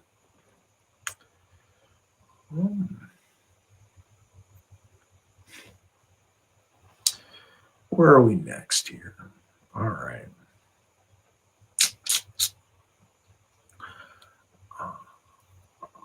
All right. Matt, my fiance is listening with me right now. Right now being 2.5 hours ago.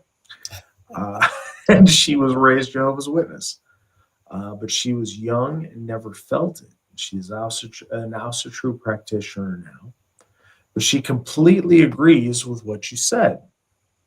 My fiance asked as well how your family feels about your spirituality now from being a Jehovah's Witness. Because of them being so strict and firm in their ways and calling her worldly. So my parents weren't particularly religious. They were generically Protestant Christian because you had to pick something. But I wasn't raised with that growing up. So my father's sister, my aunt, she was a very devout Jehovah's Witness. As far as I know, she still is. I spent a lot of time with my cousins growing up. And because I didn't have a firm faith in my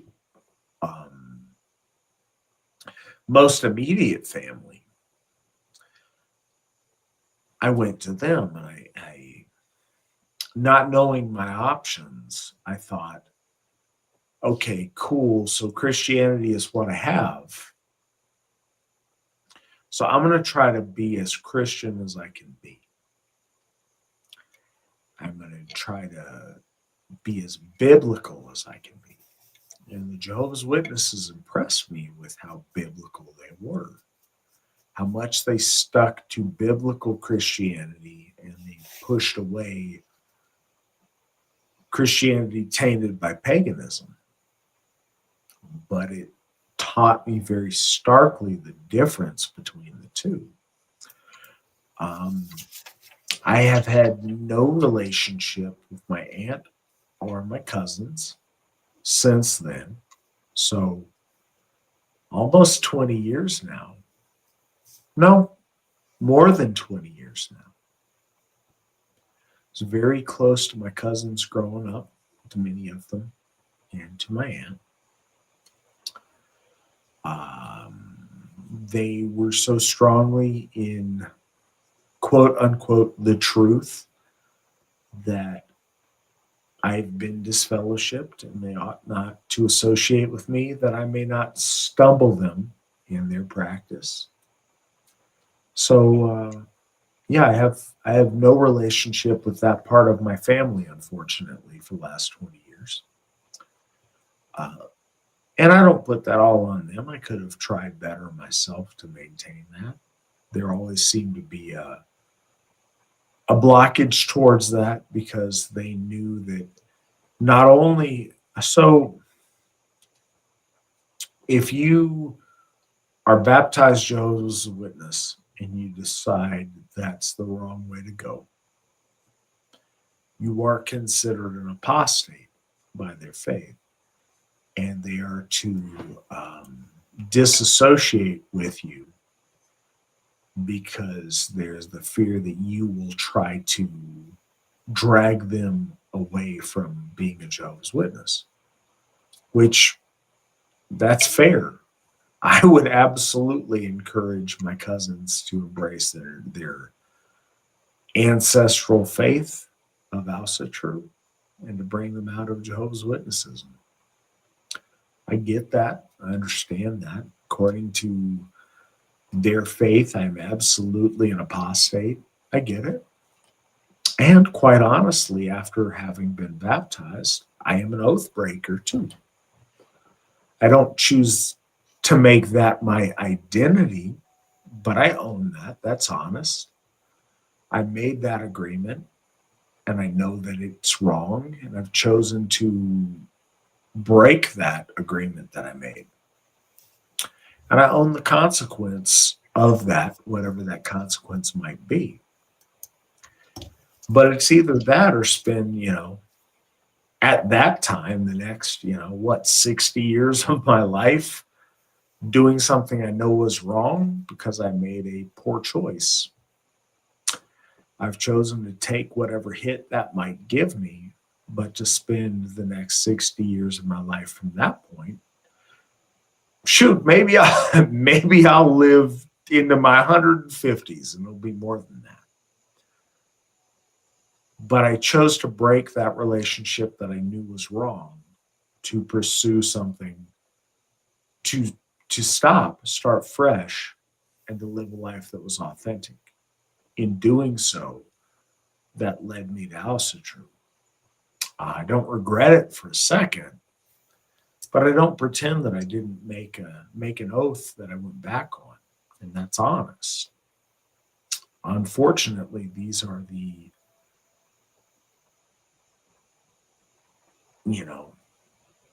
ugliness that makes up authentic existence in life, is sometimes that's a choice that has to be made. I don't pretend that there's not consequence for breaking that oath. I accept that the loss of that part of my family is a part of that. And I'm willing to do that to further the cause of my folk and my gods, and to build my reputation amongst my ancestors and gods. But I know there's a cost, and I accept that. And that's less perfect than it would be if I had it all to do over again, but it's honest.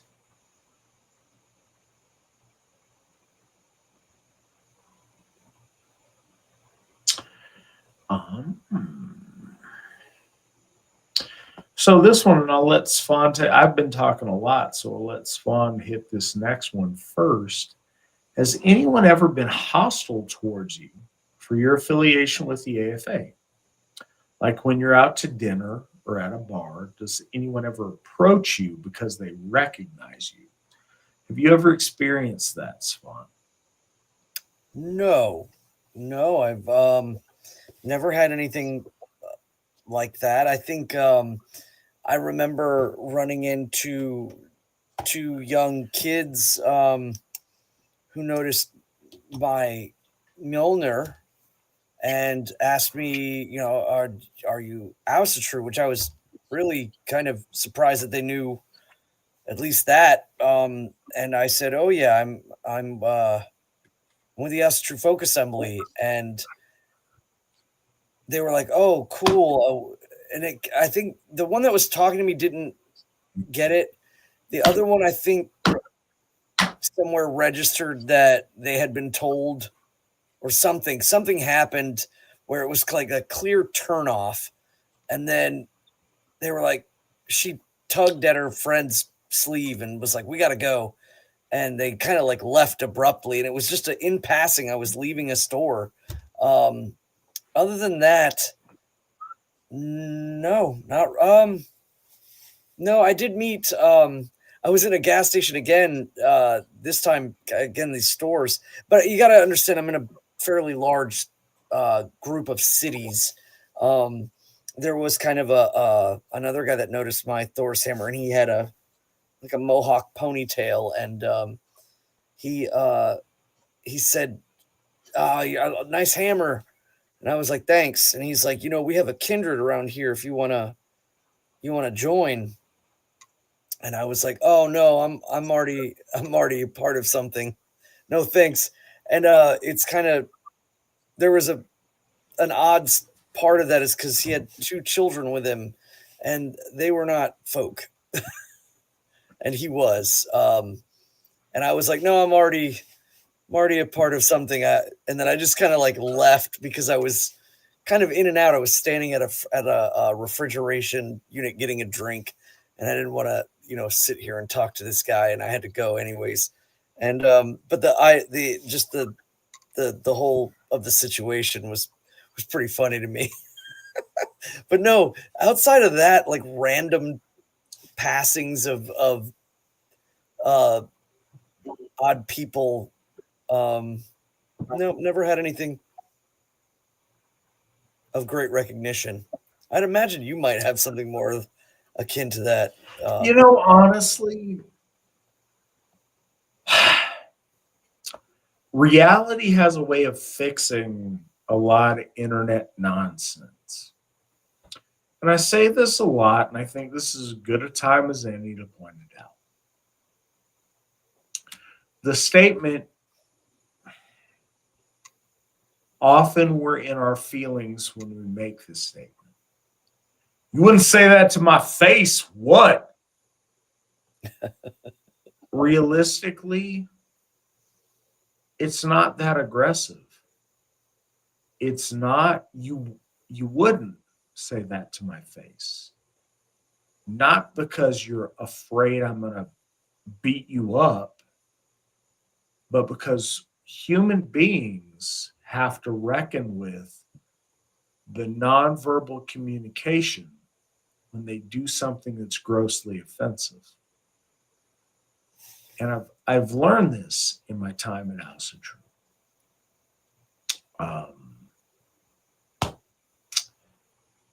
Honestly, I've learned this through skinheads and ex-cons. Guys that you would think would be the hardest people you've ever met. Them looking you in the eye and seeing the reaction you have to something rude or inappropriate or hurtful that they say is very impactful on a fundamental human level that bypasses all of what we think about ourselves and how hard and how keeping it gangster we think we are. There's a way you behave when you're looking someone in the face that's very, very, very different than people often behave behind a keyboard. And again, seriously, with legal consequences and everything else, it's not about fear of physical retribution. You have to deal with the fact that you hurt somebody's feelings and that they're looking at you hurt because you've wounded them because you said something inappropriate, or that their kids look at you because you've just insulted and humiliated their father or their mother, and the child looks at you in a way, and you don't want to deal with that. Or that you're surrounded by a group of normal, respectable people, and you've said something low class and inappropriate, and they're all looking at you like you're a degenerate or a misfit or something abominable. And you have to reconcile that. And that reconciliation is overwhelming to some of the guys that I've met in my time that are the quote unquote hardest dudes out there, no, I've never encountered that. What I have done that's really cool is a lot of people have acknowledged and said, hey, is that a Thor's hammer? Which is cool. Even better, hey, I like your Mjolnir. That's awesome. I've had that a lot. I've never once had a random person in the community see my Mjolnir or any of the AFA attire that I wear all the time because that's the only hoodies that I own. Or for that matter, it's the only gym pants that I own. Nobody's ever come up and tried to start something with me over that.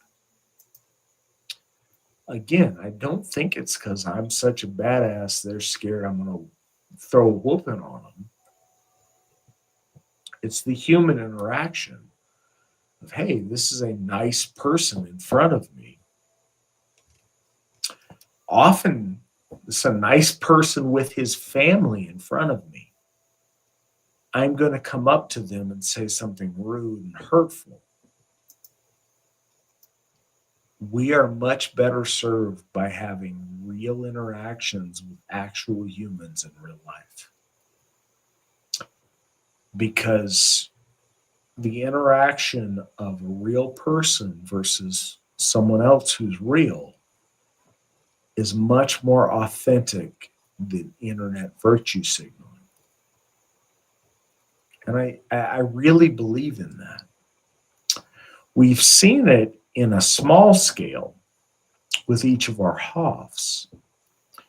We have people that want to criticize each of our Hoffs and talk about whatever they Googled online and found out we're, practicing, we're guilty of wrongthink or whatever else. But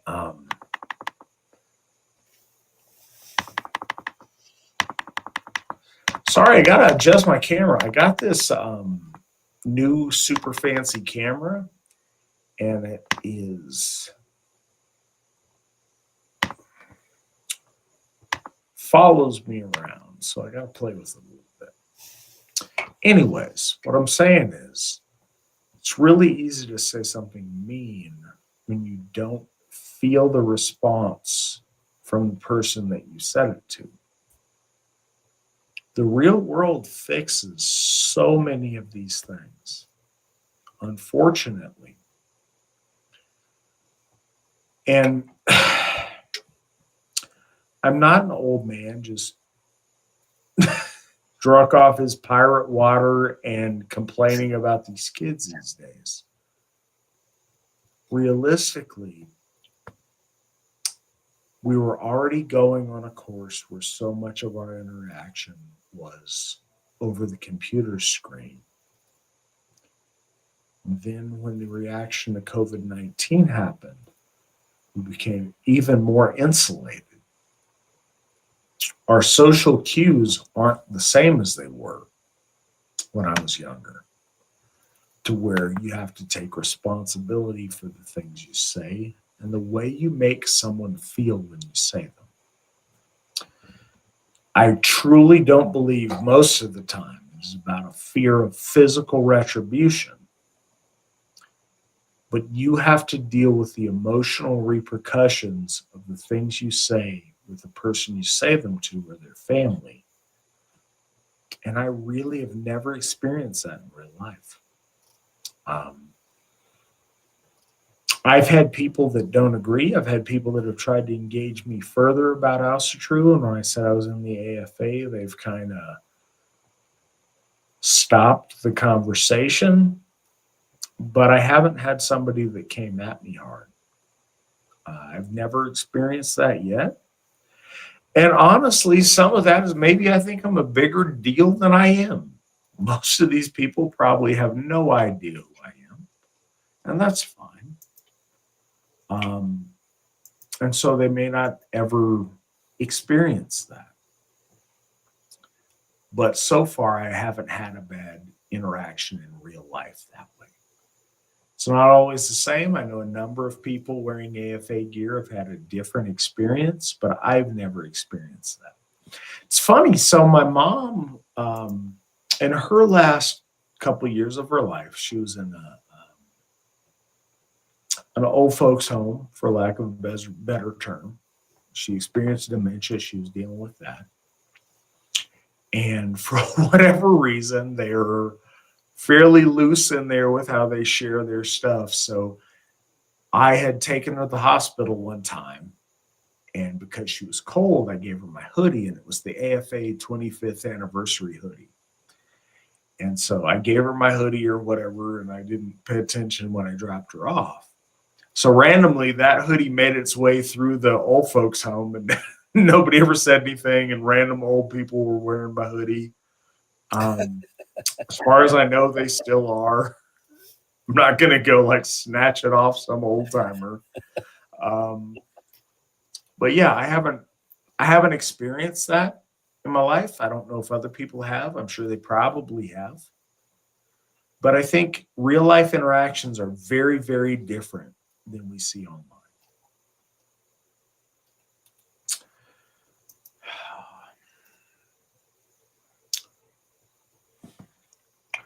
So these pirates make cheap 10% alcohol that causes hosts of YouTube videos to wax poetic about questions that may seem very simple. I appreciate you guys dealing with it. Is what it is. You read Tacitus, it is something that our folk do. All right. So another question from the Wolf Throne, faithful listener to Victory Never Sleeps. How did you go from getting Odin's-Hof to getting Thor's-Hof, Balder's-Hof, and then Njord's-Hof so fast in only a few years? It depends who you ask. If you ask many of our detractors, these are theories that I have heard. So we run drugs for the Mexican cartels. That's how we're able to afford our Hofs. The same degenerate dirtbag making the accusation doesn't understand if we actually were running drugs for the cartels, and he said that, probably the last thing he would get to say. I've also heard that we are a FBI honey trap operation, and that we are funded by the FBI, and the FBI has to okay our whoever gets appointed to the Witan. Nice. If that's the case, nobody told me, and I'm missing some checks. So if you are listening, Federal Bureau of Investigation, and you're really pulling strings in this that I don't know about, I could use the extra funds, so please send those over. I have not received those if those funds are incoming. Really and truly, I think that's a sad thing about our folk. I laugh, and the first guy who mentioned that, he's a bad person and a dirtbag. But there is a very real thing amongst well-meaning people in our circles. They're so used to failure. They're so used to not being able to accomplish things that they care about, that the only way they can like wrap their minds around us succeeding is there must be something nefarious in play. There must be some external force that's funding us or doing something, because we couldn't possibly win on our own. And that's sad. And that hurts my heart.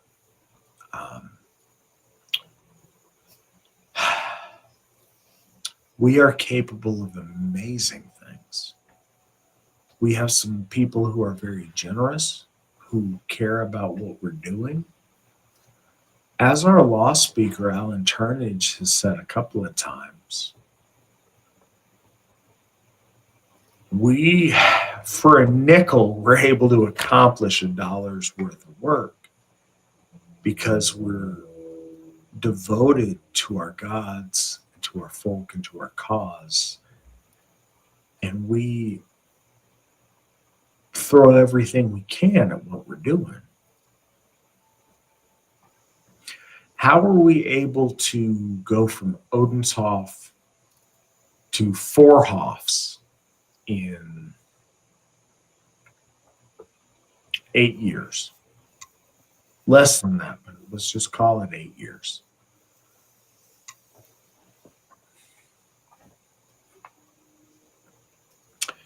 First and foremost, our gods have poured out their blessings on us. I am profoundly thankful to our gods that they have blessed us in the way that they have. Thank you, Lord Odin. Thank you, Asatru. Thank you, Lord Balder. Thank you, Njordur. Thank you, all the gods that have blessed us. On top of that, I am doing my very best to be a good steward of the resources that our gods and the generosity of our folk have blessed us with. Could I do better? Absolutely. Am I doing the best I know how to? Yes, I promise you I am. Do I want to do better with it? Do I want to do more with it? Absolutely. We have been greatly blessed. I can't tell you, I got involved in Asatru in 2001. I think I actually took part in the AFA in making this happen about 2008, 2009. But I mentioned we're about to go into year 30 of the Asatru Folk Assembly. I read runestones from the early 70s, and Hof was just around the corner.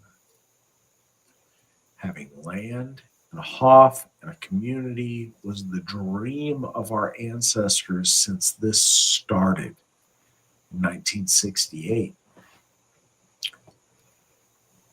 Took until 2015 to make this happen.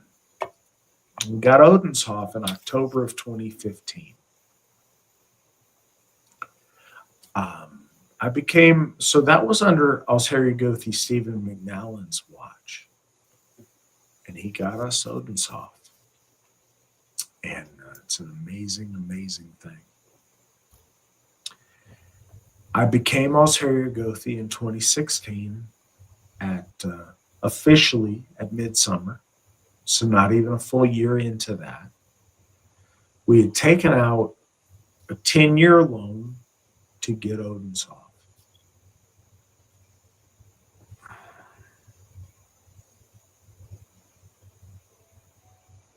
I'm doing this from the best of my memory. Please don't hold me to it, but I believe within 3 years we had Odenshof paid off.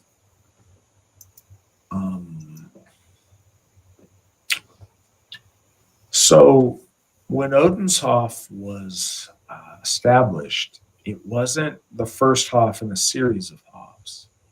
It was the only Hof. At the time, Alsheri McNallen named it New Grange Hall because the idea was this was the only Hof and Hall that we would have. Up to that point, and to his credit, it's the only Hof we've been able to figure out in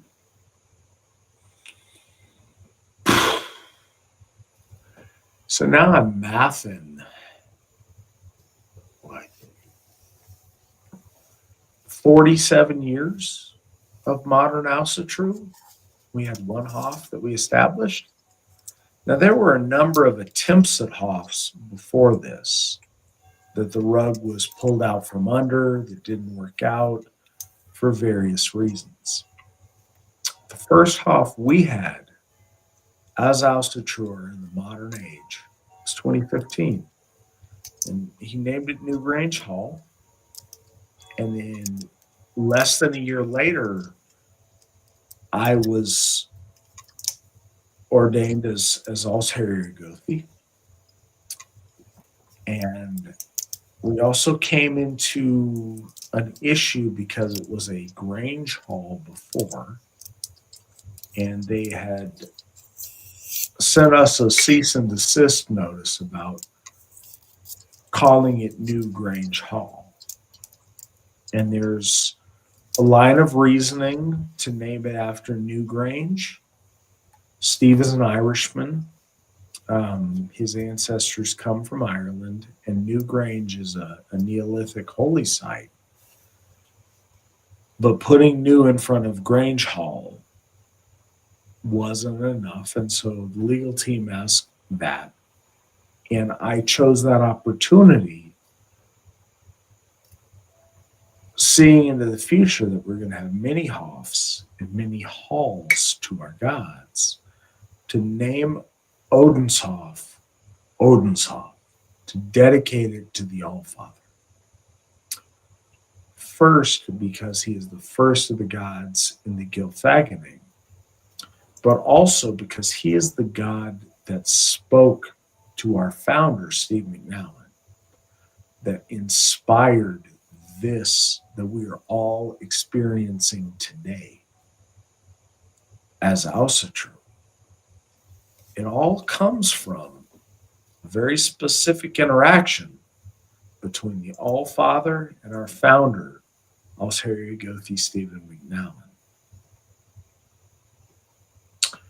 So I chose to dedicate New Grange Hall as Odin's Hof, dedicated to the Allfather Odin. From there, and in that process, trying to do the right things at the right time, through the generosity of our folk, I was able to arrange to where that 10-year note was paid off within 2 to 3 years. And immediately, because this is our commitment, I wanted to establish Thor's Hof. We found an area to where we had a lot of our folk, to where we had people that said they would be true to it, that had asked for it, that said they would rise to the occasion. Their bowels turned to water and they ran.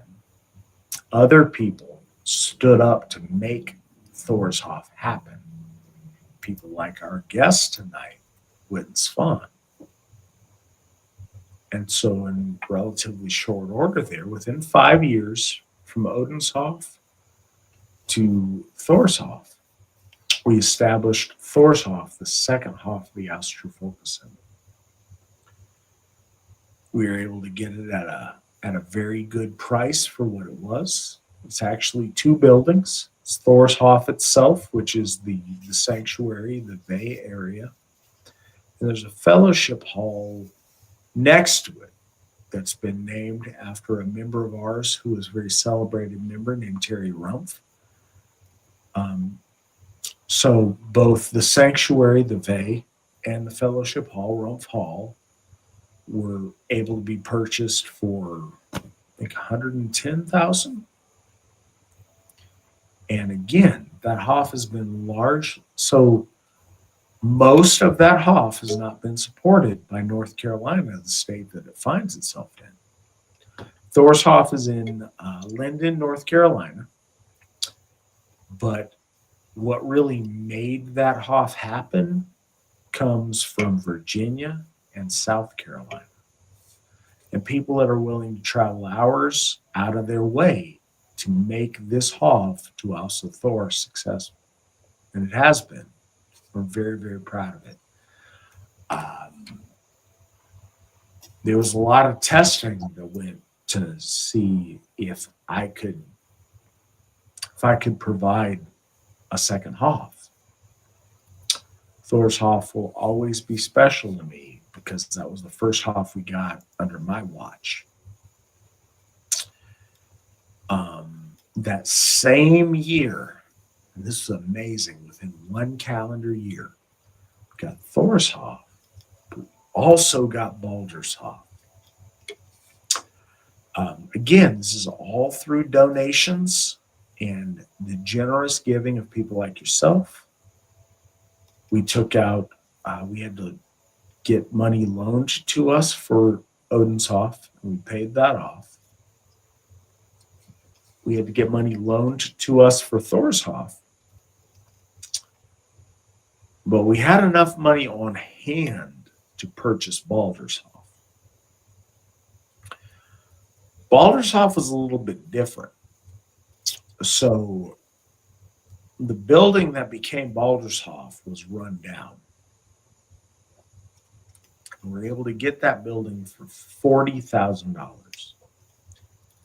That was, due to your generosity, something that we had on hand. So we took out no additional loan, no additional debt. Here's $40,000. Give us this building and this property. The people who said they were going to be the champions of Baldur's Hoff, their bowels turned to water and they ran. And they hid somewhere in North Dakota. They erected a stick in the middle of the field and said, hey, this is good enough. We've got our God pole. But the people who wanted to put in work made Baldur's Hoff happen. It's beautiful. It is amazing. If you haven't been there, you owe it to yourself to go. In Murrock, Minnesota, we have an amazing and beautiful Hoff to Shining Baldur there. In the meantime, we paid off Thor's Hoff. True to our word, true to our commitment to the Ausir, we started looking immediately for the next Hoff. It was Njord's Hoff. Florida is,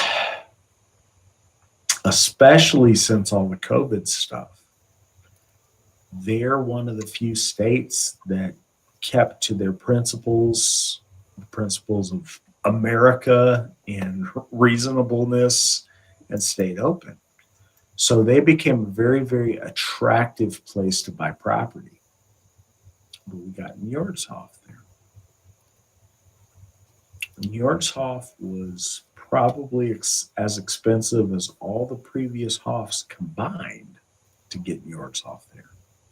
And it's beautiful. It's an amazing Hoff in White Springs, Florida.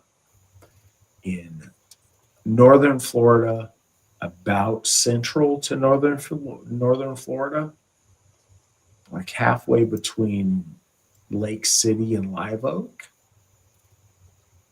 And it's amazing. It was more expensive than the others. We were able to get an independent investor and one of our members to give us 2 loans to get that. We've paid off the member. We've paid off one of the loans. We still have about $99,000 withstanding on one of the loans from a gentleman in California. And we're working diligently to pay that off. So we're working on paying that off. And as soon as it's paid off, I really hope, and I think that if we try hard, we can do it in 2024. We can move on to trying to get Frey's Hoff in 2025. And that's the plan. We're going to work very hard towards it. But again, It's due to you guys, your generosity, and the blessings of our gods. And I'm very, very appreciative of that.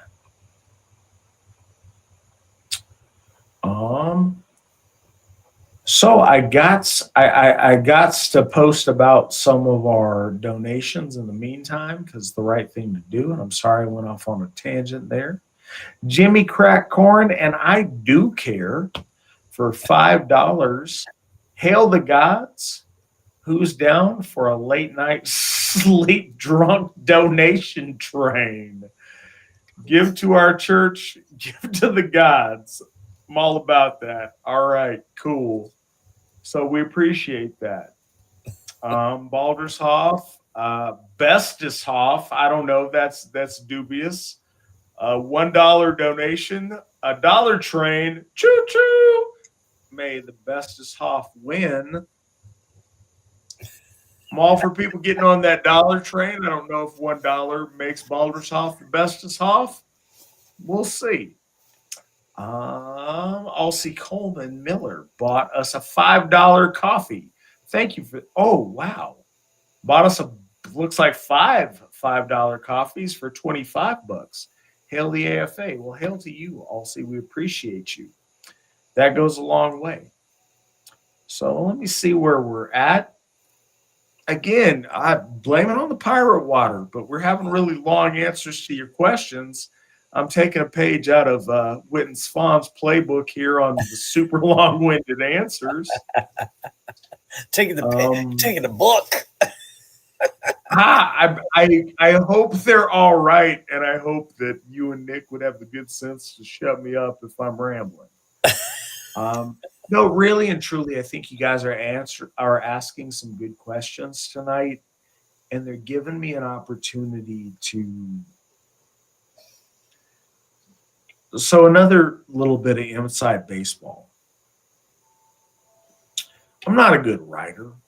I don't think the AFA right now, that's our skill set. We do a lot of really good things. I'm on here and it's been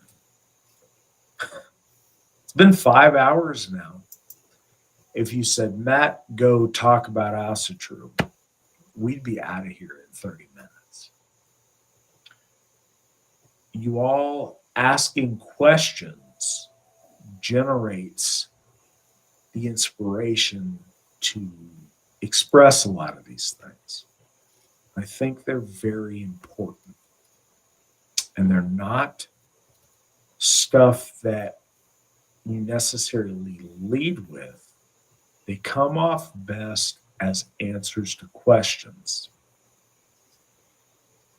Our faith isn't from a book of scripture. It is wisdom accumulated by Gothar who've devoted their life to this. And it's best done through conversation, through word of mouth, through that sharing of information. And I believe very much that's how the ancient priesthood worked. You all asking and participating in this process is how we're able to disseminate that information. And I appreciate that in a lot of ways. So our next question is, how do you feel about companies who promote anti-white ideas and wokeness? Do you try to avoid buying products from such companies? What say you, Svan?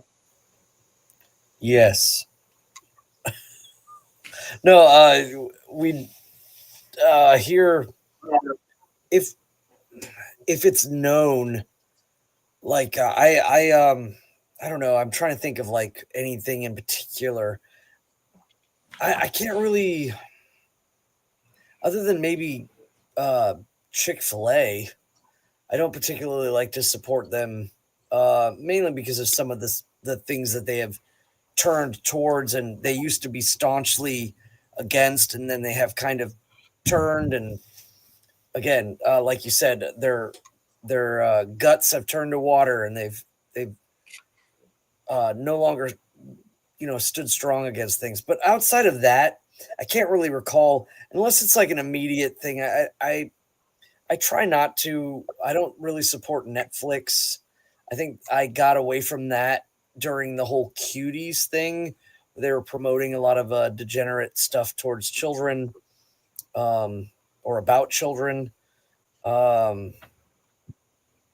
mean, that's the two right off the top of my head. But I just try not to interact too much with companies that make money off of their disdain for my people, or oftentimes too, like, even though I know some entertainment groups and things like that, they are being kind of infiltrated by, um,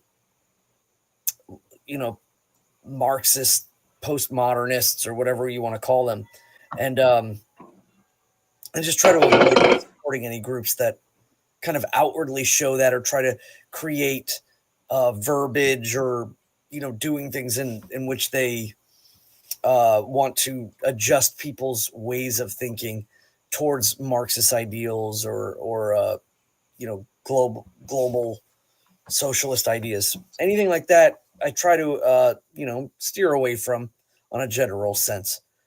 But it's hard to keep a list of that, to try to keep all that organized. The number groweth, if you will, a lot. And I find it's like, it's not that, I mean, I suppose the deep dive is, if you look into it too deep, you end up finding out, like, these companies that are supporting things that are kind of benign, but you look at these titles, like if they're talking about like comic book protection group, and then it turns out they're trying to, defend the like illustrated homosexual book pamphlets that are in public schools now, and it's all hidden in these benign titles. And I mean, to a degree, it's worth looking into. It's making sure that you don't give over much to people that are clearly malicious or venomous to decency, or just to our people. But it's it's hard. I mean, I imagine the best thing that we can do is, of course, try to work within uh, local groups that even uh, people that I don't know, or people that are non-folk, or what have you. As long as they're kind of running their own businesses and doing their own things, I'm open to trade. I'm open to exchanging goods, and farmers markets and all kinds of stuff. But there's some things you can't get away from. Walmart. I think a long time back there was some mention of Sam's Club. The CEO at the time, and I don't know if she's still CEO, was saying that she was no longer going to hire white people or something like that. And it was just, it was said. And at a certain point, you can't say anymore, like, oh, well, if a white person had said that, or you could go down that line over and over and over again, 1,000 times a day. At the end of the day, it's, you just kind of pick and choose. So like, I think I was a member at Sam's Club, and there was something said like that. So I was like, no, I'm taking away my membership, and I'm going to go over to another place, and another wholesaler that doesn't make a habit of making their politics known, or what have you, or their racial biases. Because in reality too, like, I think a lot of people have a lot of misconceptions about us as a folkish people. They think that we, somehow harbor hatred or resentment towards other people. I deal with people of all different types of ethnicities all the time, and as long as they're decent and upfront, and I'm upfront, and a lot of times we get things done, and carry on about our day, and oftentimes very nicely. So here in the South, there's a lot of nice people. So go about our lives perfectly fine without a lot of, like, I think the stuff that these internet warriors and people that aren't looking at you in the face, or just in general, their vitriol that they kind of reserve for their ideologies online versus the reality of things. So I would say, yes, I do avoid certain things if I'm aware within a certain degree. I think my family kind of does, but we don't limit ourselves so much to the point where we're suffering, or the idea that we're just grinding away at like, oh, do they hate white people? Do they hate white people? Or, look into it too much. It's like we just try not to focus too much on that. And I have found that it ends up, generally we focus more locally, and we meet people that are in the same lines. Like, it's so funny to me. There's a couple of business owners. They're not folk, but they're pretty conservative, or they're pretty right wing, or whatever you want to label it as, or just generally normal people, and find a lot of commonality with them in a lot of regards. They're very proud of who they are. I'm very proud of who I am, but at the same time, they're decent people, and so I can interact with them quite easily. And I find myself very oftentimes looking in the same direction as them, going, "Oh, this is terrible! Like, who are these absolute psychopaths that we're, standing on the ship with, or that we're trapped in the elevator with, or however you want to look at it." But yeah, try not to make it too much a defining factor for myself. It's just, if it's blatant, then yeah, I'm not supporting that. I mean,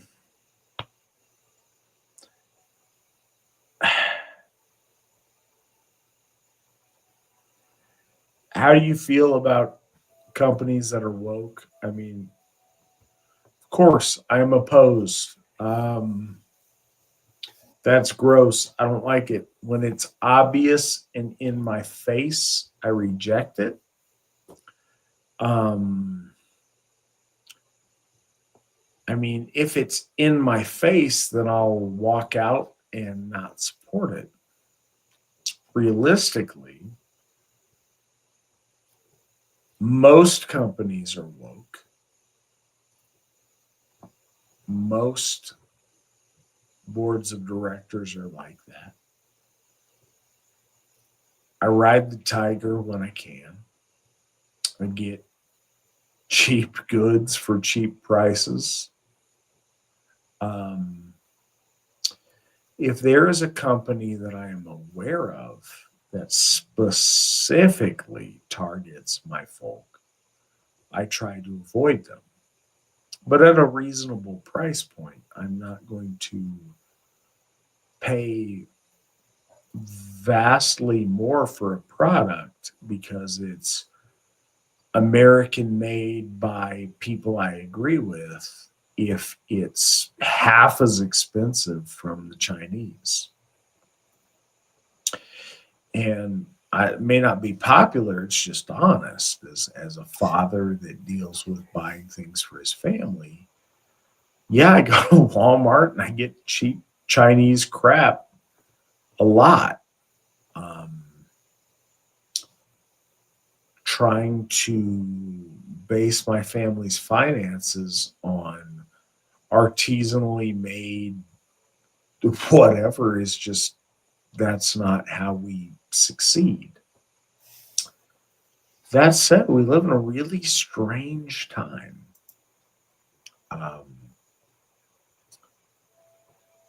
And this may feel differently from people younger than myself. But I'm a child of the 1980s. I grew up, communism is the devil. It's all about Rambo and Rocky and Hulk Hogan, and communism bad and America good. Now we have to go to Russia, Eastern Europe, and to China for freedom, because we don't have freedom over here. Everything is woke. Everything is LGBTQ and whatever else they decide to throw in. And in order to have traditional values, very often we have to purchase things from communist countries or countries that were, until very recently, communist countries. Sad as that is, the Chinese don't tell me what a horrible person I am if I want to make things that express pride in who I am. If I want to get products that support my race and my religion and the things that are important to me, they're very happy to make those for me at a reasonable cost. Whereas American companies won't, because wokeness dictates that they virtue signal at the expense of my religious practice.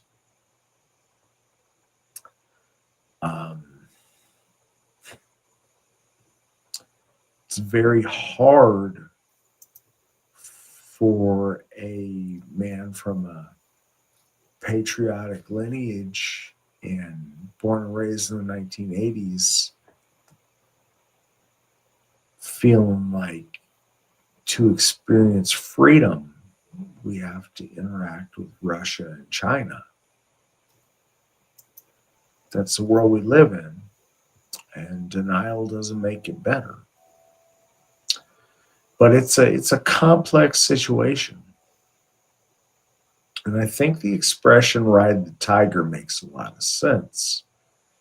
If everything is woke around you, do your best with the utility that you have presented to you. If someone is in your face with their disrespect, don't line their pockets. But you got to do what you got to do to make economic choices that make sense for you and your family and that provide value. Going outside to people that may not look like you, but treat you fairly and respectfully is oftentimes better than purchasing from people that share a commonality with you, but are actively against all of your core values. We live in very strange times, and the decisions that you make today are very, very different than they may have been 30, 40 years ago.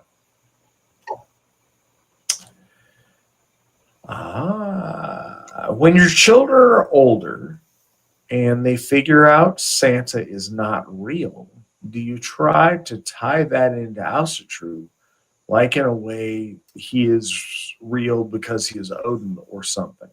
Svan, what are your inclinations towards that? You have much older children than I do. I think my eldest is starting to suspect. But you have to understand, one thing that we do in my house is that the Yule elf is called by the Yule log. The Yule log is lit. The Yule elf comes, and then we burn a Yule bach so that he can ride to the ancestors and bring the ancestors' gifts.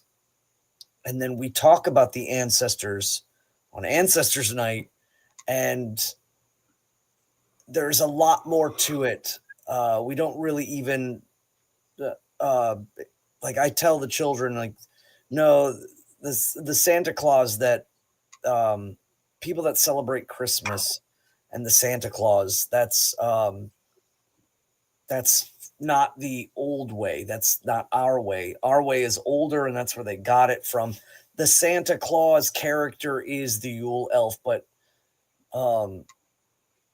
my kids kind of, when they're young, they're just like, okay, that's fine. And when they're older, they're like, no, they understand. My eldest understands it's an older way.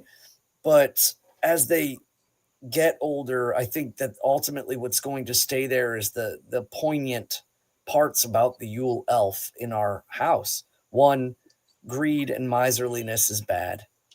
Buying gifts for your family and ensuring that you build that love and friendship and enjoyment with each other and share with each other is key.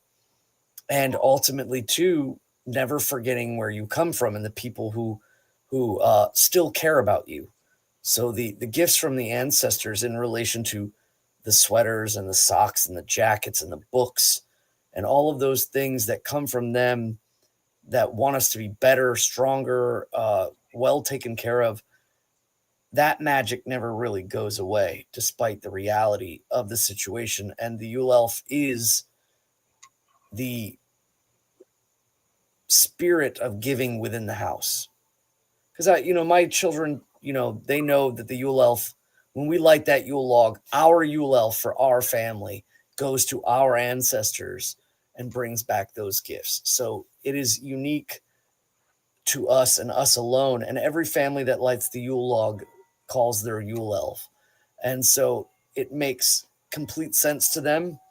And ultimately, I think, as my eldest gets closer to an understanding, I think he'll see those points more importantly, and he'll understand the joy of really cultivating the magic in our children.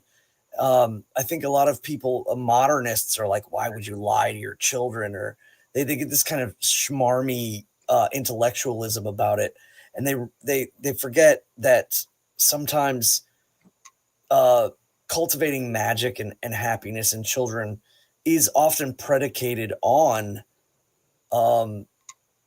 hopes, dreams, and things like that. And basically, people that piss on that idea are people themselves who no longer have any hopes, dreams, or happiness. And again, too, they lose.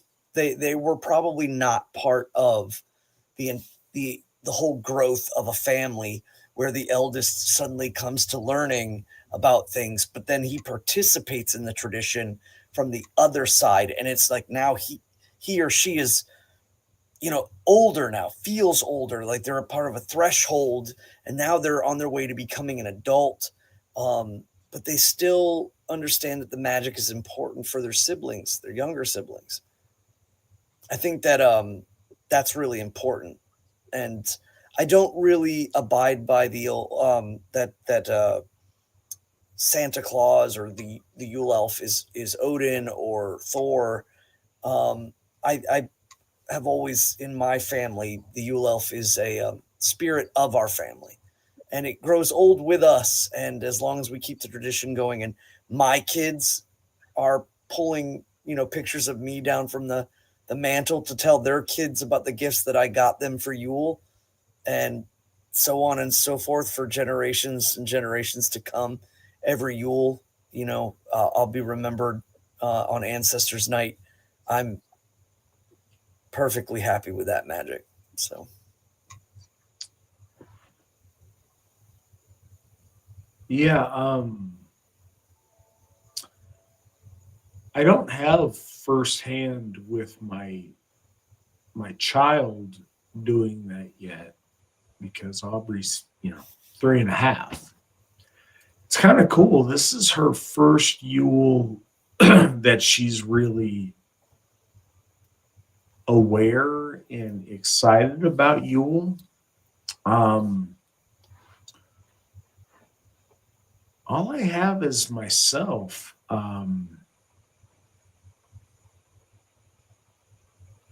I think it's telling when children discover that it's really your parents putting presents there and not Santa Claus. If you react in some kind of extreme, how dare you betray me, everything you've told me is a lie, that's indicative of something's wrong in your family. That was not my experience growing up. I don't think that's most of our experience growing up. I don't see these generations of my ancestors who are so betrayed that their parents lied to them about Santa Claus. I think that speaks to the soul sickness of our folk and to the woke, green haired nose ring nonsense of the people who are producing, if not raising kids today. That's an organic process that makes sense to everyone who's come before us up until this last generation, because all of a sudden we're so woke that we don't lie. And those of you listening to this on Spotify, I'm using air quotes to our children by trying to infuse a little bit of magic in the world. That's silly. And yes, absolutely, as children become older, you contextualize it into our faith. I also don't believe the Yule elf equals Odin equals Thor. I think that is opportunistic. I think that when our folk realize so much of the traditions of Christmas are, let's say, borrowed, but perhaps stolen from our ancestors, that they overlay things in a really extreme way. I don't think that our ancestors conceived that Odin rides around and gives little kids toys all the time. I don't think that's really fitting to our ancestral faith. Just for it not to be Christian doesn't mean it has to equal Odin and Thor. And that's part of what I meant earlier when I say when someone is a Christian and they're breaking away from that and want to embrace Asatru, you need to stop being Christian, do away with all of that, and then re-embrace being Asatru in a positive way as opposed to comparing the one to the other. It's kind of a theme, but I think it's really important. I wanted to say one Go thing. ahead. Please. I think the biggest thing is that it's much like akin to an adult understanding the divine as opposed to a child thinking about Thor as riding in a chariot in the clouds. The magic and the joy or the power, the visceral nature of mythos to a child is very, very powerful, but there's a growing lesson that our understanding of things becomes much bigger and much more, I don't want to say adult like, but it's you have these people, some people, like I remember that story you were telling me, Matt, about people pontificating on Thor's like workout, or they were just talking about Thor in a non-divine, non-pious sense. They were making him almost like a comic booky character, and that's what we're not doing. We're understanding that Thor's powers and ability, his dominion in relation to the physical, whether it's the mystery of electricity and the electromagnet, or the idea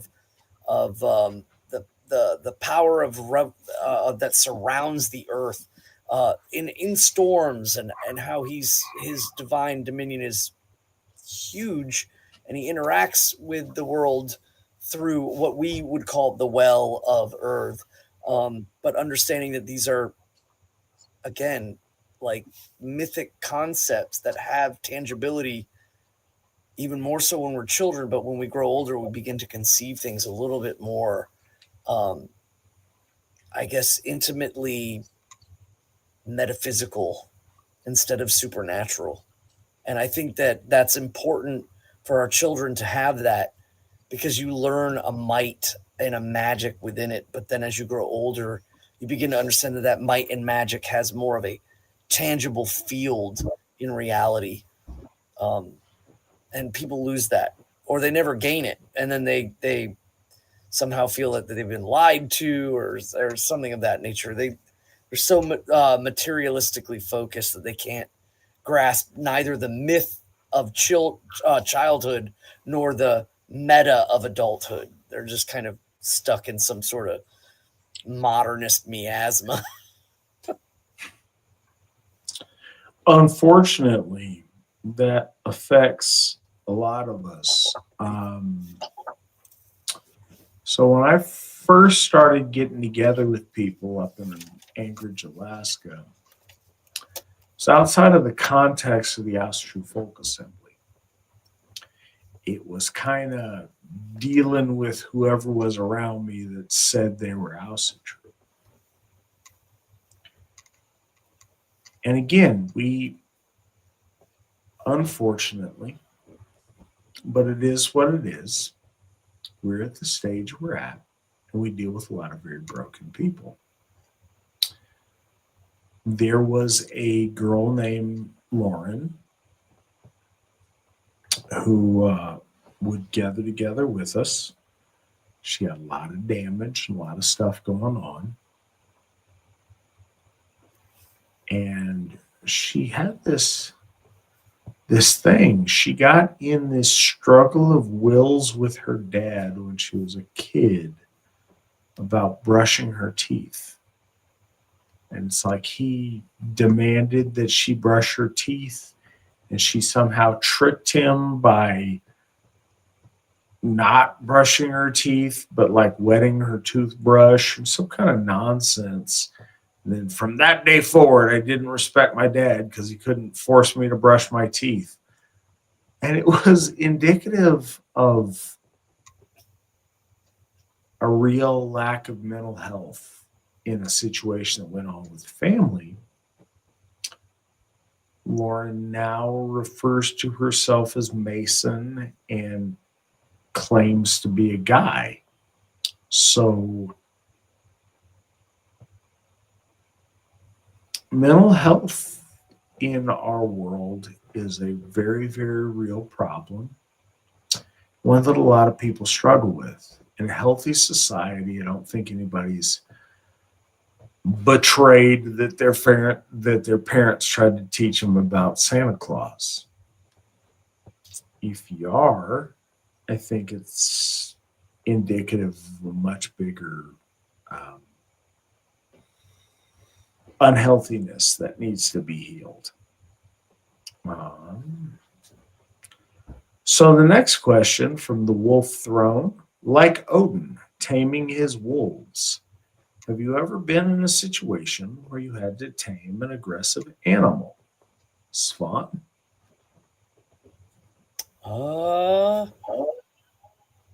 Honestly, no. I don't think I've ever been in a situation where I had to tame a wild animal. That is a oddly specific question, but no, I've never been in a situation where I was faced with a wild animal that I had to tame. I've kicked a rabid raccoon once, but it certainly wasn't tamed after that. And I was running because I was a kid, and I was not trying to get rabies. Don't let the woke folks know that Svan kicked a coon. So I punched a raccoon. That being said,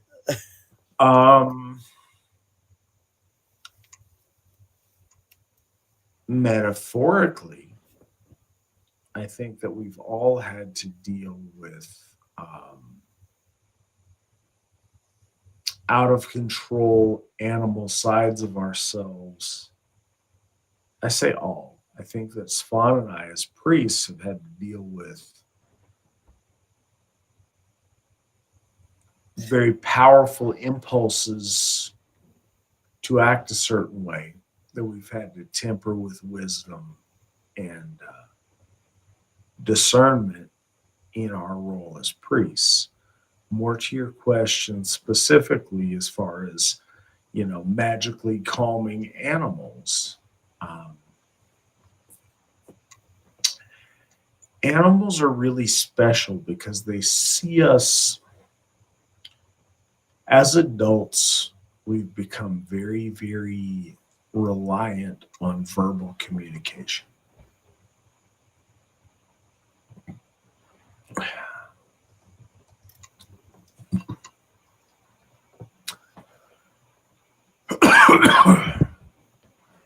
Children,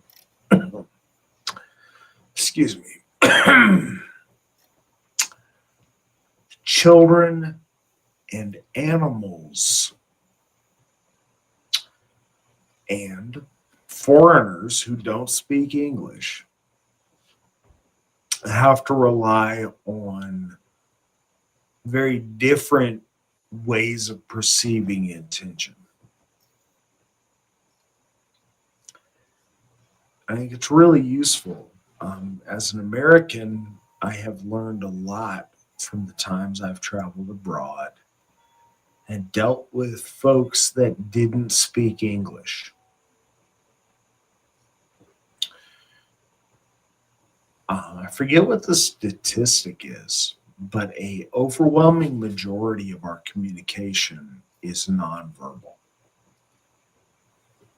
It's on how we interact, how we look, how we physically move, the tone that we use, the facial expression that we use, the way we signal our intention.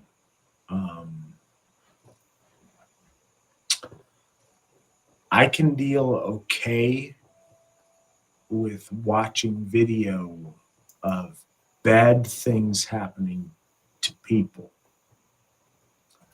especially if the person involved is a bad person. I'm haunted for days and weeks after when I watch abuse towards animals. Like people will post something on Twitter or on Facebook to highlight animals being mistreated. That traumatizes me to my core. Like that'll keep me up at night. That'll really mess me up. Because of the communication, that animal doesn't understand why they're being tortured or mistreated. And a person can conceptualize that differently. And it goes in reverse a little bit when you're dealing with animals. Having to tame a wild animal, I don't know that that's something I've dealt with. I think a couple of interactions that I suppose I'll throw out there for what they are. One time, I think it was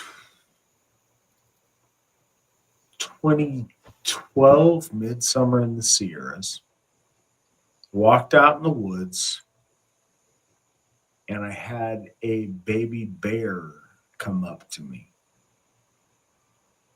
It was really strange. It was a brown bear, a baby bear, and I was entranced by it, so I didn't think it through for a second. It came up to me so close that it put its nose sniffing my hand. It came up and sniffed my hand. My hand got wet with its like nose goo. Snoot. Sniffed my hand. And then it climbed a tree next to me. And I was just enraptured with this for a second because it was really special. And it occurred to me when it was climbing the tree, where's mom? Mom's somewhere. She's not just letting this baby run around and do its thing. She's close.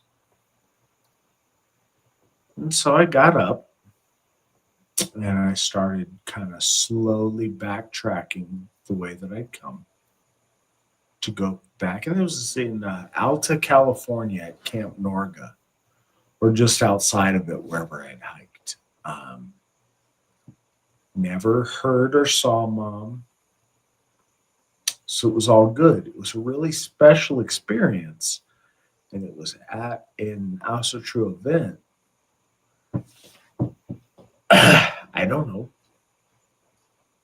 Did mom smell that I wasn't threatening?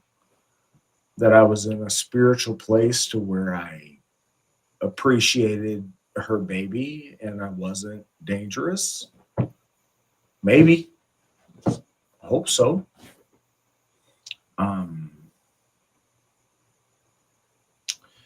The other situation I can think of, I was with my friend who was also an Asatru in Alaska. We were out hunting. We were moose hunting.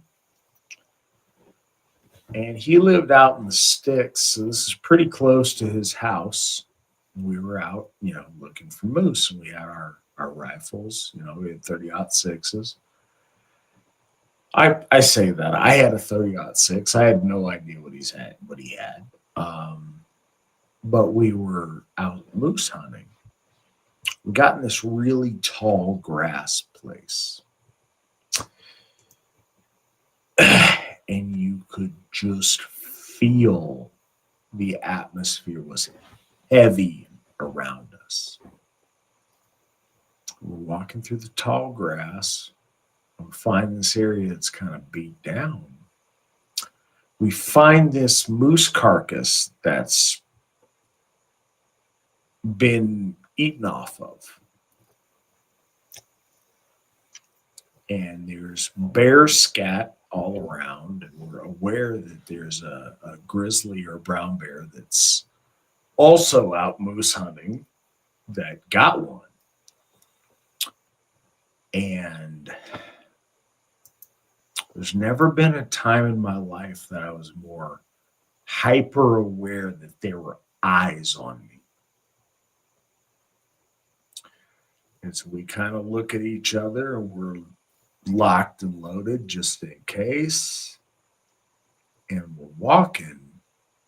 And it was very apparent, even though we couldn't see, that there was another hunter that was aware of our presence that was very, very close to us.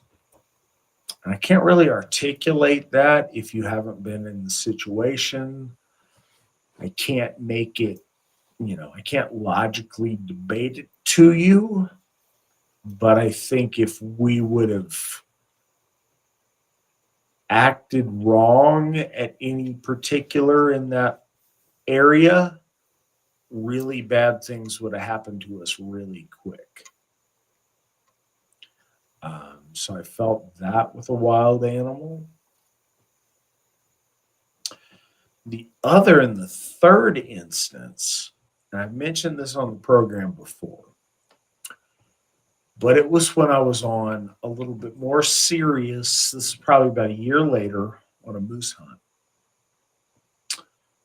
with my, at that time, father-in-law. And a group of really experienced hunters. And we went out in the middle of the Alaskan wilderness. It was really cool. So we drove up out of Anchorage towards Eureka, which if you're looking at Google Maps or whatever, plot it out, figure it out. Kind of in the middle of nowhere. And then we went off-road. And we went across a river to where there's water on our feet running through this truck. We went out in the middle of nowhere. So we took off the highway near Eureka and we went out in the middle of uncharted lands. We forded rivers. We did all kind of stuff getting through it. It was really cool. But it was in 2009 when swine flu was coming through. So I was really, really sick. I didn't know till we got out there, but I had gotten the swine flu. So I was really feverish and sick, and it was kind of a miserable time for me. But it was really cool because we were in the middle of nowhere. We'd gone out on this hunt, and I think it was about 5 guys other than myself that were very experienced hunters. This is my first really serious moose hunt I'd been on. With my grandfather's rifle, it was a Husqvarna 30-06. A lot of people think they only make chainsaws or whatever, but apparently in the mid-70s, they also made rifles.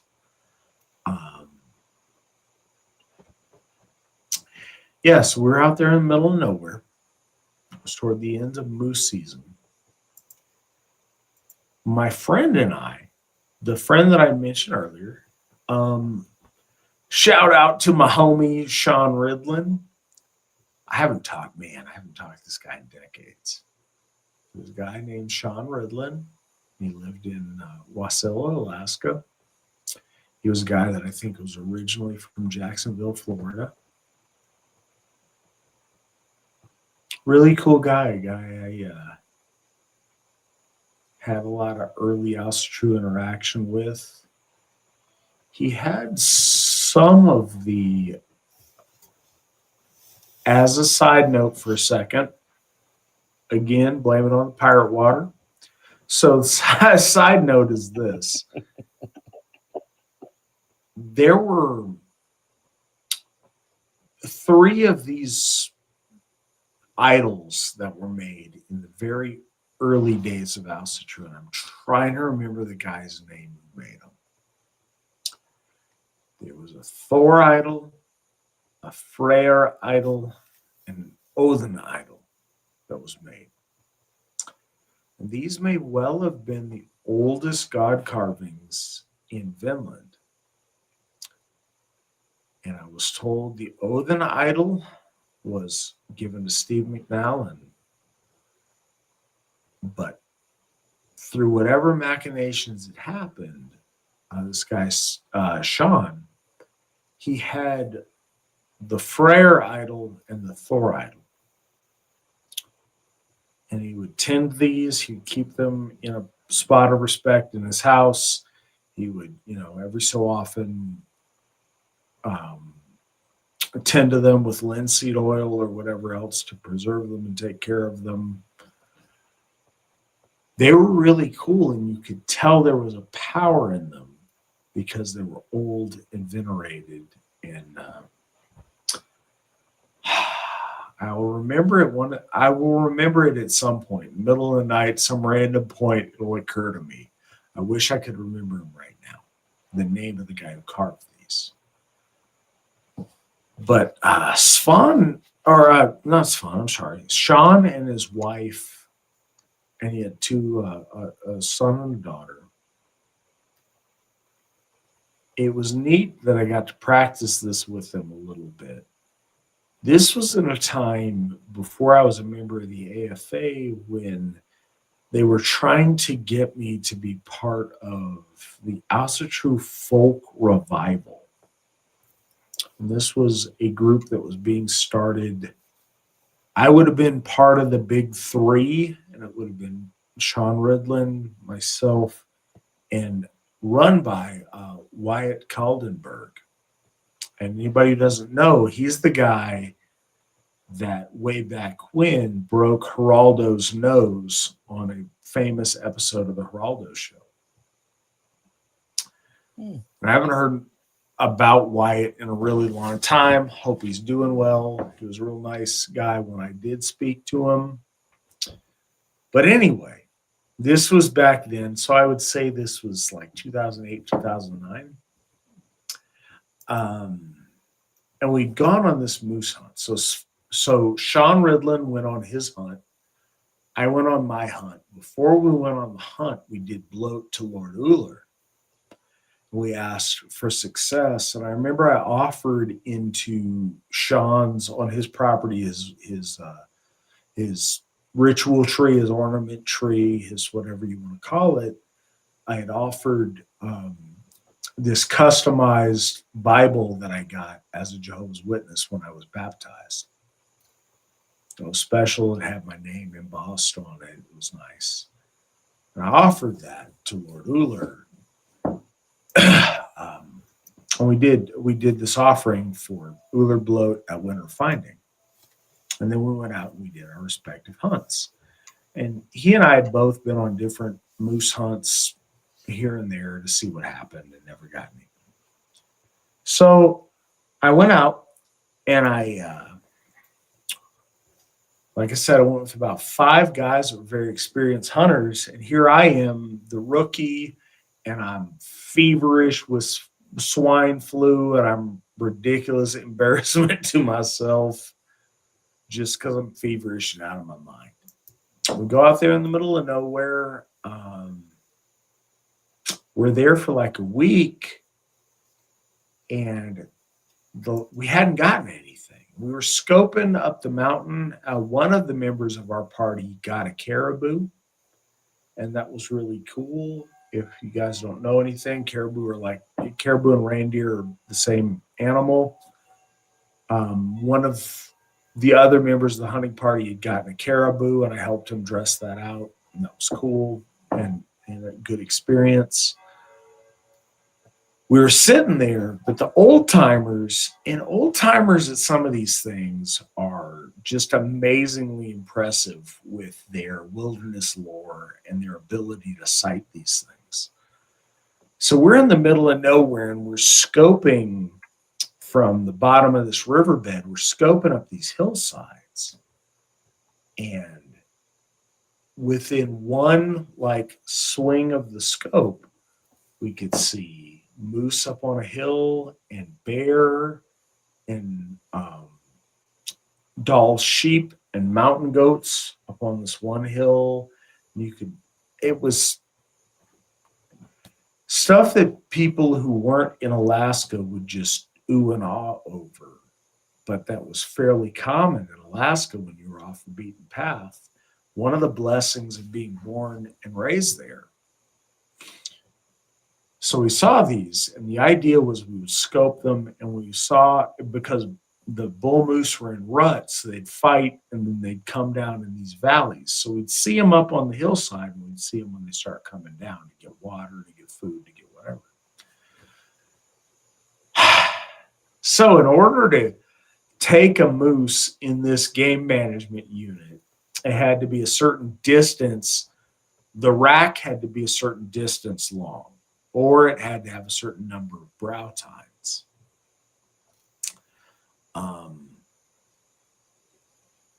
And to illustrate, if I had thought about it and I hadn't, I would walk downstairs and I'd give you a picture of the moose rack that I have. But anyways, so we had to interpret this. But these old timers, like this dude, and I don't know how old he is. I don't even know if he's still alive at this point. But he's a guy like in his 70s. He's not actively hunting. He's just down there cooking, and he's sighting. And he sees this guy up the mountain, and he's, miles away. He's like, I think this guy's about the right, it's the right distance. This guy's legal. Go for it. Anyways, before that point, we'd sat there for about a week before the closing of moose season. This young bull obviously didn't have enough brow tines. His antler spread wasn't big enough. It's as if he knew. He walked right through our campsite, teasing us. Because he's like, you can't shoot me. And he walked right through the middle of our campsite. But we hadn't gotten a moose. That was our big thing we were going for, because a moose dresses out it, easily. If you're not really trying hard, at least 400 pounds of meat. Those of you who haven't dealt with moose, a bull is 1,500 pounds, thereabouts. They're big guys. They're deer, but they're deer that are the size of cows. So this young bull walks through just in our face that we can't shoot it, whatever. And it's the last day of moose season. And you can't use artificial light. So the sun was going down on the very last day. Old timer spots this bull coming down the valley.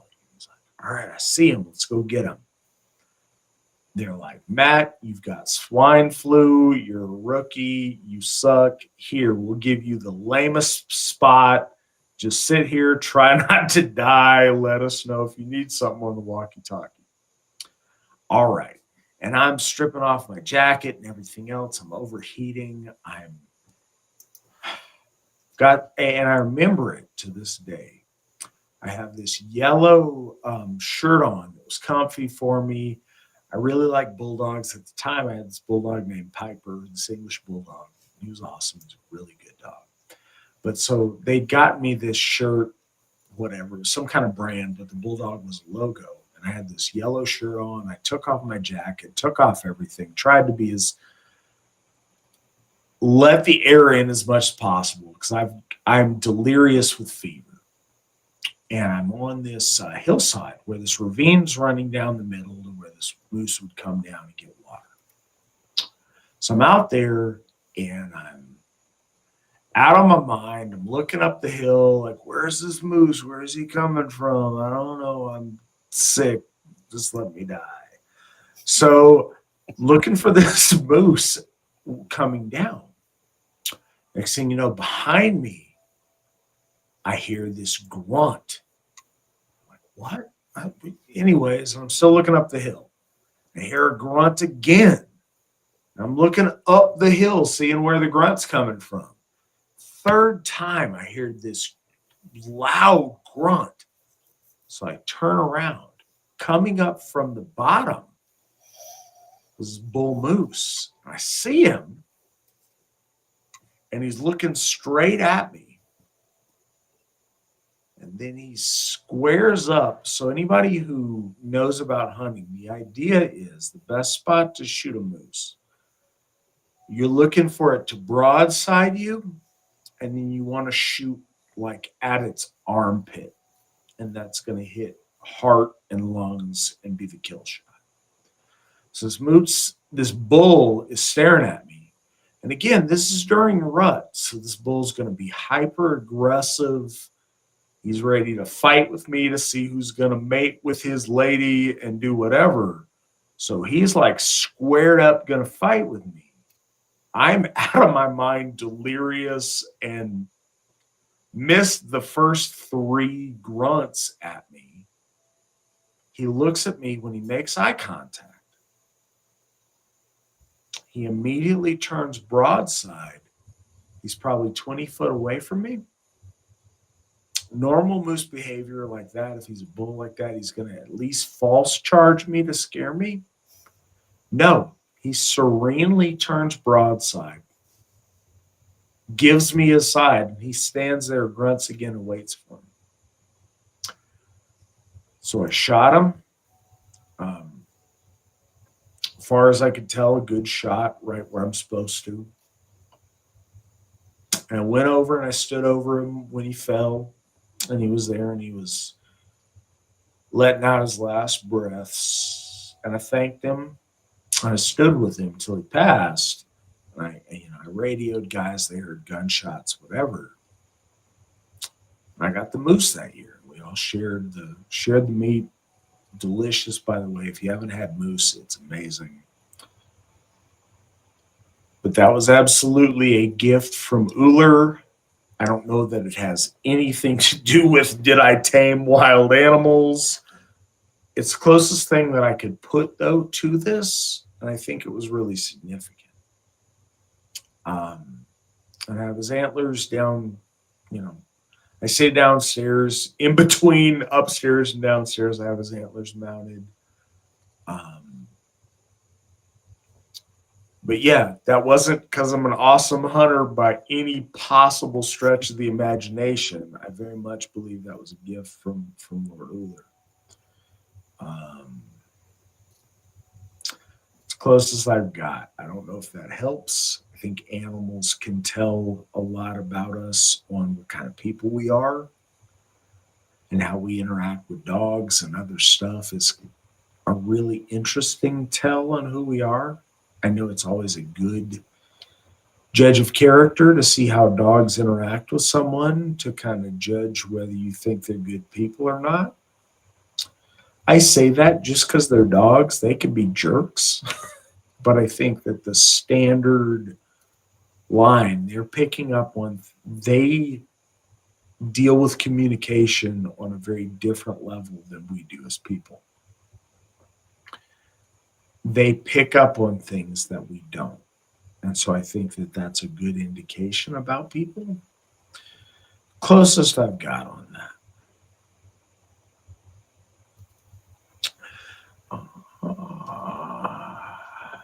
Next question I have you guys met any folkish Mick pagans? And what is to be done when we meet such a person? Swan, I don't know if you saw the side chat where they kind of broke down what they meant by Mick pagans. So No, where are you at? Do you understand where to go with this? I did not see Mick pagans. It's kind of the generic pagans, don't know what they're talking about, but want to claim they're pagans. I've never met But any the caveat is that they're folkish, which I don't think we see from that crowd as often. Yeah, no, I've never met. I think the closest I've ever met is just a general. They don't like, internet ninnies that try to control people's speech, and so they're more along the lines of like, I don't, I'm not gonna say something or I'm not going to be held liable for, other people's feelings because of words.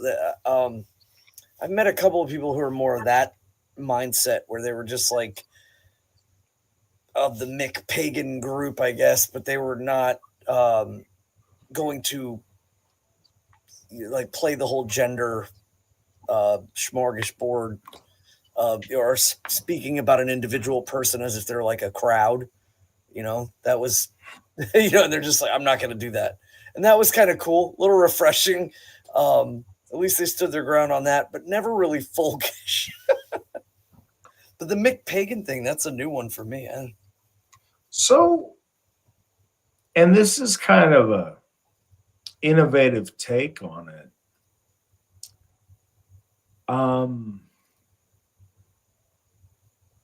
I have met quite a few skinheads that are Asatru because you're supposed to be, but don't possess a sincere faith in our gods, but are Asatru because if you're not on the inside,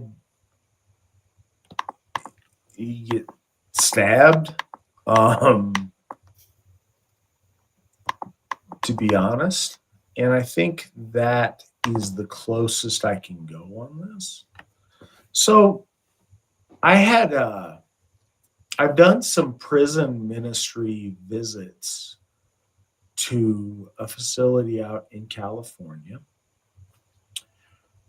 And it's been interesting because 100% of the white inmates showed up to my Asatru bloat. And it was communicated to me that that's because that's how it's supposed to be. And if anybody deviated from that, they would fix that so that's not the case next time.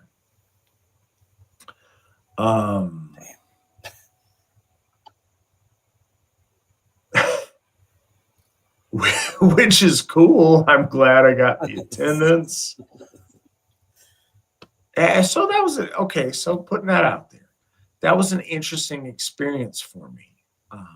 I'm not from that subculture. I've never been arrested. I've never been prosecuted with crime. I've never been incarcerated. That's not the life I've lived. So when I went in to do prison ministry, I didn't know what to expect. Again, I had no familiarity with that. So I went in, and I'm positively surprised. I was not made to feel uncomfortable at all. Everyone was very respectful and treated me very well. And I felt very safe in the environment that I was in. And I've done this, I think 3 times now. And I come to understand in a different way. People post that meme that people don't act right because people don't drink out of other people's skulls anymore. I forget how that actually, the meme goes down, but basically, I'm under the impression that in the circumstance I was in, there was an expected code of conduct, and there wasn't a lot of in between. There was, you either acted correctly or life-threatening consequences occurred if you didn't. And it was interesting and very informative because people acted very correctly and very appropriately because that was the situation I was in, which was really nice. But when you say McPagans, no, because that I think of silly universalist kids that watch Charmed or some nonsense. But when I think of it in a skinhead next con context, there's guys that knew that Christianity wasn't a noble faith for our folk, but I don't think they have yet to or had yet to embrace Asatru as a sincere religious expression, but more as a cultural identification because Christianity wasn't meeting those needs.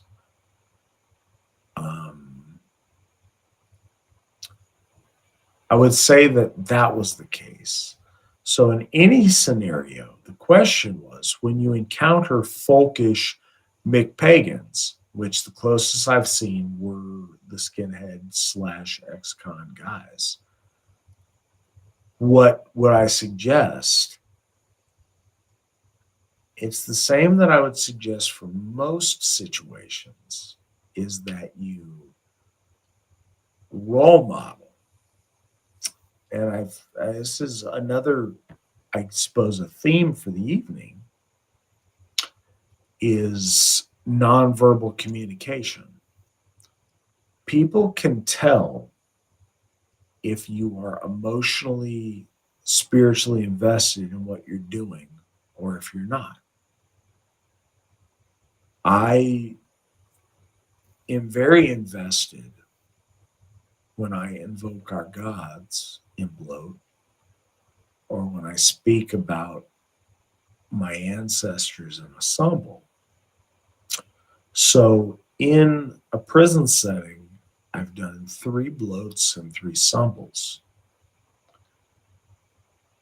And especially during this last year, I've been very emotional, especially during symbol, because when we're in the ancestors round,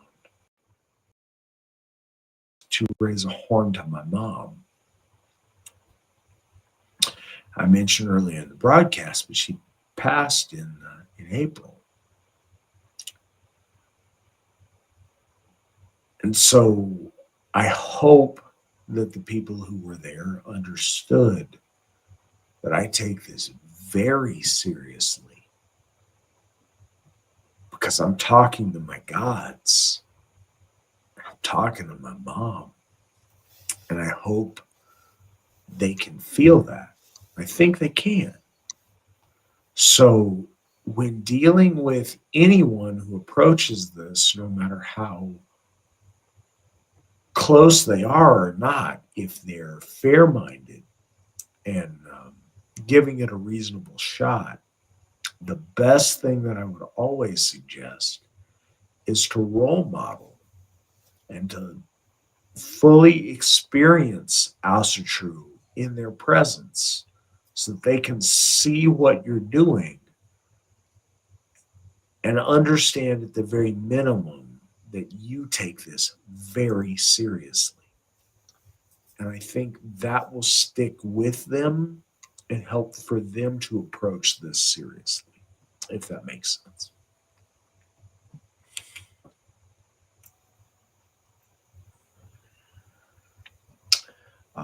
Next question. Gentlemen, any updates on Thorfinn Karlsefni? First Asatru settler in Finland. No concrete evidence of him being a Christian in the sagas. Matt said he will get to the bottom of this. Thanks. So you're calling me out, so I'm going to answer first. No, I really tried to look into it. I don't see any reason not to celebrate Thorfinn, and I do, and good for him. I don't know if we're at the point of honoring him with a day of remembrance, because that's a church-specific holiday, and I don't know that he was like the pillar of Asatru. But I also have no reason to believe that he forsook our gods or that he embraced Christianity. As far as I know, he was a bold and daring Asatru explorer in the crew of Leaf, and that he was, amongst the first group of Asatru settlers in the New World. I celebrate him because of it. I have no reason not to till I know anything different. Hail Thorfinn. What a fantastic achievement for a man of our folk to do. Svan, do you have any thoughts on Mr. Karlsefni and his celebration or lack thereof? Well, I mean, again, you brought up a great point about in relation to religious conviction. I mean, certainly did he's still, I don't know, he's connected. I guess like Leif gets the win, if you will, for some odd reason. But I mean, clearly, I think it would be good for us to perhaps focus on him or bring him up in relation to the discovery of, the new, or Vinland and Newfoundland and Markland, and give him, his proper receivings of that, because I think that it wouldn't be right if we just focused on the negativity of Leif Erikson, because we speak about that quite often, about not focusing on what we are not, or of that nature. So, yeah, I mean, I think deed-wise clearly deserves respect, especially crossing over all of that, and also being of our faith and not turning his back and breaking his family apart. But religiosity-wise, I mean, I wonder at what level. I think he would be considered more a hero, or at least a testament to bravery, and perhaps ways that we should try to emulate, for sure. But religious-wise, I don't know.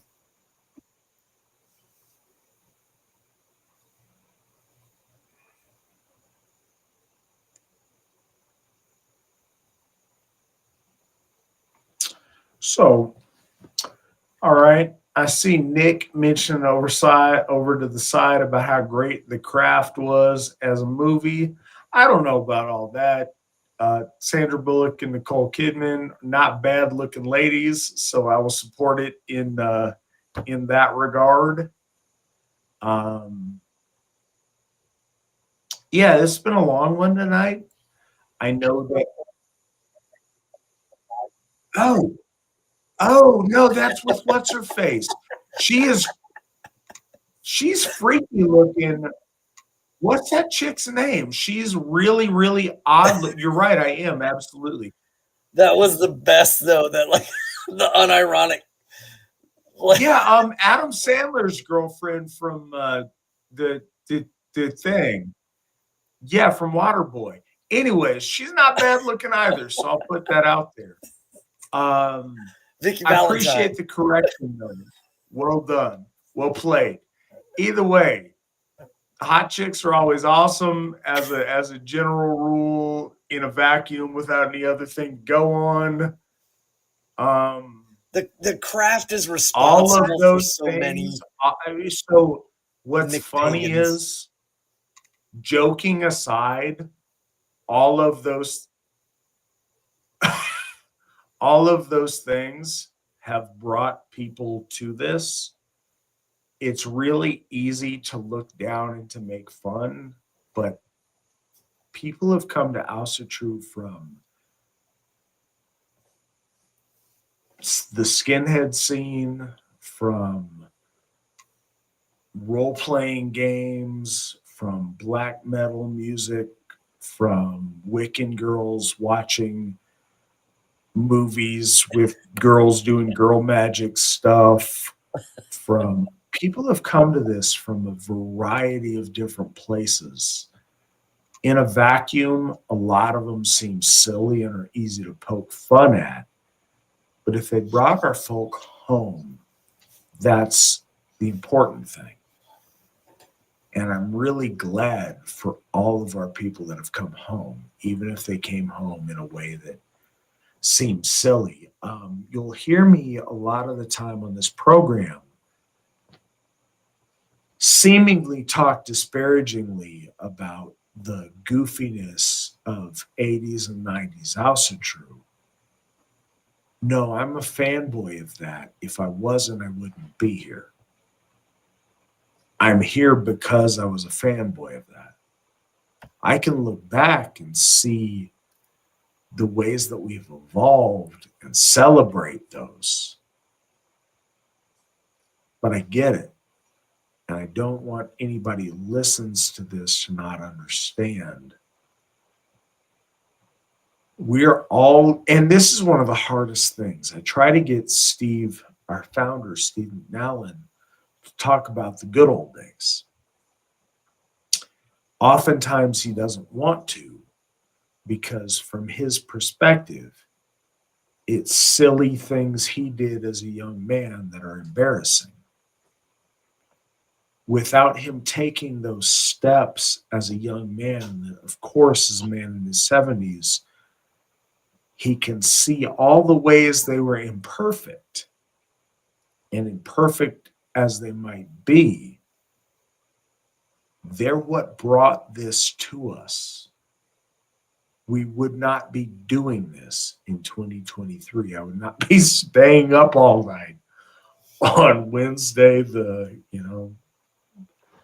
now the 14th of December in 2023, if it wasn't from those things that he may cringe at that were essential steps to get us where we are.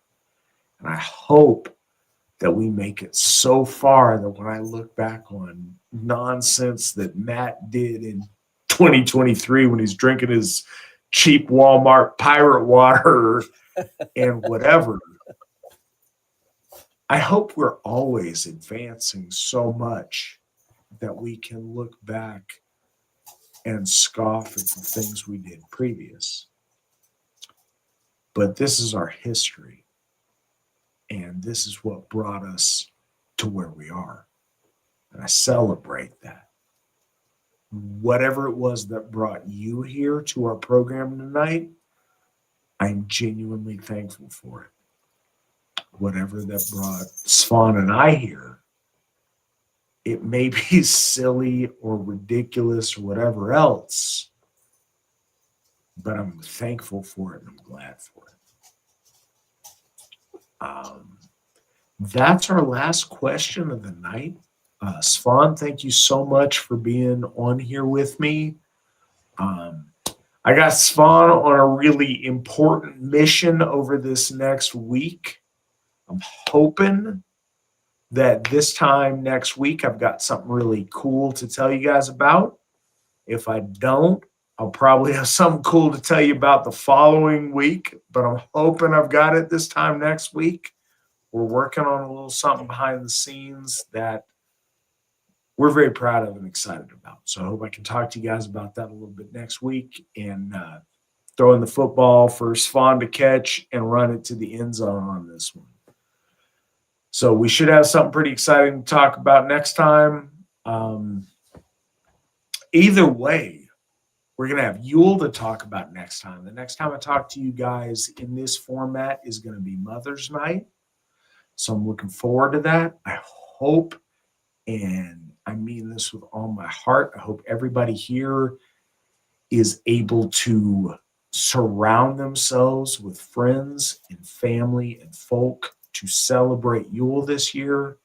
It is a magical, beautiful, and amazing time. Whether you're surrounded by friends and family or you're all by yourself, invite the gods in this Yule. Celebrate with our gods because our gods are your gods. Celebrate with them. And if anybody hearing this is in a bad place in their life, like I said, this is the best time of year for people who are winning.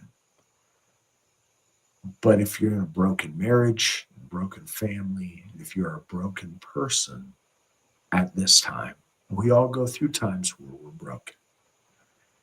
If you're feeling that this holiday season, please reach out to us. Reach out to any of our Gothar. Reach out to me, M. Flavel, Flavel, at runestone.org. Or and I'm going to put it in the chat if it'll go in.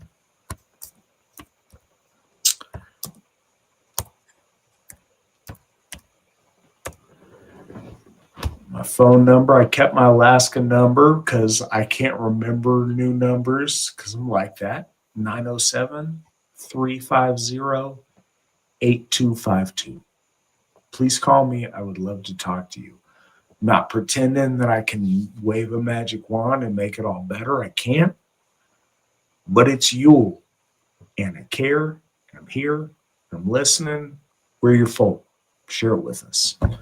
So I hope you guys have a really good night. I hope you guys have an amazing Yule. Look forward to talking to you in a week. Thank you for joining us tonight, Svan. And Nick, despite the echo nonsense, as obnoxious as that is to me and Svan and the listeners, I know that is more obnoxious to you. And I also know that I would have no idea how to fix it. So thank you for producing this program and all that you do. We appreciate you, Nick. Until next time, hail the gods, hail the folk, hail the AFA.